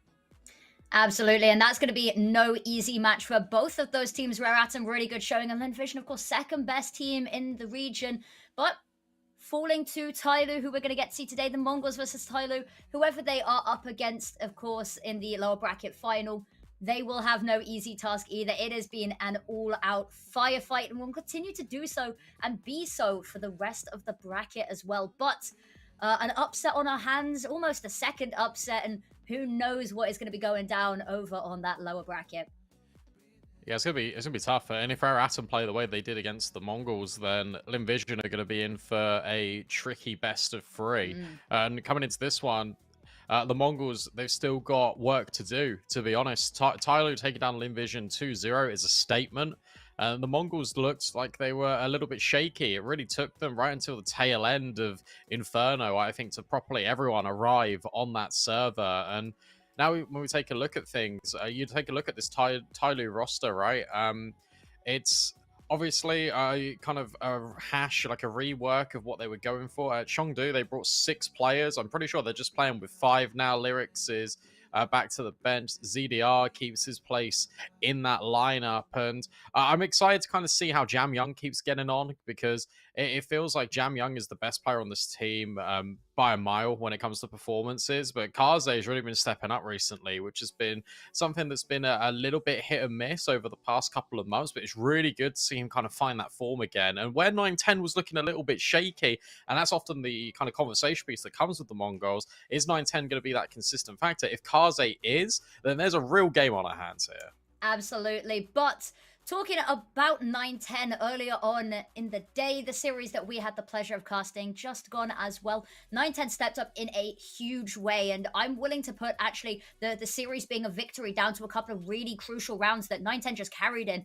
You know, an ace and then a 4K back-to-back to put them 7-5 at the half, to even give them a chance at going to that third map as well. So he's looking on good form today. Hopefully this little bit of a break that we've had hasn't broken up that momentum. But yeah, has been a little bit hit and miss here and there. But from what we've seen today, I think you're right. I think we might have quite a series on our hands here. But equally, players on both sides seem to have been stepping up massively, which I'm very excited about. Now, these two teams have played each other twice so far since the beginning of the year in an official best of 3. And in both of these, the Mongols has won. And they were both in, of course, the IAM Chengdu Asia Closed Qualifiers. It was 13-8, 13-7. Oh, actually, no, I think Tyloo might have won one of these series. I'm mistaken. I think they won a series and then lost a series. But on both of those series, whoever won, neither of the opponent team managed to get above double digits on a single one of those maps. Both were 2-0 affairs. So again, I think we're gonna have a crazy series on our hand here. That's for sure. Yeah, we definitely are. And obviously coming up, we can just kind of get another revisit of what's going on. Just to highlight here on this stream, it is the Mongols versus Tyloo, and then played off stream will be that Linvision Rare Atom game. We will keep you updated with what is happening over there and which team is immediately going home. It's a sad sight to see for one of them, but that's just kind of the brutal nature of the double elimination format. Especially with small groups. Yeah, no, for sure. Look, you're playing against yeah, you're playing literally like 4 teams. Like it's tough. It's the best. It's the best in the region. So I'm excited, and I want to talk veto because last time you did mention it in the closed qualifiers for Chengdu. It was Mirage. It was Nuke. It was Tyloo taking it 2-0. We can bring up the veto in a second. Do you know what? I'm just going to spoil it for you. It is exactly the same. It is Nuke. It is Mirage, and then the decider, if we need it, will be Inferno. And I look at this and I think, okay. Do you know what? Considering Mongols have looked a little bit shaky over the last couple of weeks, considering that Tyloo, it looks like they're going from strength to strength. They nearly won that best of 1 against Maus as well on Overpass. I'm kind of confident. I kind of believe in this team. I feel like they can do it, and it is up to the Mongols to really step up here. It's very similar vetoes to what we've seen these two teams play against each other before. Of course, they've played Nuke against each other once, and it was Tyloo that won that 13-7. They played Mirage on both maps. That was the Mongols' pick, winning one out 13-8, losing one 5-13 for the side of the Mongols. Then Inferno was a decider on one of these series, but they haven't actually played it yet. And that's really exciting. I think it means that we get to go revisit. That Mirage is going to be, best of 3 decided though, isn't it? They've played it twice now. This is the one to decide who really is the best Mirage team out of these two. Then Inferno decided something we haven't seen either of these teams play against each other. Very exciting stuff here. But it's nice that it sort of mirrors what we've seen them do previously. It's nice to see us go back. We can go look at what happened before. See if they've maybe fixed some of the mistakes, touched up from where they weren't quite as strong in previous attempts at the other, and they're getting to know how the other plays as well. But of course, you said that 6-man roster, now only 5 as well. Do you think that so. changes much? I'm not sure. I'm not really too sure. Won't hold you, don't worry. But look, I can't see lyrics here, and it doesn't. I don't really have any info, so I'm gonna assume they're just playing with ZDR for the moment. So that'll be kind of the way to take a look at things. I think what's really interesting is that on this first map, which was Nuke, it was Mongols that struggled a lot on that T side. And look, I know Nuke is CT sided, but it was just shut out from Tyloo. Like they won 8 rounds in a row. The Mongols didn't get a single round in that second half, and that will have to change because again, you imagine that with Tyloo picking this map, Mongols will start CT side. When it swaps over to the attack, that's where they've got to kind of have these new ideas. This game was played in January, so it was played quite a while ago now. So you obviously had time to kind of freshen up a little bit, and obviously things can change just on the day. And if you take a look at form right now, you'd argue that Mongols are in the best form compared to Tyloo, but that still doesn't change the fact that Tyloo have picked this because they've got a game plan. They know exactly how they want to play against the Mongols. They feel confident enough starting on the T side that their defense they can lean on a little bit later in that map. So I'm excited to kind of see where this really goes. And that was with Advent popping off, by the way, which is a little bit rare, to be honest. But he got 26 kills in that game. I think his rating was like a 2 rating, which is outstanding from Advent. If we can get some Advent form, that'd be unbelievable. But I'm looking towards Mercury, had a great series against Linvision. I'm looking towards Kaze and of course Jamyang. Yes, and I think we'll need to see all of these players stepping up at the same time. I don't think we can really afford to have anyone having a particularly quiet day. And if Advent stepping up as well, that bodes trouble to say the least. As you said, not always the player that we highlight in the frag department, we'll put it that way, is that very strong in what they do, not necessarily on the scoreboard as much, but 2.0 rating. You can't really deny that in any shape, size, or form. So hopefully, fingers crossed, we see that continuing on now. But it's time that we got into the map, the first Nuke map of the day for us. It seems to be a map that this region likes to play a little bit more than we maybe see elsewhere as well, which I'm quite a big fan of. Now, this pistol round would be a nice one. The Mongols struggled in the beginning of every single map, other than that Inferno at the end there. The first 2 maps of Series number 1, they struggled at the start. I'd love to see them come out all guns a-blazing.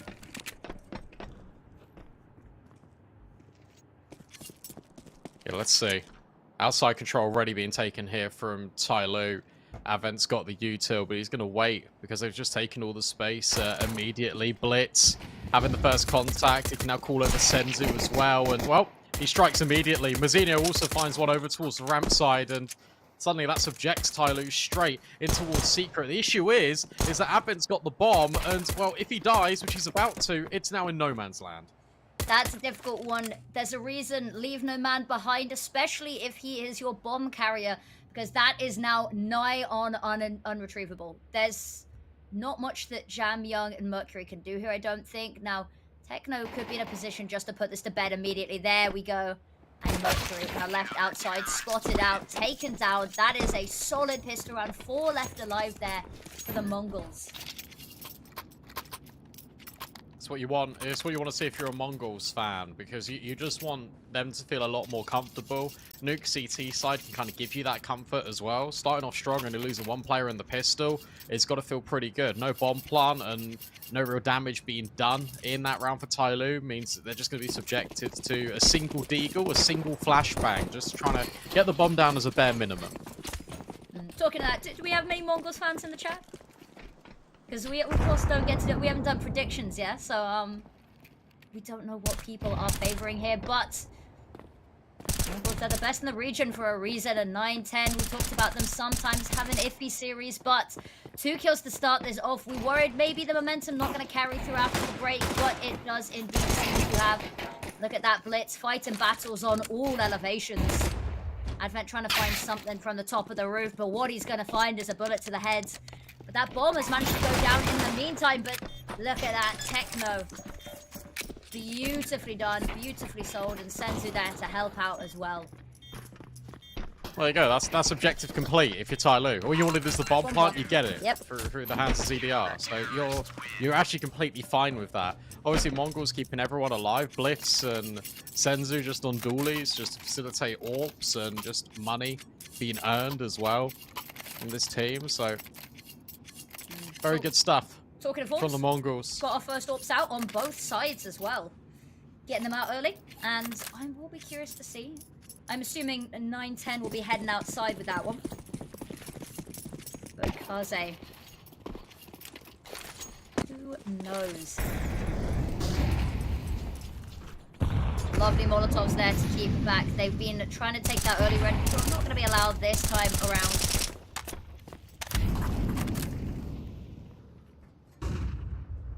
Well, this week's are interesting outside. It looked like it was going to be a Diag variant, but it looks like one of them might have missed. So that's going to force them kind of into a main play here with Lobby. You see that the 9-10's already down secret, so even if Mercury crosses, it's going to be hard pressed. But no one's committing on this. This is all just for information for Mercury. But because Mongols have already got their sniper down here, they can keep everyone up at A. There's no need for them to move anyone. Mercury, in an attempt for information, might unwillingly and unwittingly find quite a blunt end, but just holding fire for now.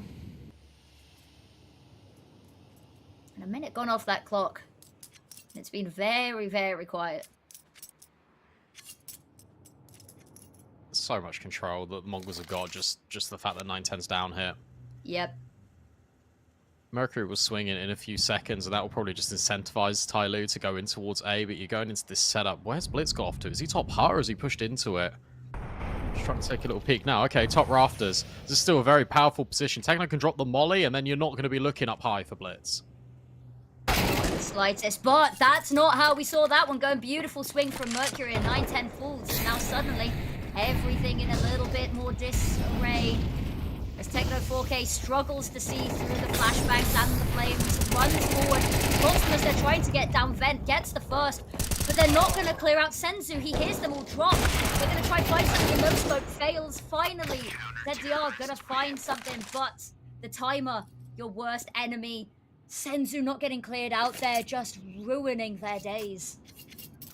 Yeah, nice idea from Tyloo, and they're really anticipating that the Mongols are going to push in towards lobby. That's why they're holding so passively, because the most common reaction if you lose outside is to go kind of into that lobby control, push ramp and get the info, but because 9-10 was uncontested, that's why they didn't move. And from there, they go for a variant where they get the kill on Mercury to try and drop down the vent, but by that point, it's so difficult. You're restricting yourself just to one choke point, and the Mongols haven't been able to dispense all of their utility. Kaze, though, finding Senzu, immediately traded out. So, one AWP still remains on the server, and Blitz decapitates Jam Young. Doesn't even give him a chance in this one. There is a trade immediately from ZDR, though, so this is good. A lot of damage done onto him, however. That is the flip side. But they've managed to get themselves down secret. when 9-10 lies in wait. The serpent in the grass once again. Didn't quite work out last round, but he's got the angle. He's holding his nerve. It's Mercury once again.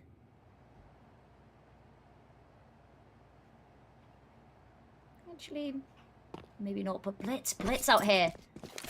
Knowledge is power, and he has a handle on the outside. Spots one, spots the second as well. They're going to try flush him out with a nade. And they do manage to flush him out, but it is only Advent that's going to fall there. Still willing to go for some more Mercury. The swings have been impeccable, the kills even more so. Now it's a 2v2, but low health on one of these players. And 9-10 still ready and waiting down here. Good angle. Beautiful really good angle for him. Mazinho on rafters as well. Yeah, straight into that orb. And now we can just reset. Doesn't need to actually peek again. He's taking a much more passive line. Molly will go on his position, but that's fine because he can smoke it off. Now Mazinho can come down the vent. He's just trying to be a nuisance. He's trying to wait for the perfect moment to strike, and Mercury will give it to him. Really good reaction, and it's probably just by the virtue of him being there, but that's now 2 rounds in a row that your AWP's rotated down towards the lower bomb site instead of your rifle. Maybe that's something that Tyloo can now think about and try and exploit a little bit later on. I really like the fact that they're not immediately going for these plays. They are waiting, and this time Mongols make the mistake by having Blitz overextend outside. Grabbing that 2-on-2. Could have been possible, but it's not.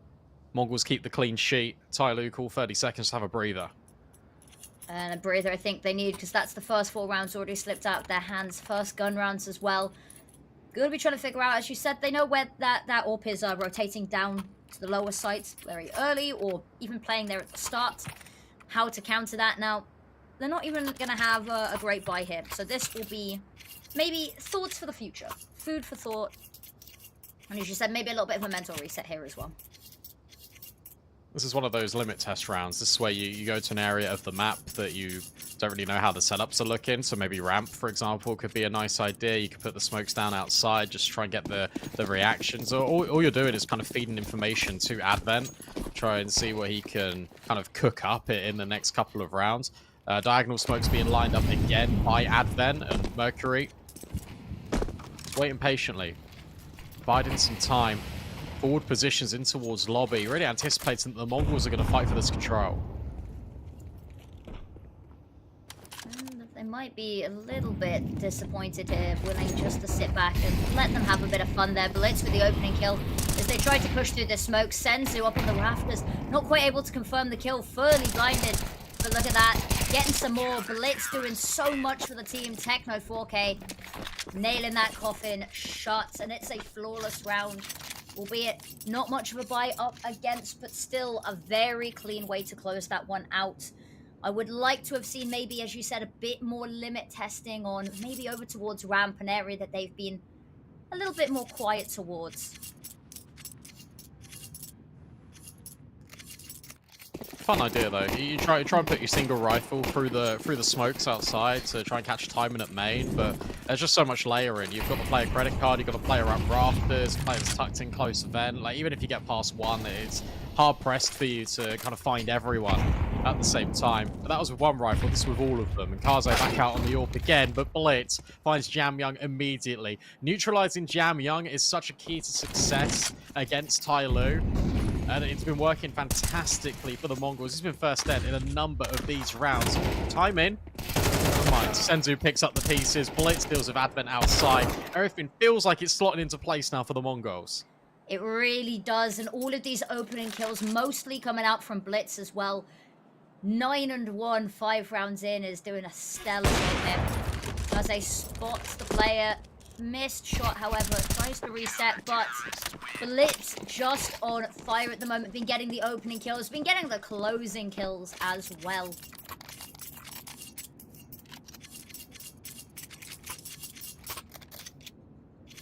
Such a difficult spot to be in if you're Tyloo, because where you're not really having success when it comes to like putting the bomb down on the site, you're always caught in sort of this limbo where you're buying Tech 9s one round, you get your guns out the next. If you keep losing these rounds, it's just going to be the state of affairs for the rest of the half. So Mongols get rewarded for their consistency. Tyloo, it's a little bit despairing right now.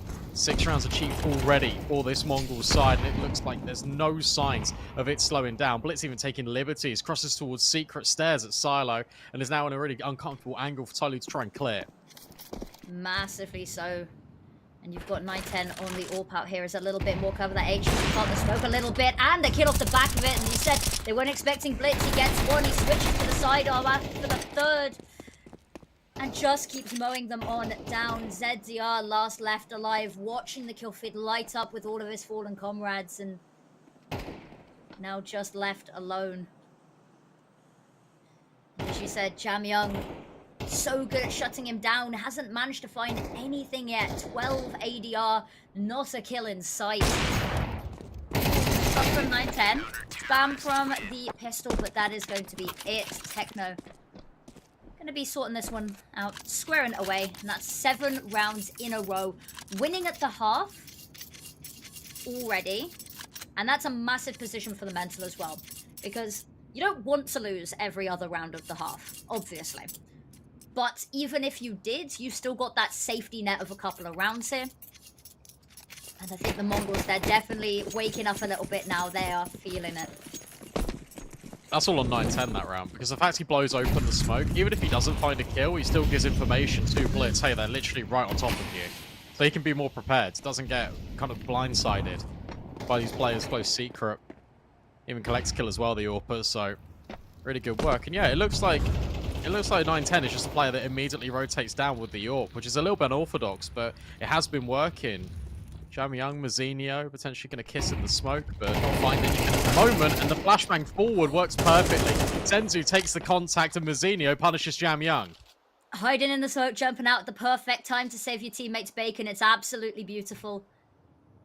And Advent crawling down from on top of Silo there. Having already watched that 2-player disadvantage sort of come into effect. And they have been allowed no map control anywhere. Zeno getting a little bit hungry for some kills. Maybe having a peek, but just deciding to sit on his hands for a second. You can forgive him, to be fair, because they've not gone ramp once. But he's able to grab that kill, and he's just showing discipline. Double setup on top of Hut. Ready and waiting. This is an off angle that Senzu is holding as well, and then Techno will be probably an unsuspecting player, or it goes the other way. You're not ready for Senzu, and they keep holding the spray. The elevation change is beautiful in the middle of that gunfight, and the Mongols are running away with Tyloo's map pick. What on earth? We talked about that, the nice little off angle there, whether they were probably expecting Senzu, whether they're expecting Techno as well.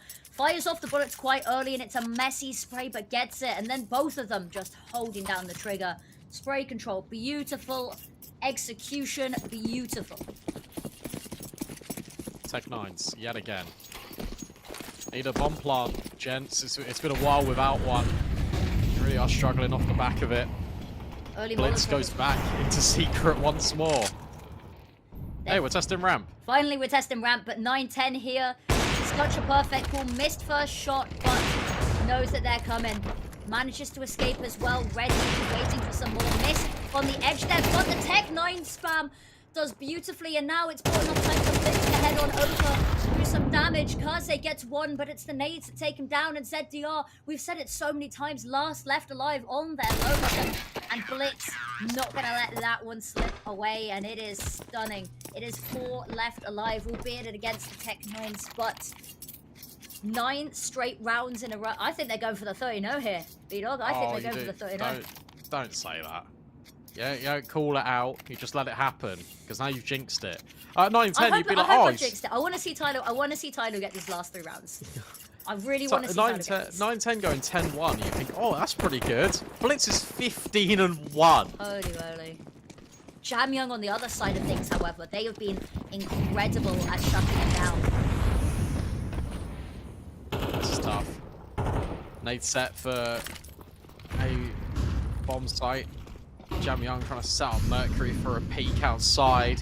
But yet again, who's there? It's 9-10 and it's Blitz, and they're not ready for this AWPer, and 9-10's not ready for him. There are trades. It falls in favour of the CT side, but now Jamyoung looking to close the gap. He's fully blind, dodges it, but won't get the kill. This is so rough. Senzu picks up the pieces. Mongols 10-0. That is a crazy route. The fact that Jamyong doesn't get the kill there as well. Just the fact that he was able to keep throwing utility over the back to distract him. And that is... Ooh, that one hurts to lose. And they are going to once again not really have the money for a buy. Tech9's once more. It's a tale as old a time on this map. And now Mongols running away with themselves seems like a bit of an understatement, but I don't know what more we could say. Back to ramp. Trying to test Mazinho. Running through, and it has worked. Traded out immediately. That's an M4 that can now be scavenged, and a pathway to the B bomb site unlocks itself. However, you've got to get past the Titan. You've got to get past Blitz, who is refusing to stand down, who's refusing to die. And he buys enough moments for Senzu to come over as well. ZDR, who just watches on once more, hoping, praying for a slight chance of respite, and he gets denied it again. Ooh. Good collection on towards Techno. He can try and get out of there, but instead to fake up the ladder to collect onto Blitz. A 1-on-2. This would be an unbelievable clutch. This is exactly what Tyler would need, but unfortunately Senzu 9-10 know where he is, know where he could be going. And that bomb very much distinctly not retrievable right now. He has got a long journey round to ramp, and he's going to have a little bit of a slow walk in, not wanting to give away any information. But 35 seconds left on the clock. He's got to move quickly, maybe just save this weapon, because their money, not great. Is he going to go for it? He's having a look. Yeah, this is really tough. He can grab the bomb, sure, but you can't really go A off the back of this. And Senzu just tucks in the Astralis corner is just everything. There's no way. He was also been hurt. Now 9-10, okay, sure. Could just go with the Tech9. 11-0. I keep saying 0. I don't want to, Tyloo, but this is now the last round of this first half. This is... Now, I don't know whether this is a completely different Mongols that we saw to the Series 1, or if that's just testament to how Rare Atom played. But this is a masterclass, and they've decided double AWP here. I'm liking it. Mazzino had a relatively quiet game, but in his defense, 9-10 and Blitz have just been getting all the kills. There's been nothing left for him. So He won't ramp once. Blitz ready and waiting. Kaze taken down. And that's the opening pick once more. Gonna retreat as well.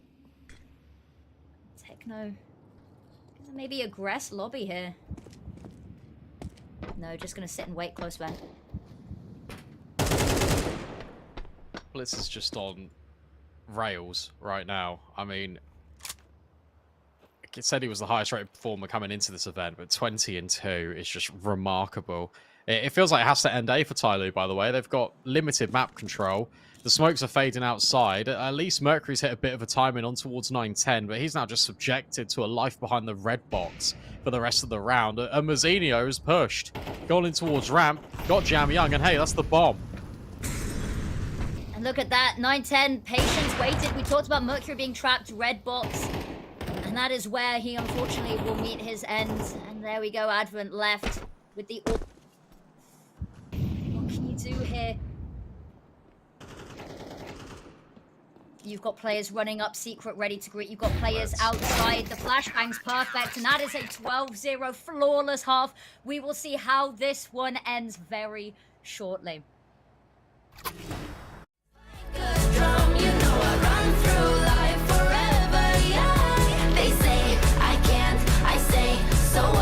Just watch me go like a supernova.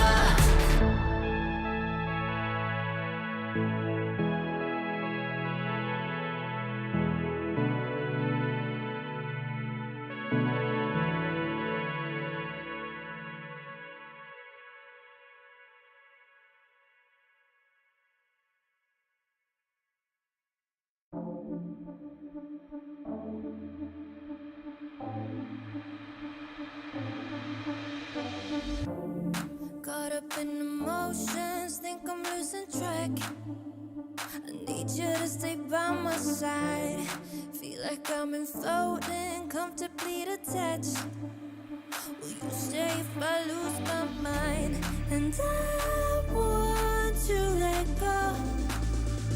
Don't let me even if I try. But I need you to know that I don't want to lose this high.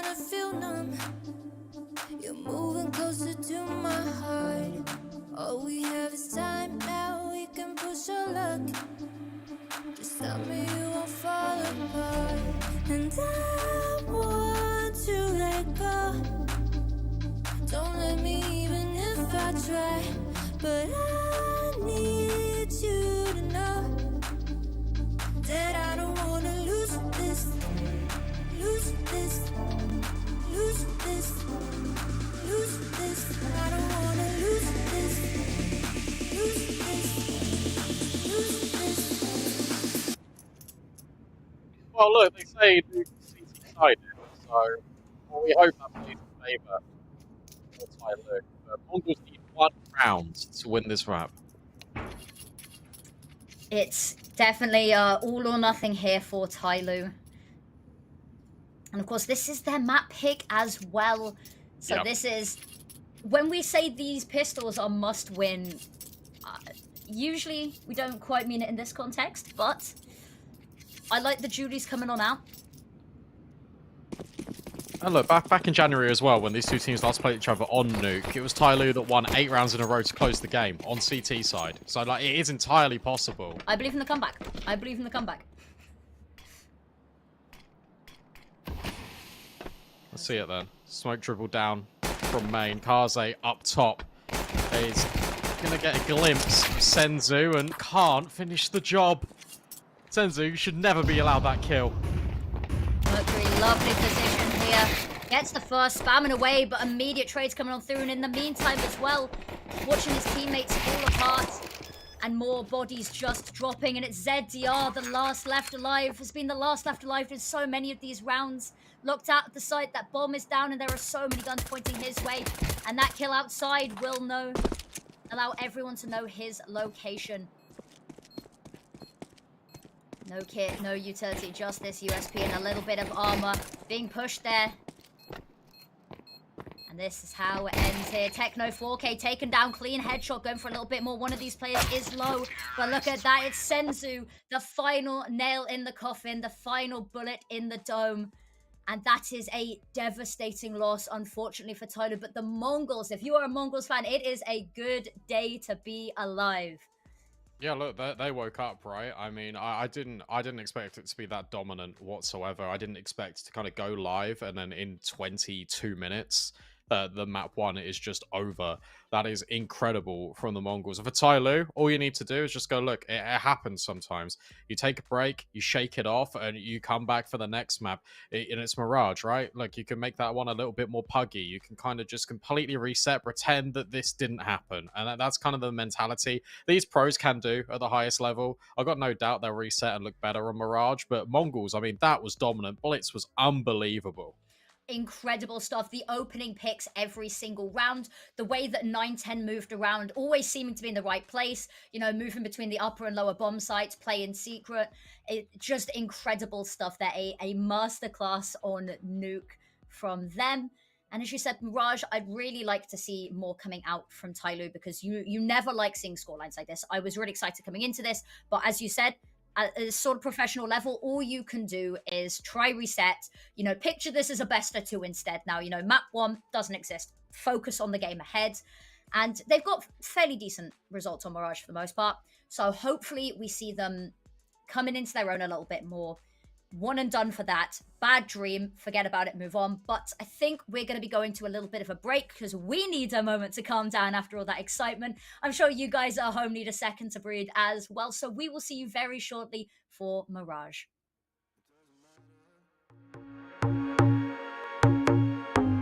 We seem too young to understand, for the better.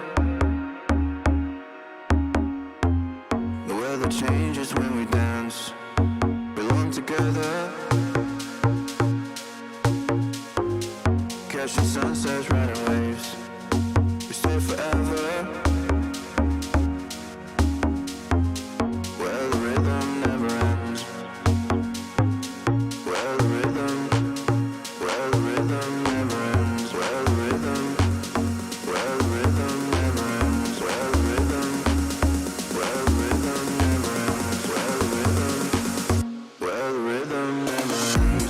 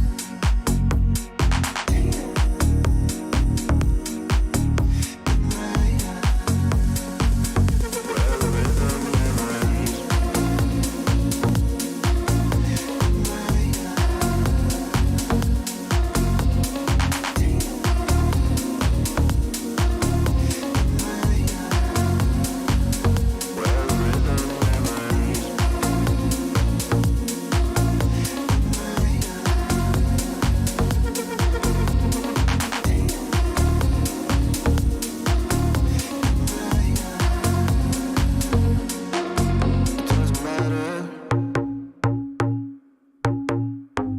We seem too young to understand, for the better. The weather changes when we dance, belong together.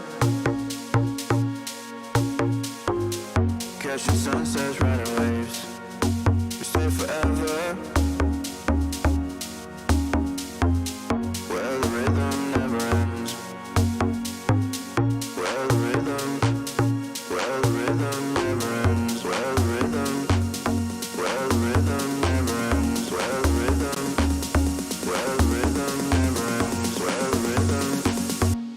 rhythm never ends.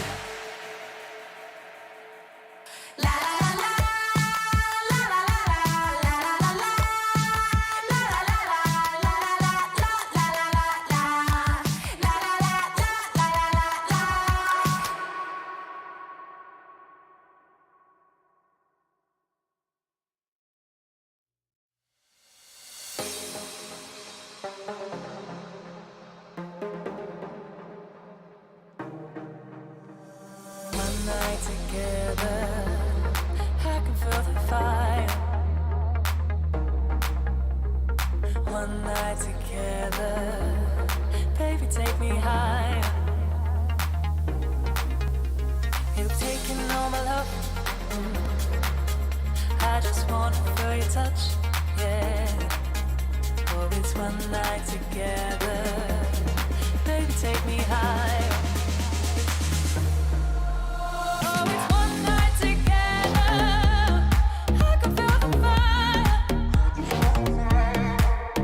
Oh, it's one night together, baby, take me higher. You're taking all my love. I just wanna feel your touch. Oh, it's one night together. I can feel the fire.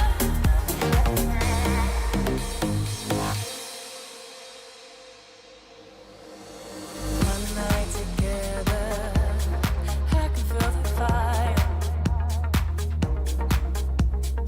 One night together, baby, take me higher. You've taken all my love. I just wanna feel your touch, yeah. Oh, it's one night together, baby, take me higher.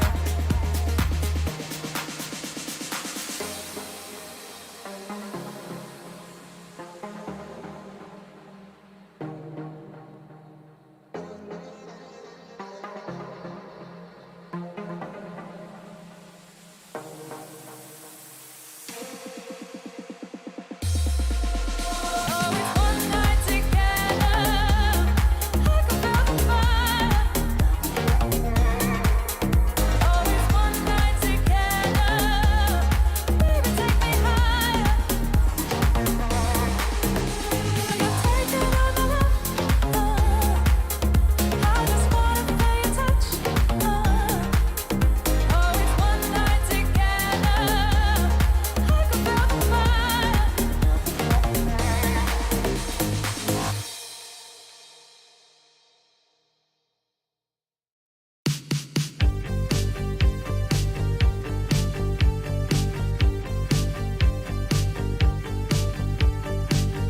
I can feel your touch, even when you're not here. You mean more than much. Make me see clear, and I can breathe the air. You're my favorite song on the radio. All of me, my spirit and halo. You're my comfort, my rhythm and blues. You're the headlines in the morning news.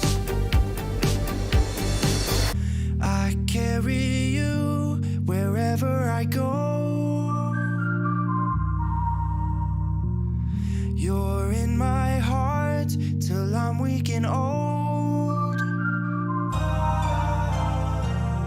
I carry you, you brighten my soul, making me glow.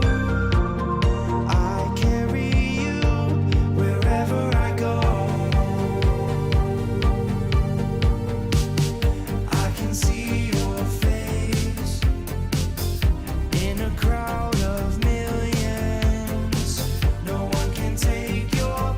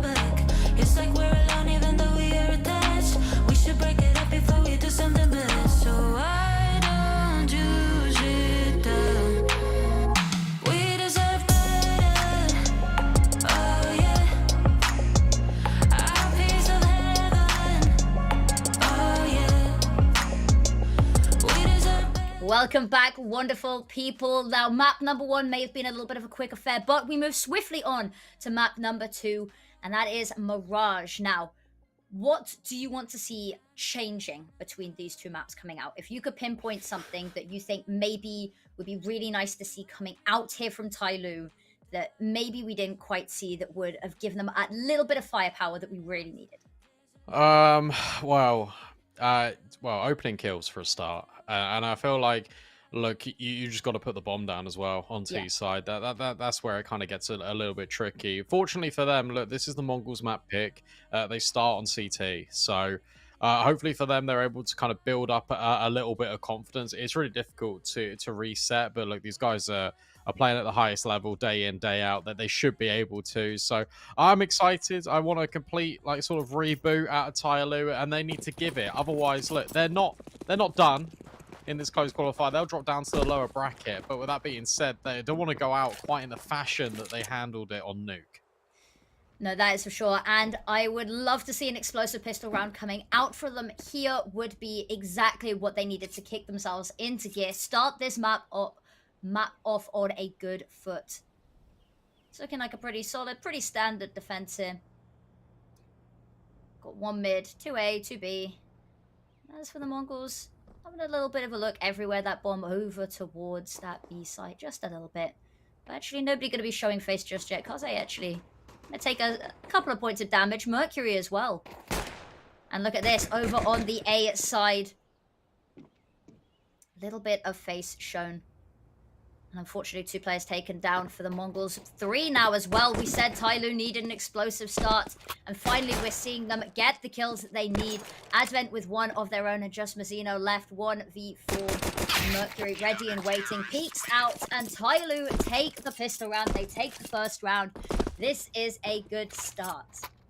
Yeah, much better. But that pistol was a little bit interesting from the Mongols. They were just trying to see what they could find all over the map. And instead, they just walked straight into the crosshairs of these Tyloo players. Mercury at the helm of all of it, locking down A, even accounting for the flank as Blitz was boosted in the window. It wasn't Blitz, sorry, Blitz was taken out towards ramp, but player was boosting towards window. I think it was Techno. Gets removed immediately. So that's a good sign. All bases accounted for. Round secured as well. Flashbang, perfect, set Mercury up for success. And if he can start showing up some form, that's exactly what the doctor ordered for Tyloo. He wants more. Absolutely. And what he'll get is, unfortunately, a bullet to the head. But Jamyoung, there we go. Somebody who was a little bit absent from map number 1. Now getting a big kill. And now the Deagles whittle down to 2. Blitz and Senzu, they're together. They've got the bomb. That's a bit of a saving grace here. Other than that, not much working in their favor. Mercury, actually, if they can take them down whilst that player is rotating, ticket, but unfortunately that little bit of time that they had is now lost. Kaze with the FAMAS gets the pick, and Blitz fires off the bullets. They know where he is. Mercury gonna take him down.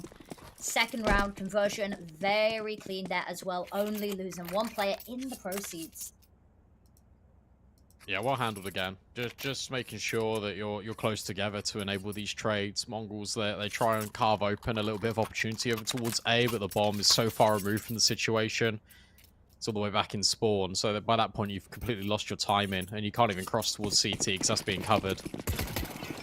So a good response from Tyloo early out the gate. Limited utility. Look at the weapon prioritization out of the Mongols. They just want to fight this. Blitz charging down middle. Jamyoung immediately removed from the round. Blitz, those opening picks, we talked about them being absolutely impeccable on Nuke. Gets the push, is traded, however, here. But Advent, 2 back-to-back, it's absolutely perfect to make clean house. 3rd round in a matter of seconds there. And Tyloo, this is what we wanted to see over on map number 1, and luckily this is what we're getting to see here on Mirage. Yeah, Mercury's doing everything. Blows open the smoke at jungle, gets the trade, and then flashes on towards the A bomb site so they completely overlook Advent. And he just sits there and collects his hat-trick quite happily. Mongols receiving the same treatment that they were dishing out to Tyloo in map 1. And again, lack of bomb plants means lack of money. Has to be another one of these set plays straight out the gate. A looks like the destination, and you've left the bomb in spawn. Yeah, I think maybe a little bit of a faux pas there. They've got to collect it. But in the meantime, Advent's had a bit of a jump up, has spotted a couple of players as well. And now, so many people ready and waiting. You can see that no one's mid. They can see that no one is apps. They hear nothing. They must have an idea that everyone is stacked on over towards this A site now. Resmoking towards mid will keep the forces here for at least a couple more seconds. But as soon as you see the smokes rain out A, you've got quick rotates. The thing is, you'll be stuck just behind that barrier of utility. Advent needs to hold on and needs to make sure that he just buys enough time for the team to come in. Gets one taken down. Techno with that kill. And the smokes very much locking them out here. They run out of utility. However, this has to be done dry. 9-10 planting the bomb. We talked about them desperately needing the bomb plants for the money. There it is. A bit of time to maybe set up into a post plant. The trade's looking pretty good, but the health not doing so good itself. Mercury gets one. Kaze and ZDR, and they're all dead. It's just funny, like, they didn't expect it to kind of come in that quickly. They're worried about another player, but no. Guys, you killed everyone. Really well handled when it came into that retake. It was just instantaneous. The CT guy bails out Mercury, so the rifle can't be picked up. And that's difficult for the Mongols. They grabbed the kills, but the rifles just couldn't be scooped up. So you're still ultimately just only on pistols. Made it a lot simpler for Tyloo. Back on the guns now. Back with the AWP for 9-10. Incredible with it on map number 1. We need to see it map number 2 as well to break this little bit of a lost streak that they have going. Senzu. A lot of smokes in mid. Gonna be problematic for both teams because they boosted up here. Having a little scope into apps. Senzu now gonna take that mid control now that the Molotov has finally worn off. Techno here. A lot of help from his team. Ready and waiting. Flash has to be good. Forces off the angle. And look at that. 9-10 peeks round the corner. Winning out the battle of the scopes. Look at that. Keeping an eye on Catwalk. Making sure no pesky visitors come knocking. And Jamyoung pick onto Senzu. That's a nice one. And that bomb actually retrieved, taken down, and Advent with Mizzino. That was that little bit of a contingency, that little bit of a lurk. And now they can focus all their attention on this B site. Yeah, ZDR's in a really good spot to potentially shut down any aggression. It feels like Mongols want to take space, though, beyond the bomb site. They'll do exactly that with the flashbang. Can't see a thing, can Techno, but he's still able to line them up and knock them down. 3-on-2. This swings back in favour of the Mongols. Advent peeking, but not grabbing the kill. It should be around knocked up for the Mongols. Jamyoung will just have to try and save. Techno is doing insanely well there. 3 kills, all of them very vital there. You said wanting to take space. I expected maybe one, then the trade. The fact that he manages to get the transfer and get both as well. Jamyoung just left with nothing to do here but try to keep hold of this AK. And I think we'll have absolutely no issues in doing so. That was another thing we saw over on Nukas. Even the rounds that they were losing, there wasn't any opportunity to save. And sometimes when there was the opportunity to save, they'd maybe go have a cheeky look for an exit and be taken down. So weapons being saved over didn't really happen at all.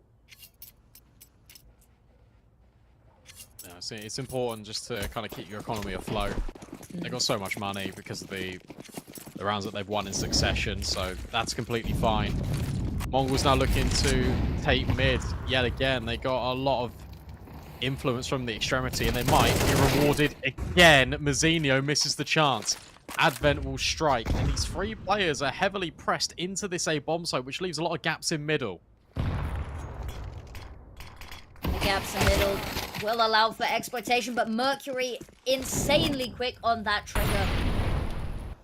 And Blitz stuck between a rock and a hard place. Smoke in one direction, bomb stuck in the other. Does manage to push forward, but taken down once again by the likes of Mercury and Advent here. Spots Techno, loses that duel, however. But have they already done enough, Tyloo, here? Mercury peeking, and it's 9-10, gets the kill. Has to be careful. Here's the orb with Kaze and knows that maybe that's not the way he wants to poke his head. Good push from Jamyoung. Rather than going through short, he actually is already just initiating a quick flank. So even though 910 can put this bomb down, they're going to be hard pressed here. The Mongols, they've got to be aware that this flank is potentially incoming, and with so much disruption being put on that bomb site, 910 being burned alive as well. Jam Young, this flank is everything. Is clearing out slowly. They're going to walk directly into 910 there. Kaze, sorry, and Techno gets one. They know where he is. There's the flank activated and lethal. May have taken a while, but patience is a virtue, and it's a virtue that pays off tenfold for them. As the Mongols, it's one and done on the scoreboard there, not able to find any sort of momentum or any sort of rounds consecutively. They are making it competitive, though.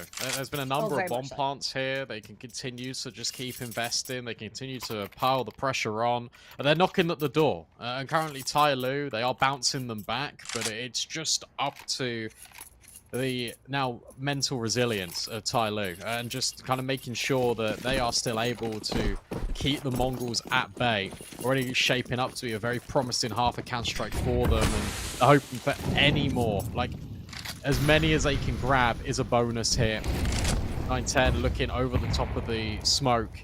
Not finding any fights in connector at the same time. Techno just about dodges the flames. And Mercury, who's been such a nuisance in this map so far, already naded off the angle. Oh, that Techno, one bullet's all it takes to stop ZDR having a little nosy.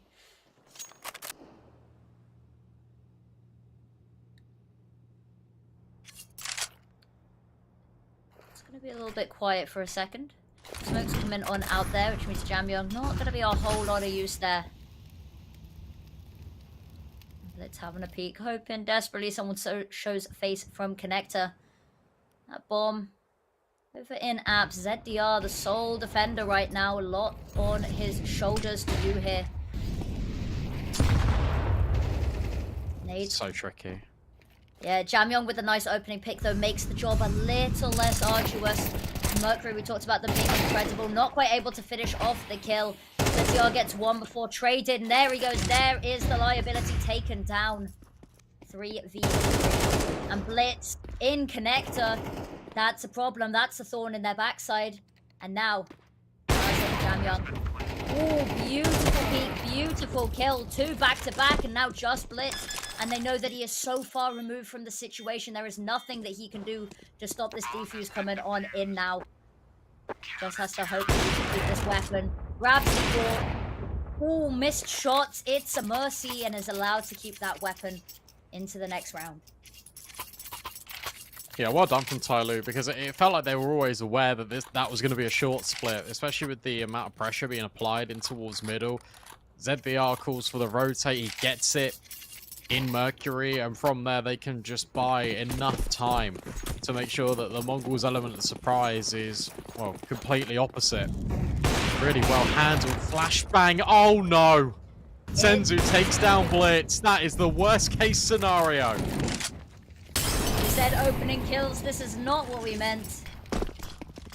And now look at them. They are all pointing their gun barrels down connector.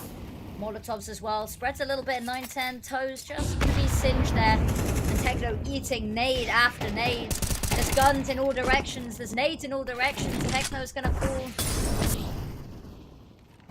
Hello. Mazzino. Cheeky ban.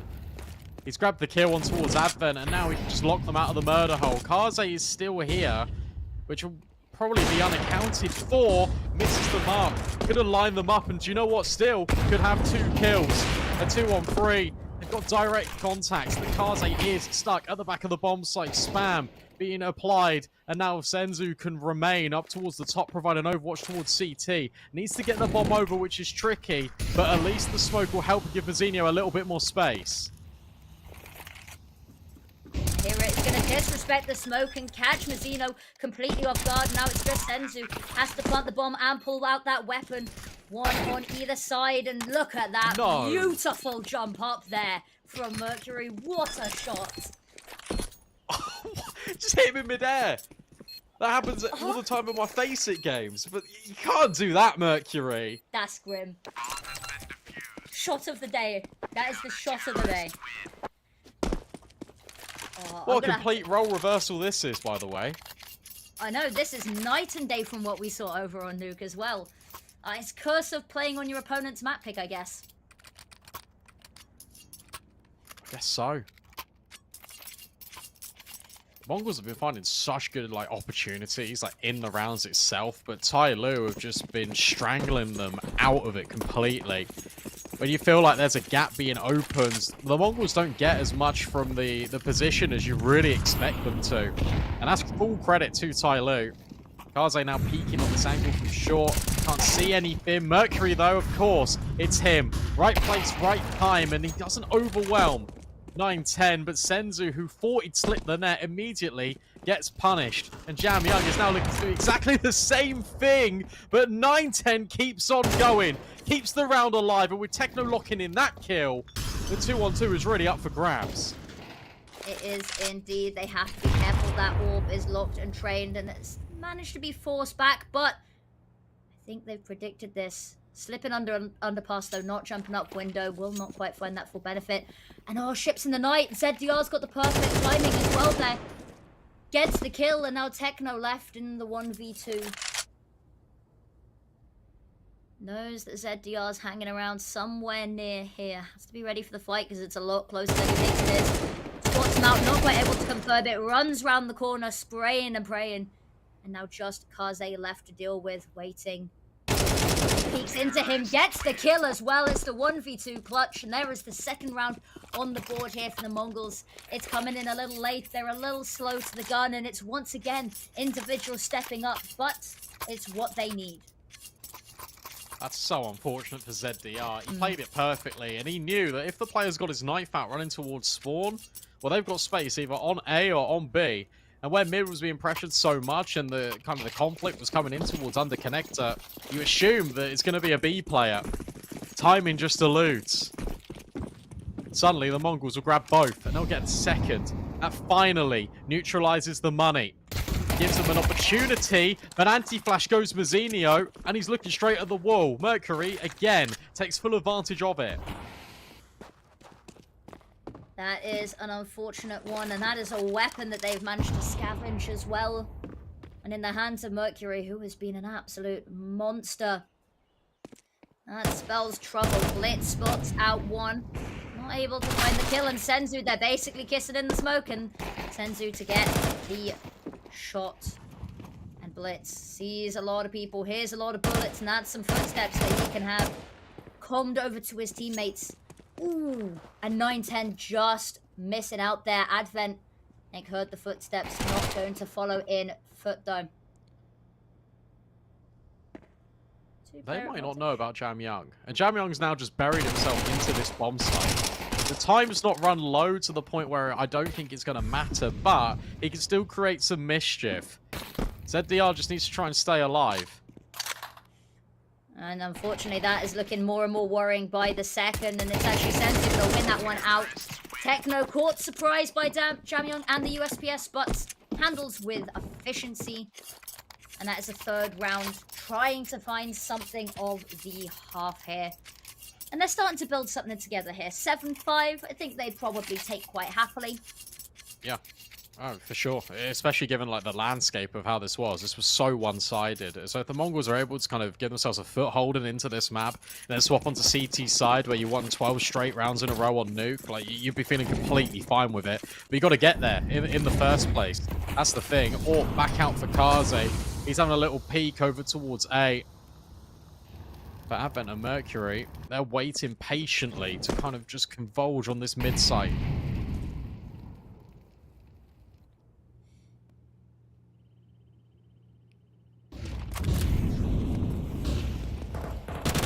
Control finally coming into effect there. Mercury gets the first. You can hear Advent struggling a little bit there, working there. But still gets the kill. Mercury, another one. This Tyloo team, they're fed up. They lost 2 rounds in a row. They've had enough, and Techno left. Good in the clutch, but not allowed to even entertain the idea for a second. I really like this out of Tyloo, and this is exactly what Rare Atom were doing to the Mongols in the first best of 3, and that is not waiting around to kind of give Mongols sort of any opportunities. They're just taking the fights. Mercury is just feeling it right now. 17-6, he was the one that pushes mid. He's the one that then resets and gives out support towards short, doing everything to drive his team over the line, and it is working out fantastically. Had a great series against Vision, looking to replicate the same here on this second map. Flashes over the top, but no one is home for Tyloo. Instead, they're invested in A. They're gonna have to be careful. Xeno in a world of trouble here. And there we go, taken down all 3 bodies here, but only one needed. Mid very much under the Mongols' grasp, but both of these sites, iron grips on them. Molotov gonna hold off Techno. Spots the jump up, gonna eat the nade in response. Once again, things gonna quiet down, and I'm gonna back away for a second. That's brilliant. Tyloo, one thing they've been doing an awful lot, which I've been noticing, is just blowing open these smokes. And this time, they knew they were never contested mid. So notice how they haven't blown out the murder hole. And Mercury sees the gun barrel protruding over the top. He's able to grab another kill. And ZDR with one more. 9-10. 1v5. And, well, I don't really think that is happening. We'll miss the shot. Should be Tyloo up to 9 rounds here on their CT side. They just need to lock in this kill. On towards 9-10. He creeps around the corner, tries to get in the elevation. That's a fantastic shot. But it comes at a big cost of his HP bar. 9-10 with one more. But he can't get it done. It's Kaze on the other end of things. Tyloo take 9 as they end their CT side campaign on Mirage. Why you heavy-hearted? Cut the silence, talk to me. Release your mind, get what you need. Easily, we've been falling in disbelief. I think I'm ready for another try, but this feels like the last time. So why did you say goodbye?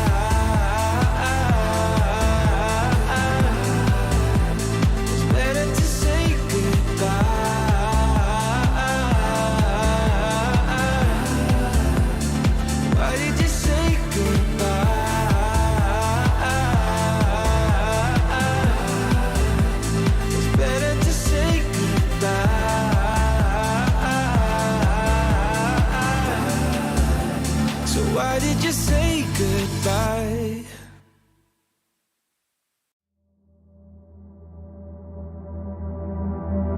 Is it wrong of me to think of you all the time? Even though I'm with somebody new every night, and I pray.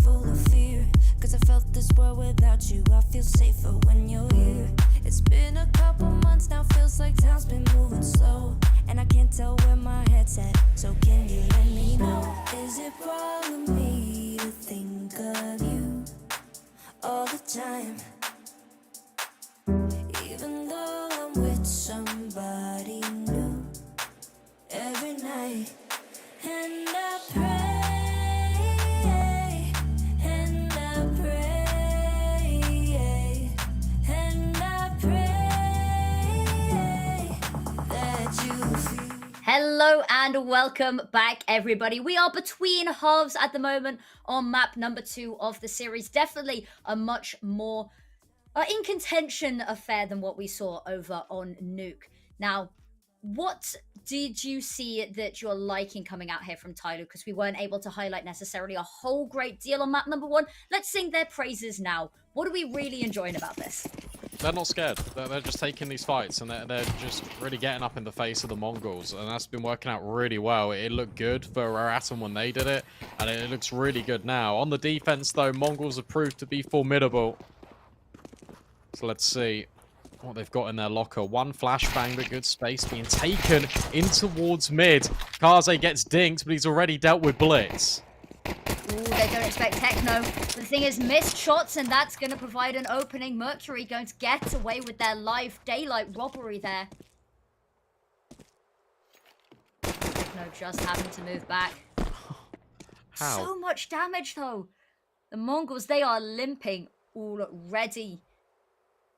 And Tyloo, they are pushing on that B-pop coming on through here. Techno may be able to atone for his earlier mistake. Gets one, gets the second as well. Mazzino has come on through in the meantime. 2v2. Both of these players low health, but look at that. Mercury, the menace of half one, coming back for more. And Senzu, full health, both of these players low. This is the perfect proving ground for him. Here's the jump in. Spots the head, immediately dinked, and then the peek out from Kaze as well. That's a 10th round, double digits to Tyloo, and a bomb plant at the end, just to put a little bit of a sprinkle on this cherry sundae. Full credit to Kaze, because he jump spots that, and that's what gets the info for Mercury to instantly lock onto that window position. Grabs the info even on 2 HP. Well recovered round from Tyloo, because it felt like it was slipping through their fingers, especially after that double kill from Techno. But it's them that hold on. It's them that are right in the driver's seat, and a force buy for the Mongols. They feel like it has to be this. It has to be now. Of course, who else but Mercury leading the charge out middle with his troops. Flashbang goes over the top, but Senzu can't capitalize upon it. Even at the second time of asking. Cool adjustment, but it's not the kill conversion. Blitz having a little nosy down underpass, trying to see...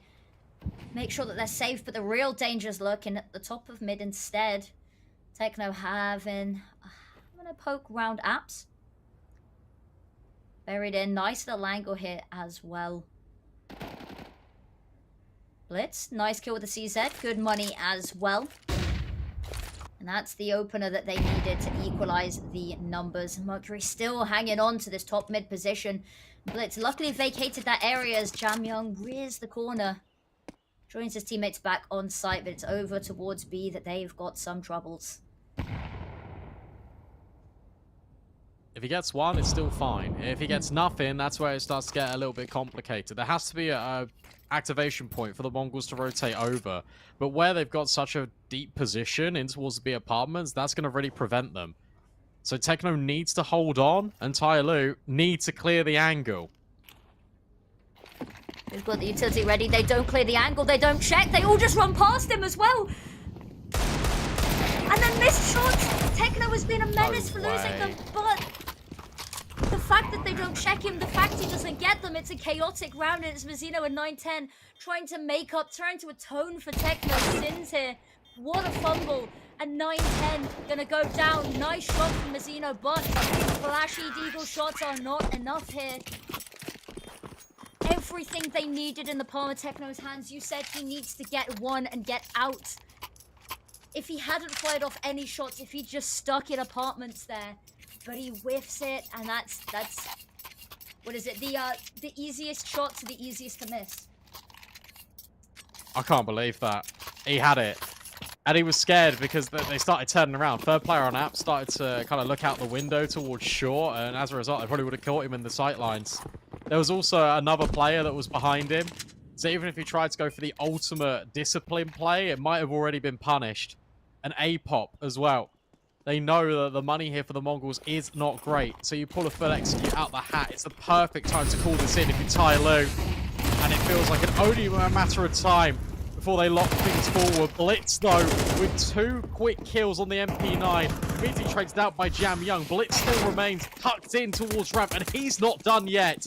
Another kill locked in with the MP9. Upgrades to an AK, and the Mongols are holding on for dear life. They are. Kaze and Advent, they will have something that they want to say about that. You can see that bomb being held very close to the A site. They're not sure whether to retreat, and unfortunately he's got a little bit of a problem coming in from behind as Blitz pushing through Palace.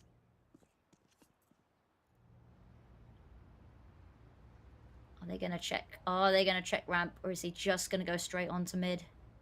Nope, he is coming. Kaze, the only way is forward, but all of the pressure in front has now been alleviated. One good check back at the right time, and that would be that. Does check back, but Blitz is faster. Pulls the trigger, takes him down, and Advent left alone here. 1v4.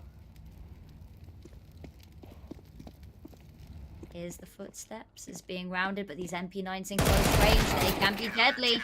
And the trade immediate and lethal. That is a 4th round here. 11-4. You know, it's not at the half, but you know what they say about 11-4. Yeah, maybe in go. Yeah. But look, what an ace from Blitz. That was all of That's them. an ace. Yeah, he gets the full house. And now no money for Tai Lu. Maybe that's the catalyst. That's what it needs to be for the Mongols. Tai Lu know this all too well. They want to get rid of this momentum immediately. And Advent's dropped an AK, thrown it over to Jam Young, so the intent is very much clear. They're buying into this. First stage loss bonus, it makes a whole lot of sense, but at the same time, you haven't really got the money and the funds to play with it. Give it to Mercury. I think that's the idea.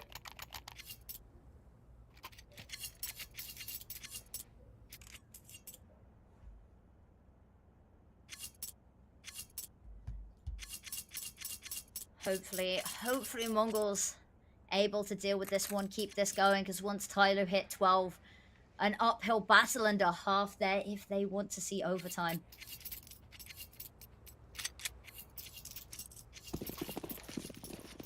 Let's see it then, Tyler. What have you got? Or the Mongols got a trick or two remaining up their sleeve. Orp out for 9-10 as well. No smoke in towards the window. Gives Blitz full reign. Just have a poke and prod towards Connector. Doesn't want to get too far advanced up middle. But is on a timer. Because of ZDR located under pass as well. Mercury with this saved AK. Waiting. But not finding. At least they've got good mid space here, Tyler. That they do. But have to be able to use that mid space that they have taken to its full effect. They are on a weaker buy here, and actually gonna pull back a little bit. Head over towards that B bomb site. Even Mercury here. A little bit of a contingency as well, with the backing of ZDR.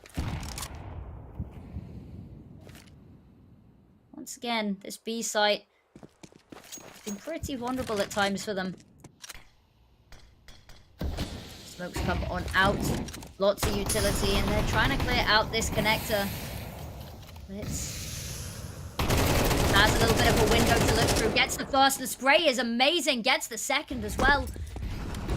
And now as his teammates burst forth from Apps, the Mongols trying to stop them. The pistol's not able to find anything. Senzo, Techno both getting one of these. Jam Young trying to keep this going, but it's Senzu closing the lid on round 16. Fun idea from Tai Lu, putting a lot of pressure in towards Connector. If you grab that space, then not only does it make the short cross easier, but it also keeps players from Mongols on A. Which was the intent, but it gets shut down by Blitz immediately, and he's now skyrocketed to close the gap when it comes to kills with Techno. Important round. The fact they only get out of that with limited casualties is perfect. And that was a force investment, as we mentioned, now for Tai Lu, so it's an eco. And the Mongols are slowly, step by step, building back into this game. This map and this series, it is not done yet. Not in the slightest, especially when Blitz and 9-10 are hitting shots like that as well. Senzu going to be finishing it off. Actually, 9-10 gonna steal away that final kill with the pistol. And it's against an eco, but it's quick, it's snappy, it's a change of pace. And it's exactly what we need, as you said, to keep this series rolling. Tell you what you need as well. It can't just be the Mercury show. Even though it is 11-6 right now, Notice how 910's now getting involved with multi-kill here or there. Blitz is performing and giving up multi-kills. There's a number of players on this Mongols side that are now contributing evenly. This needs to be the case with Tyloo to close out this game. Yeah, Mercury 22-9. Insane scenes.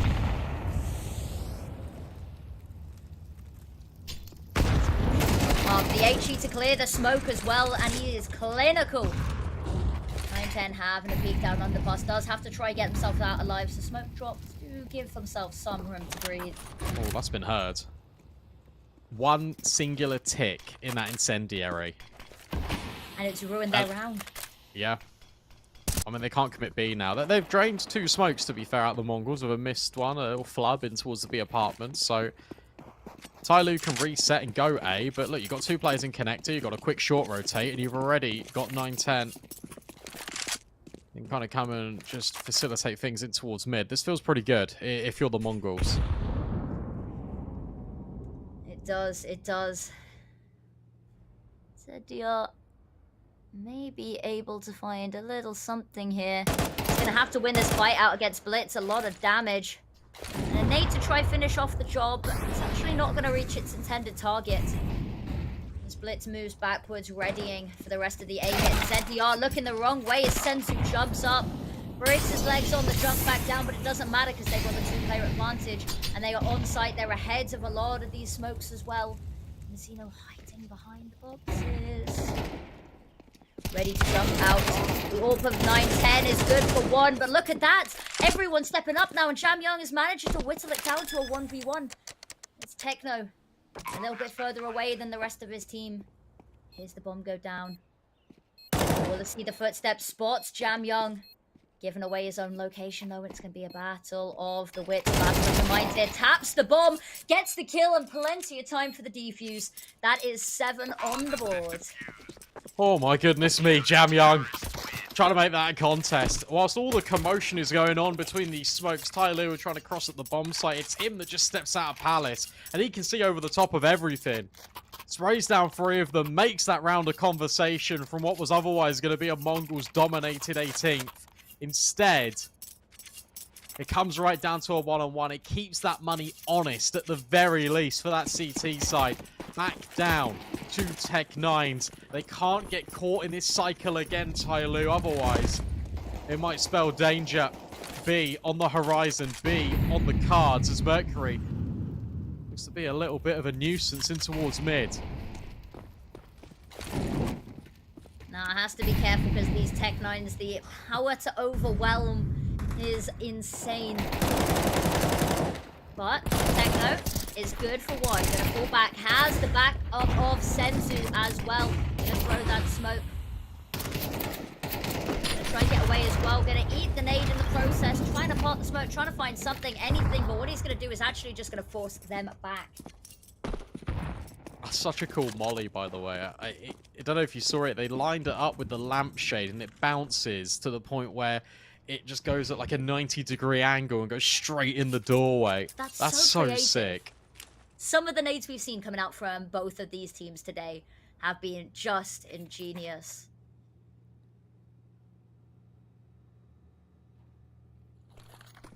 So having a little look.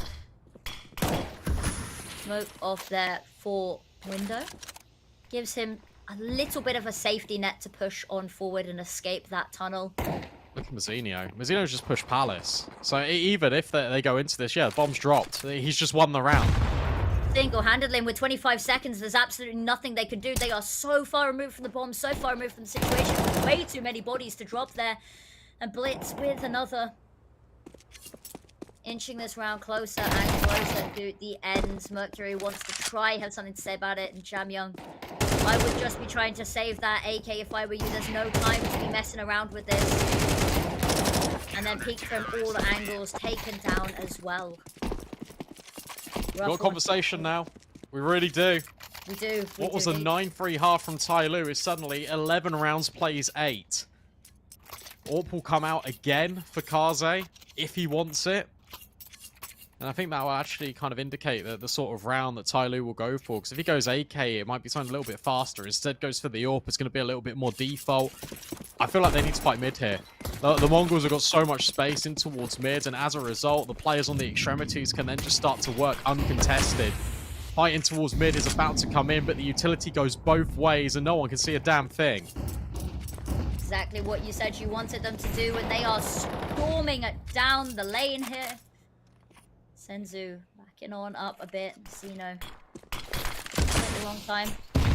Not sure whether to get ahead of the smoke or not, and Mercury just missed the jump up to ladder him as that smoke fades. That's a lovely position to have there if you're Mazzino. Mercury taking down Techno. That's a big kill to find.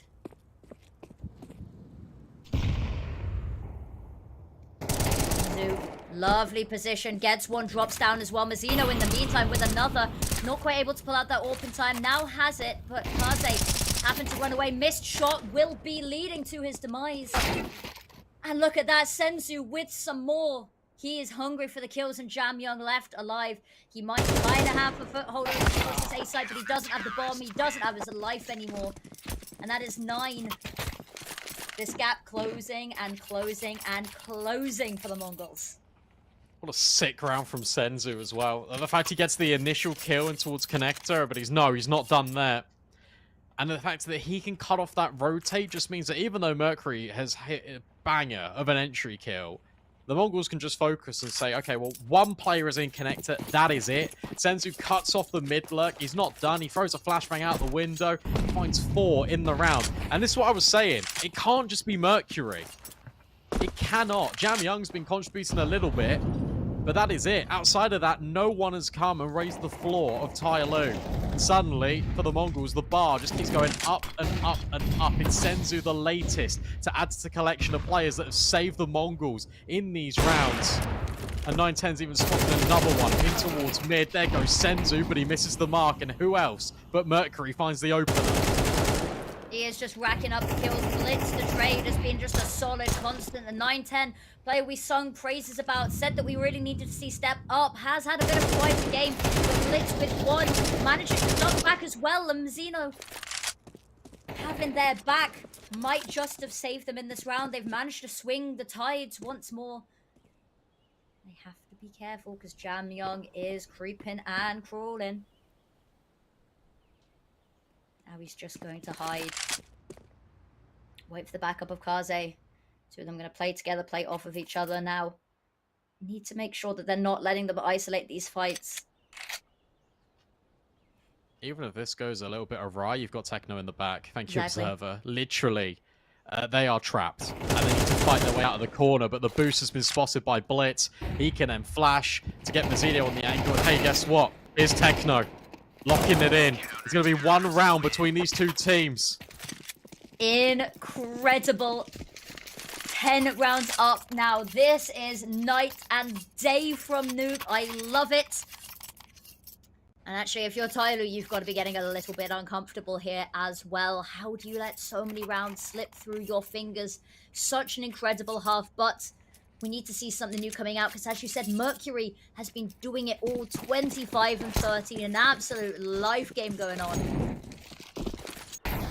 But other people needing to do their part as well because it's starting to slow down. They're running out of steam. Back to a set play. Rather than defaulting, straight to the A execute. And this is good. It involves a lot more players very quickly. 910 on the angle needs to be pushed off, and that creates a gap for Mazzino to be exploited. Ooh, missed shot there. The flashbang, incredible. Mazzino ducking down into hell there. But Blitz taken down in the meantime. 910 caught out as well, and Jam Young taking this round, this site by storm. Techno going to give away his location, not quite able to finish off the players with that HE, even with the low health, and now 2v4. Parting the smoke, but it's not quite deep enough to do the job. I think maybe they just call this one off. How on earth is Mercury alive through both of those nades? Just slightly missing. I honestly felt like one of those would clip him. Instead, they are still going to give this a look in because any damage here is good damage and they can still reinvest. Here the Mongols, nice shot from Techno. The molly will deal with Jam Young, surely. And I'll tell you what, there's still a conversation piece to be had. They can get on the bomb here, potentially stick it. Techno's going to try. It doesn't quite happen. But they kill 4 players in that attempt at the retake. Not quite Kaze at the very end. But that's going to make things difficult. Not only for Mercury, not only for Advent, but they can't have all of this utility. It has to come at a compromise, whether it's the weaponry or whether it's the forego of util. But now they've got 2 chances to force us to Inferno. 2 opportunities looming over their heads here. And that's the first round they've got in a little while now, and they need to be able to piece something together off the back of it. But the money off of so many strong rounds is good enough for the Mongols to buy right back here as well. They have no easy task ahead of them. If they can make this round expensive, they make it a little bit easier for themselves if this goes to, of course, 12-11. But again, they need to win this out right now, or they have to at least make it very expensive. Yeah, that stops 7 rounds in a row, by the way. That was 7 in a row is crazy scenes, which is actually, I think, what we saw Tyloo get at the start of the map, wasn't it? They got, is it 7 in a row? 5 in a row. They had a crazy round streak to start off this map. Oh, they're going back to the scene of the crime. They want to go for this again, and this time you've got a double layer in. Blitz is here as well, and it forces Jam Young back, and it might cause Tyloo to reevaluate. However, they've dropped these smokes. The flashbangs are going to go over the top. They're committed. They're going in. 910 misses the first shot, but it's Blitz down low under Palace, and it's still Mazzinho waiting and lurking in. This is an incredibly powerful position. As you can see, they have decided to pull back, invested so much into this as well. But on the other side, Mongols, they didn't have a whole great load of utility to begin this with, and they've got even less now. So maybe heading over to this B site, maybe that is the play. They've got an opportunity. So much utility to just force themselves on. And Mazzinho, he's going to clear this, and he's going to know that maybe there's many people, but not even able to get a kill. If he'd got one there, maybe a different story, but it's going to fall. And now mid. I like this. Go back A. It makes sense. You still got Blitz, but you're hoping that they maybe rotated off the angle. Crossfire needs to be established here, and it gets a little bit difficult. Advent not clearing, and then the contact from 910 sets Blitz up perfectly. 910 goes for one more. This game is not done. It needs the full 24, unless Mercury can pull a rabbit out of the hat. 25 seconds left. A 1v3 bomb on the floor, so it has to just be this AK. Dealing out straight headshots. There's one onto Senzu. Pulls out the molly, allows Blitz another chance. The Mongols with 1 of OT, Tyloo with 1 of undecided map. We have seen both ends of the spectrum in this series already. And overtime is lurking now, able to buy. It's not necessarily exactly what they'd want here, Tyloo, to defend against overtime. The Deagles, the Galils, the utility's pretty good on some of these players, but on others as well. They're looking very vulnerable to the side of the Mongols. Everything they could need, everything they could desire and more. They want to close this out in 2 maps. They are not done. Now Tyloo, mid once again.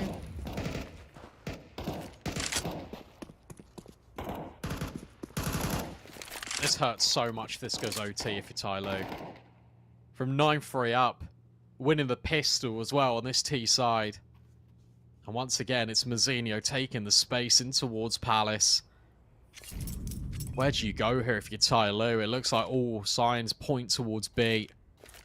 And to be fair, it wouldn't be too bad. You've got Techno here on his own. You've got Senzu in close proximity in towards short, but these rotations are very far away.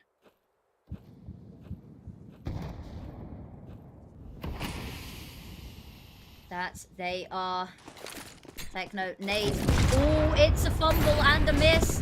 But he's still alive for now. Senzu with the opening pick, and they haven't actually cleared him there. He's still alive. He gets one. He's being mollied to Kingdom Come, desperately trying to stay alive. The smoke saves his life just in time as he gets away. Mercury with another, but Blitz. Immediate trade into the 4.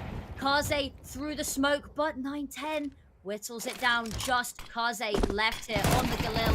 Final smoke done and dusted and taken down by Blitz. We're going to overtime. Oh, that's painful. That is very painful if you're Tai Lu, because now you've got to pick up the pieces. You remain on your sides in OT. So Mongols have just completed this remarkable comeback. They've just gained 9 rounds out of the last 10. And suddenly you've got to just remain on the attack if you're Tai Lu. The only thing that's worked is an A play. Maybe they try that again, but you know, it's a difficult one here. Very much an incredible start to them, and maybe their saving grace is that CT side of overtime. They played so well on their own. That T side, it's just not feeling anywhere near as cohesive. They're not winning out these fights, and the Mongols, just incredible stuff.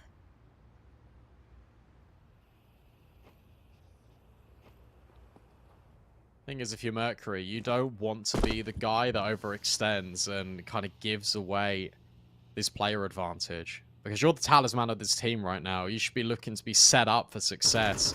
Has been enabled that with the flashes from Advent in towards mid, but outside from that, there's no real space that is here. ZDR is just trying to help out, but the smoke's raining in. Tyler are trying to get a reaction out of the Mongols, and they do find it. Techno goes searching in ladder. Kaze finds Blitz. This is much better out of Tai Lu.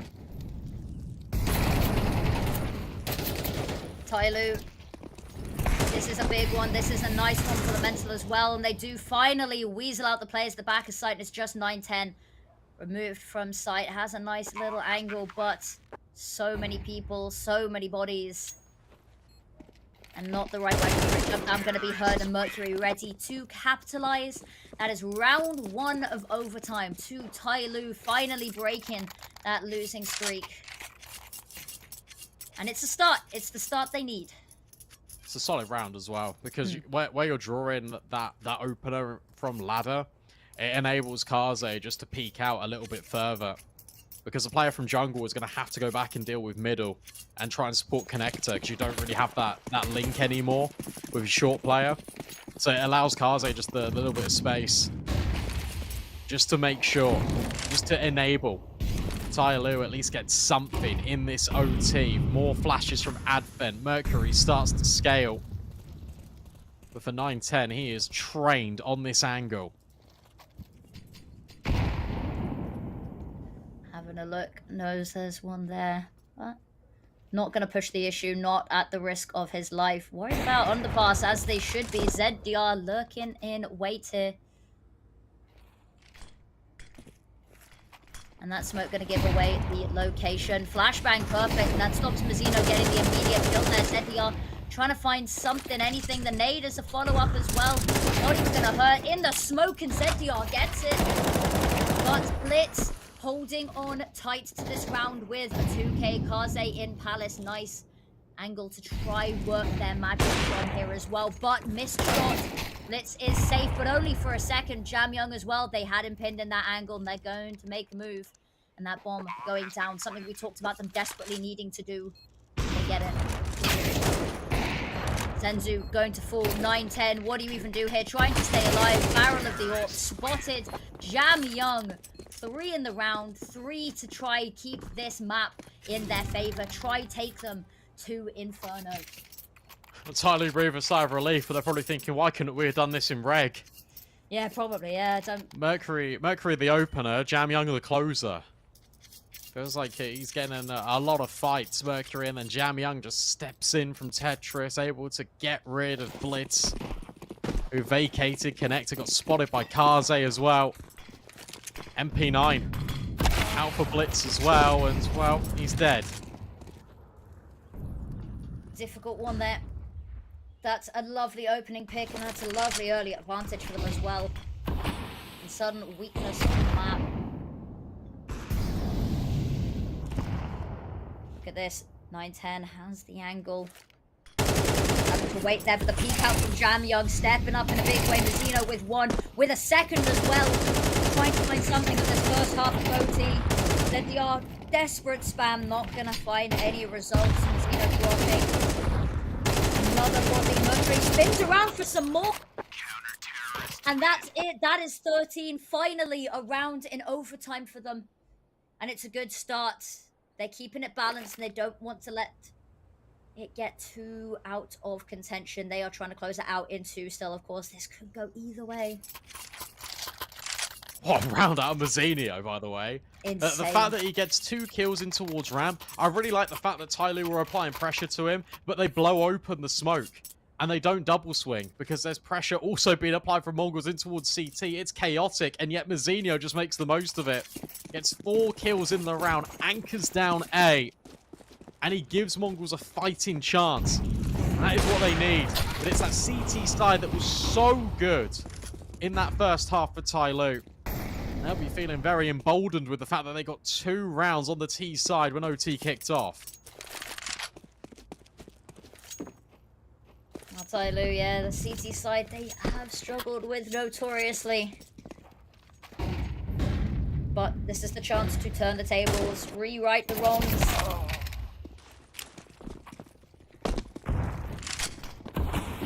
Now Techno leading the charge here, Swap one dancing behind the arches. Can't get it done with either the gun or the Molotov there. 9-10 to find some sort of response, and Mazzinho capitalizing off the back of it, going for some more as well. ZBR trying to keep this competitive, and it's a 2v2. Mercury has a lovely angle. But look at this position here. 9-10, they don't check him. He gets the kill, he scoops the AWP back up for good measure. And that's 14-14 tied up once more on the scoreboard. That's on Mazzinho once again, by the way, because it felt like Tyloo had got them contained in towards apartments, and the Mongols just needed to alleviate a little bit of pressure, and they do that through Mazzinho in mid. Finds the kill in connector, knife out, runs round the corner, ensures the trade at back sight, and from there just keeps on going, and that allows 9-10 the position just to hold that flank, just in case. It works out perfectly. The Mongols equalise yet again.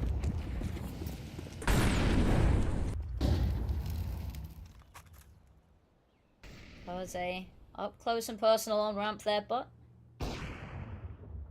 nobody coming home.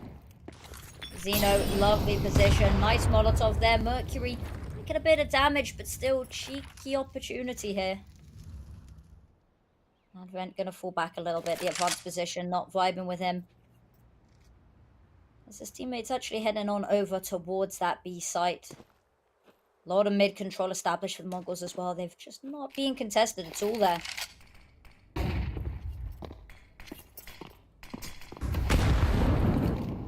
It's a good fallback, but actually, they're not content with it, Tyloo. I thought they would have rotated another player, but they haven't whatsoever. So it will be this commitment. It will be these B defenders just put to the test. Blitz also smoking off top connector. That locks off, rotates.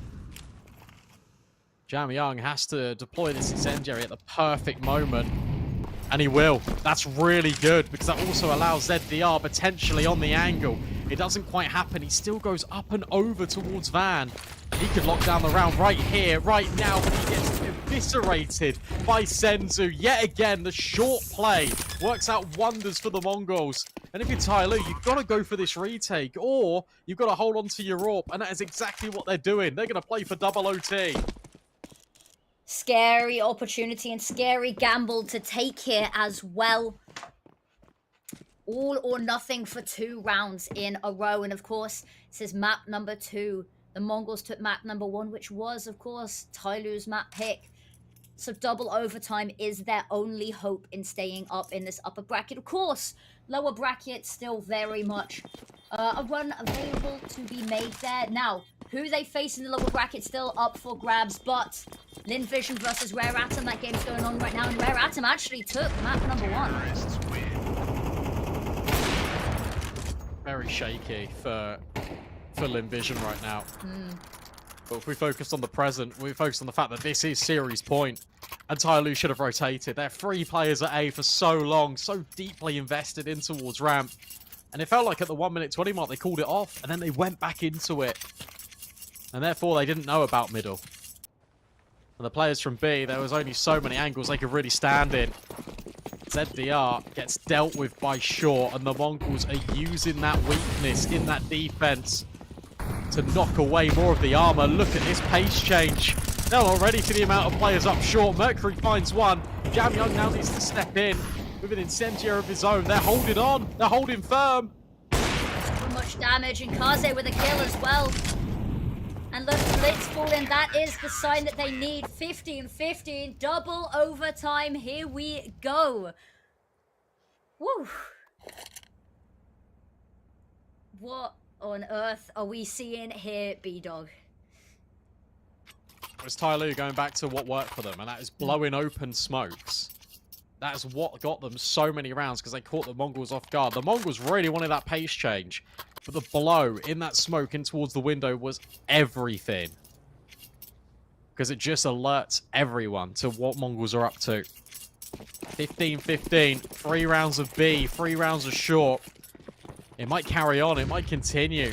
Because apart from that fast round, they were having a lot of success there.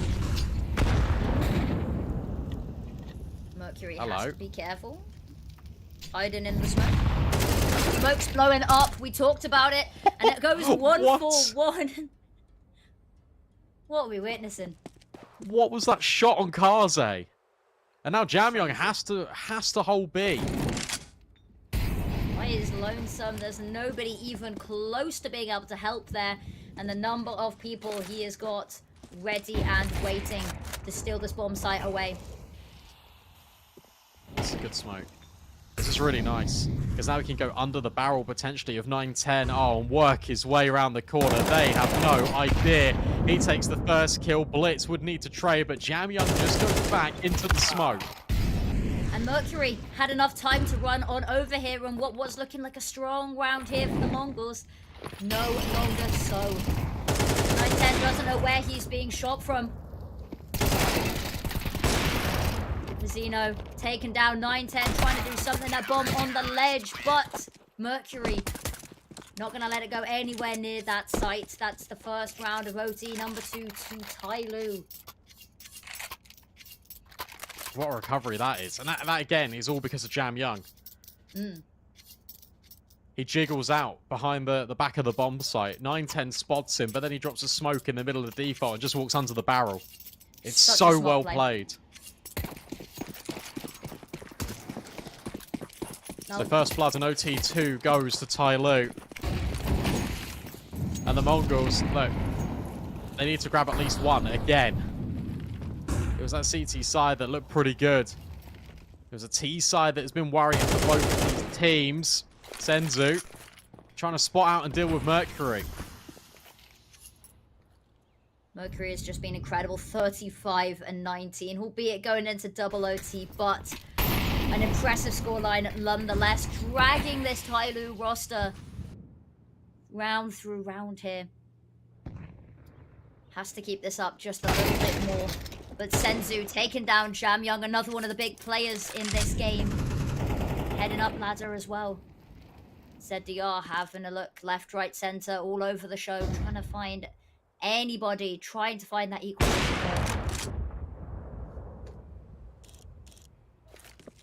That's a great kill. Because it felt like everyone from Tyloo was rotating towards B. But we have then in ramp, you've also got Mazzinho in Palace. And because of this, they can reset. Kaze knows that Senzu's in jungle, but Advent is the fly in the ointment here potentially. That bomb, if it makes its way through connector, it's fine. They're trying to get it through connector. They're trying to have a look. Advent, though, lovely position to cause some chaos here. Zeno, footsteps will have been heard. Has to try to win this fight out. Does indeed. Teammate is going to plant the bomb in the meantime. And look at that, Senzu with a double. It's beautiful. It's incredible. And it's the 16th round. They don't want to let themselves lose this advantage. They don't want to have to fight back for it once more. They want to try take the lead. Good diligence. Really good diligence there from Mazzinho. He's the one that's walked through Palace. He knows that ramp's a gap. And he just makes sure that Advent can't get up to any mischief, especially with 20 seconds left. Tyloo try and blow open these smokes, but this time it's to their detriment. Tactical timeout called. If you use all 3 of them, you get 1 throughout all of overtime. Tyloo call theirs now because they know how important it is not to give the Mongols 2 rounds on this T side. Yeah, give them an inch and they'll take a mile, and they've got to desperately not let that happen. But it's nice to see the timeouts being called. Mongols, I don't know if we've seen them call a timeout today at all. No, they have. Have they? They've not called very many of them, have they? They've been pretty head down, try to get the game going. But yeah, that's scary because they could go 4 or 5 overtimes and you're only allowed 1 timeout. I like that it's being used here though, trying to close it out before it gets too strenuous of a task. Of course. 19, the new magic number. It looked like for a sec, oh, they were trying the fast play again. Instead, it's double nades and mollies. Jam Young cut down to size. Surely this smoke gets blown open by Tai Lu. Instead, it's a flashbang over the top. Senzu, Jam Young can't see a thing. And it's a team flashbang that enables the Mongols to find the first. That is a faux pas, but they have a chance to bring this back and not let it define the round here. It's definitely not a good way to start, but they continue on. Advent position here. Techno still having a look in apps. Just spotted, but the nades so good. The HE grenades today have been impeccable. 9-10, they're moving that AWP back on over towards A. Oh, that bomb is not going Palace, is it? Oh, it is. The bomb's going Palace, I hate to break it to you. Advent's here. Oh, but Advent leaves. Oh, no, he stays. Okay. So there should be a trade here. The issue is, if the AWP goes first, Techno, aware of it, because he's been hurt by that angle before from Advent. This time, considers it and clears it. A 5-on-3. Mongols have got the site. With Kaze going down, no one else is even close there. ZDR falling, and that is 17 up at the end of half 1 of overtime number 2. 17-6, just 2 needed. But then again, 2 needed from Tai Lu as well, just to even drag it to OT number 3. Everything very much up in the air and hanging in the balance here.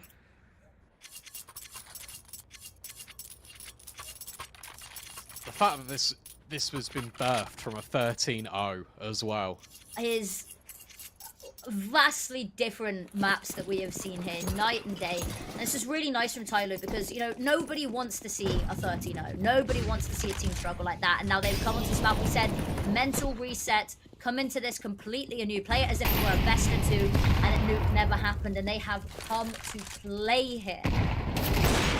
Lovely blown open of the smoke. We talked about it being a Tai Lu strat, and the Mongols turning it right back on its head, and those orbs working magic. 2 of them, 1 of them now going to be dropped, but have they done enough already? Kaze going for even more, and 9-10 missed shot. Mike forces the jump down. 9-10 catches it, switches to the pistol, goes for some more, gets it, and look at that! 4 beautiful kills, and that's 18 at least securing overtime number 3. 9-10. We talked about him saving the Mongols' bacon on more than one occasion today, and he is doing it once again. How's he done that then? How on earth has he done that then? The flick down on the player close as he was looking at the balcony, the adjustment, and then he just pulls out the P250 and just whacks him on the back of the head. Surely that's the final nail in the coffin. Surely Tai Lu can't recover after this. Blitz stuck in middle, but no one wants to fight him. Tai Lu nervy. They now need 2 rounds in a row, and Mercury is straight out middle. Mercury struggled a little bit in these overtimes. Such a front runner coming into them, but just being shut down now. And they have a lot of presence mid, but they're not going to take it. As you said, they're scared. They are sitting on their hands right now. And over towards A, they ponder. Makes sense. This is where they found the most amount of their success stories. But once again, they're faced with 9-10. Gatekeeping them over at Ticket Booth. Mazzinho has always been such a menace up close. This time he's on top of Palace rather than underneath it. You've also got another player in Blitz that can come and support. Mazzinho wants to get close to this smoke. He will be allowed it, but he's full blind. Advent grabs the kill. That's the way to start this. That's the way to keep it going. Techno burning alive here. Blitz being run down as well. Techno trying to find something, anything, but not able to get more than a single kill here. And now Senzu on the orb. There's a little bit of utility. There's a little bit of money. But there's no teammates to help him on out. And as that re-smoke comes on in, fires off a couple of shots. Location known. HE just apart. Some space. Try get away safely. But this round, out of the question. And that means Tyloo, they have another opportunity to keep this series going. To drag us to another overtime.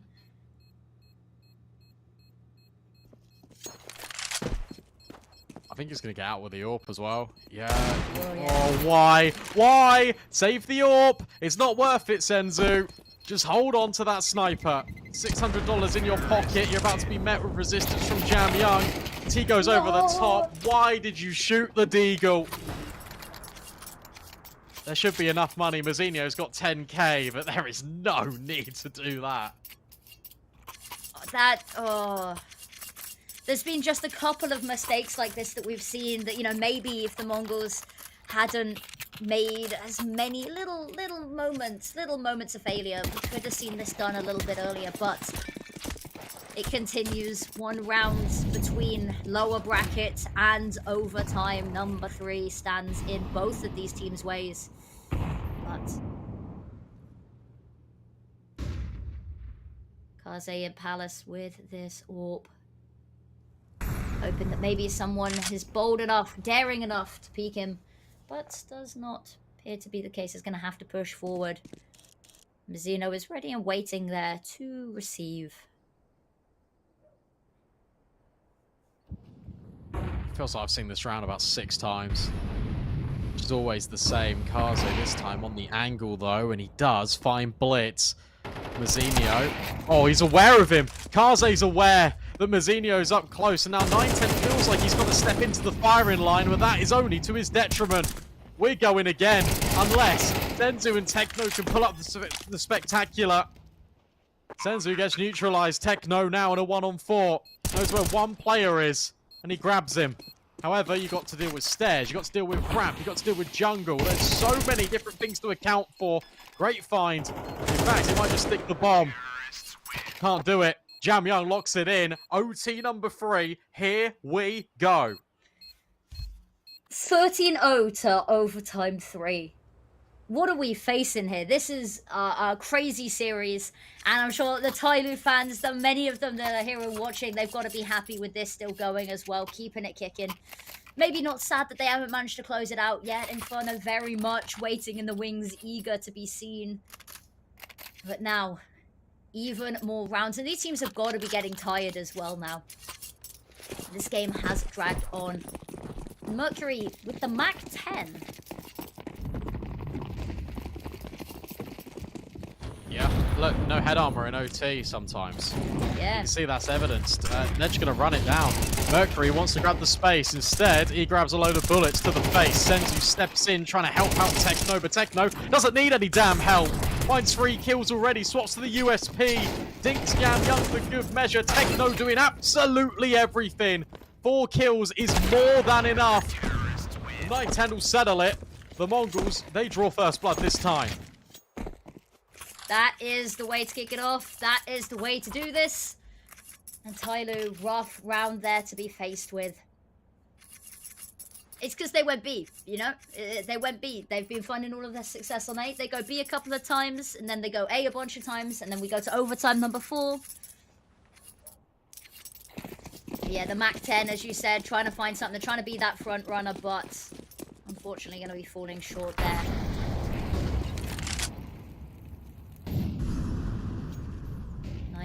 Lovely position up here, and that missed shot from Kaze is going to cause so many problems because that's the opening kick and that's the information and that is everything that the Mongols need for the start of this round here. Mercury, beautiful shots. Has to deal with Senzu though and can't. And in the meantime, we see even more bodies hit the floor. 2v4 here as the Mongols trying to hit that third 20. I was going to say, surely he's not ready for Senzu, but he's actually accounting for it. Holding so close, but can't win it out. So Tyloo reset mid. Once again, it's Mazzinho in Palace who's given all this information over. I can't see anyone. Be careful of mid, be careful of B. That's why Senzu's gone over to reinforce it, vacates middle. And another re-smoke on connector just for 9-10 to peer over the top. However, it's landed a little bit deep. Jam Young gets a lot of real estate, but it's 9-10 who has one click of his mouse. The guaranteed 2 kills. Mongols hit 20. Mongols are remaining flawless.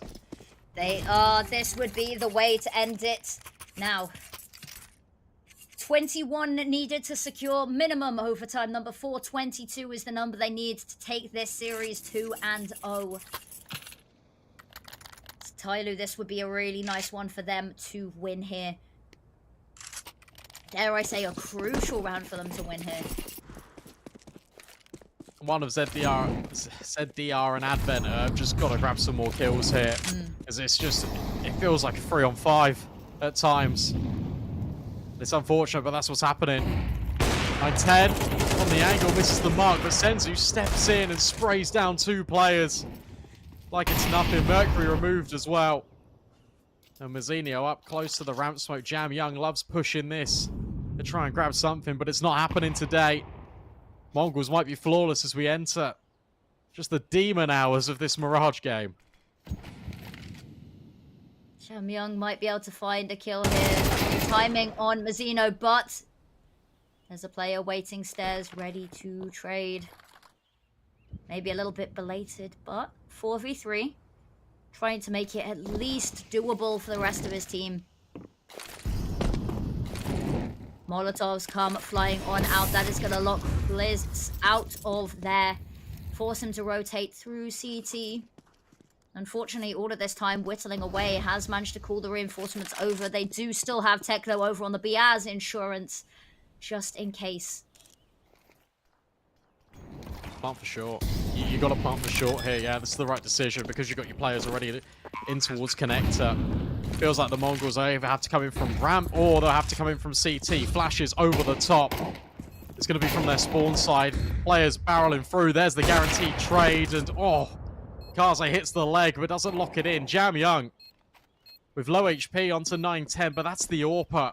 Needs to get past these 2 riflers. Position now known. Sharp shot onto Blitz. Flashbang out from Tetris. Pressure on the Mongols to try and defuse. Techno goes high. 9-10 down low, but Jam Young hits one more.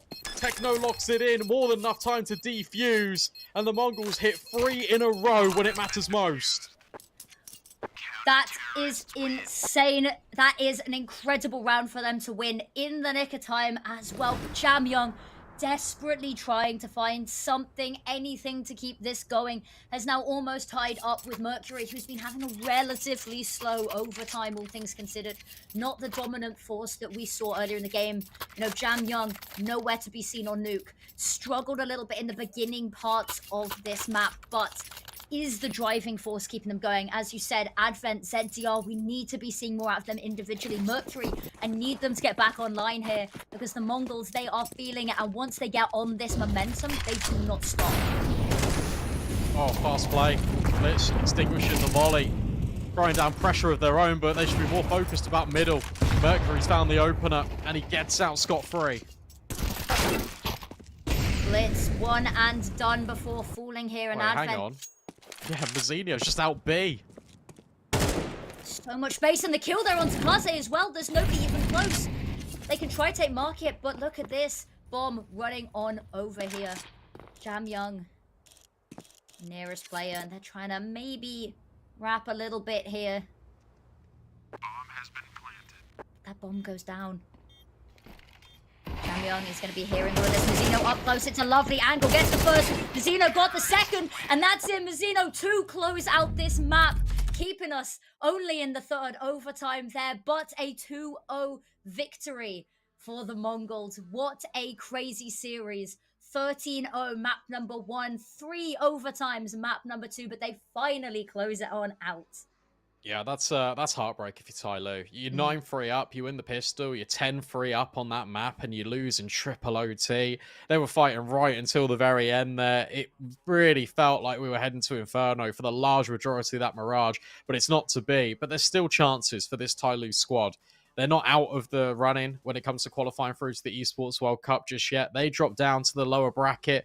They face, more than likely, At the moment, I'm just looking at it. Rare Atom. Rare Atom are up That's to crazy. series point. Lim Vision have just planted the bomb at 12-9. They're trying their very best to force it to an OT in a third map to do what Tai Lu couldn't against the Mongols, but they progress through if we can. I'd love to look at that bracket to kind of see what is going on, because Mongols, they go through. Then it's one more game tomorrow, just kind of the lower, I guess, grand final, and then it's the actual grand final for the qualification spot. 13-9, that's ended. Rare Atom versus Tai Lu tomorrow. That is an insane series. Some upsets. Rare Atom have been showing up in a big way as well. And Tai Lu, you know, you win the first match. You beat a team that, you know, you're not expected to win against, maybe. And then you continue on in the upper bracket, and it is just all hell raining down. Of course, these are 4 of, if not the 4 best teams in the region as well. So there are no easy games going on, especially with Rare Atom showing up in such a way. And as you said, worried that maybe not as gelled as we'd like them to be, because the roster's only been together for 10 days, but they're keeping going. Crazy matches that we have ahead of us still, but unfortunately that'll be Lin Vision, the first team fully eliminated from this tournament. Yeah. Let's take a look at that bracket. Let's bring it up and show the people, because look, it's Mongols that are in that grand final. Who's going to be joining them? It'll be one of Tai Lu and Rare Atom. But if you compare the 2 results, that game is shaping up to be incredible, to be honest. That takes place tomorrow. That's all the broadcast for today. There's 2 more best of 3s left, and we are covering both of them. Same time, same place tomorrow. First up, Tai Lu, Rare Atom, and then the winner of that game will take on the Mongols. You don't want to miss it, because this Counter-Strike has been fantastic today, and it's proving that it's going to be exceptional tomorrow. Absolutely. So that is going to be it from us, I think. Thank you all for joining us. We hope you come back tomorrow, because if you've seen any of the matches today, it is going to be just the same tomorrow. Fire round after fire round, incredible series after incredible series, and of course, the grand finals to find out who is going to be going forward to represent the region in the Esports World Cup Counter-Strike finals. But thank you very much for joining us. Any parting words for us before we go, Brandon? See you tomorrow. See you tomorrow. I will be happy, happy, happy. How could I not be, not be, not be? And hey, do you think I can stay? 'Cause I will be happy, happy, happy. How could I not be, not be, not be? When I'm with you, I cannot sleep at night. 'Cause in my mind there's only you. When I step out, when I step out, when I step out, when I step out of the light, I come into the light. I will be happy, happy, happy. How could I not be, not be, not be? And hey, do you think I can stay? 'Cause I will be happy, happy, happy. How could I not be, not be, not be? When I'm with you, you, you. When I'm with you,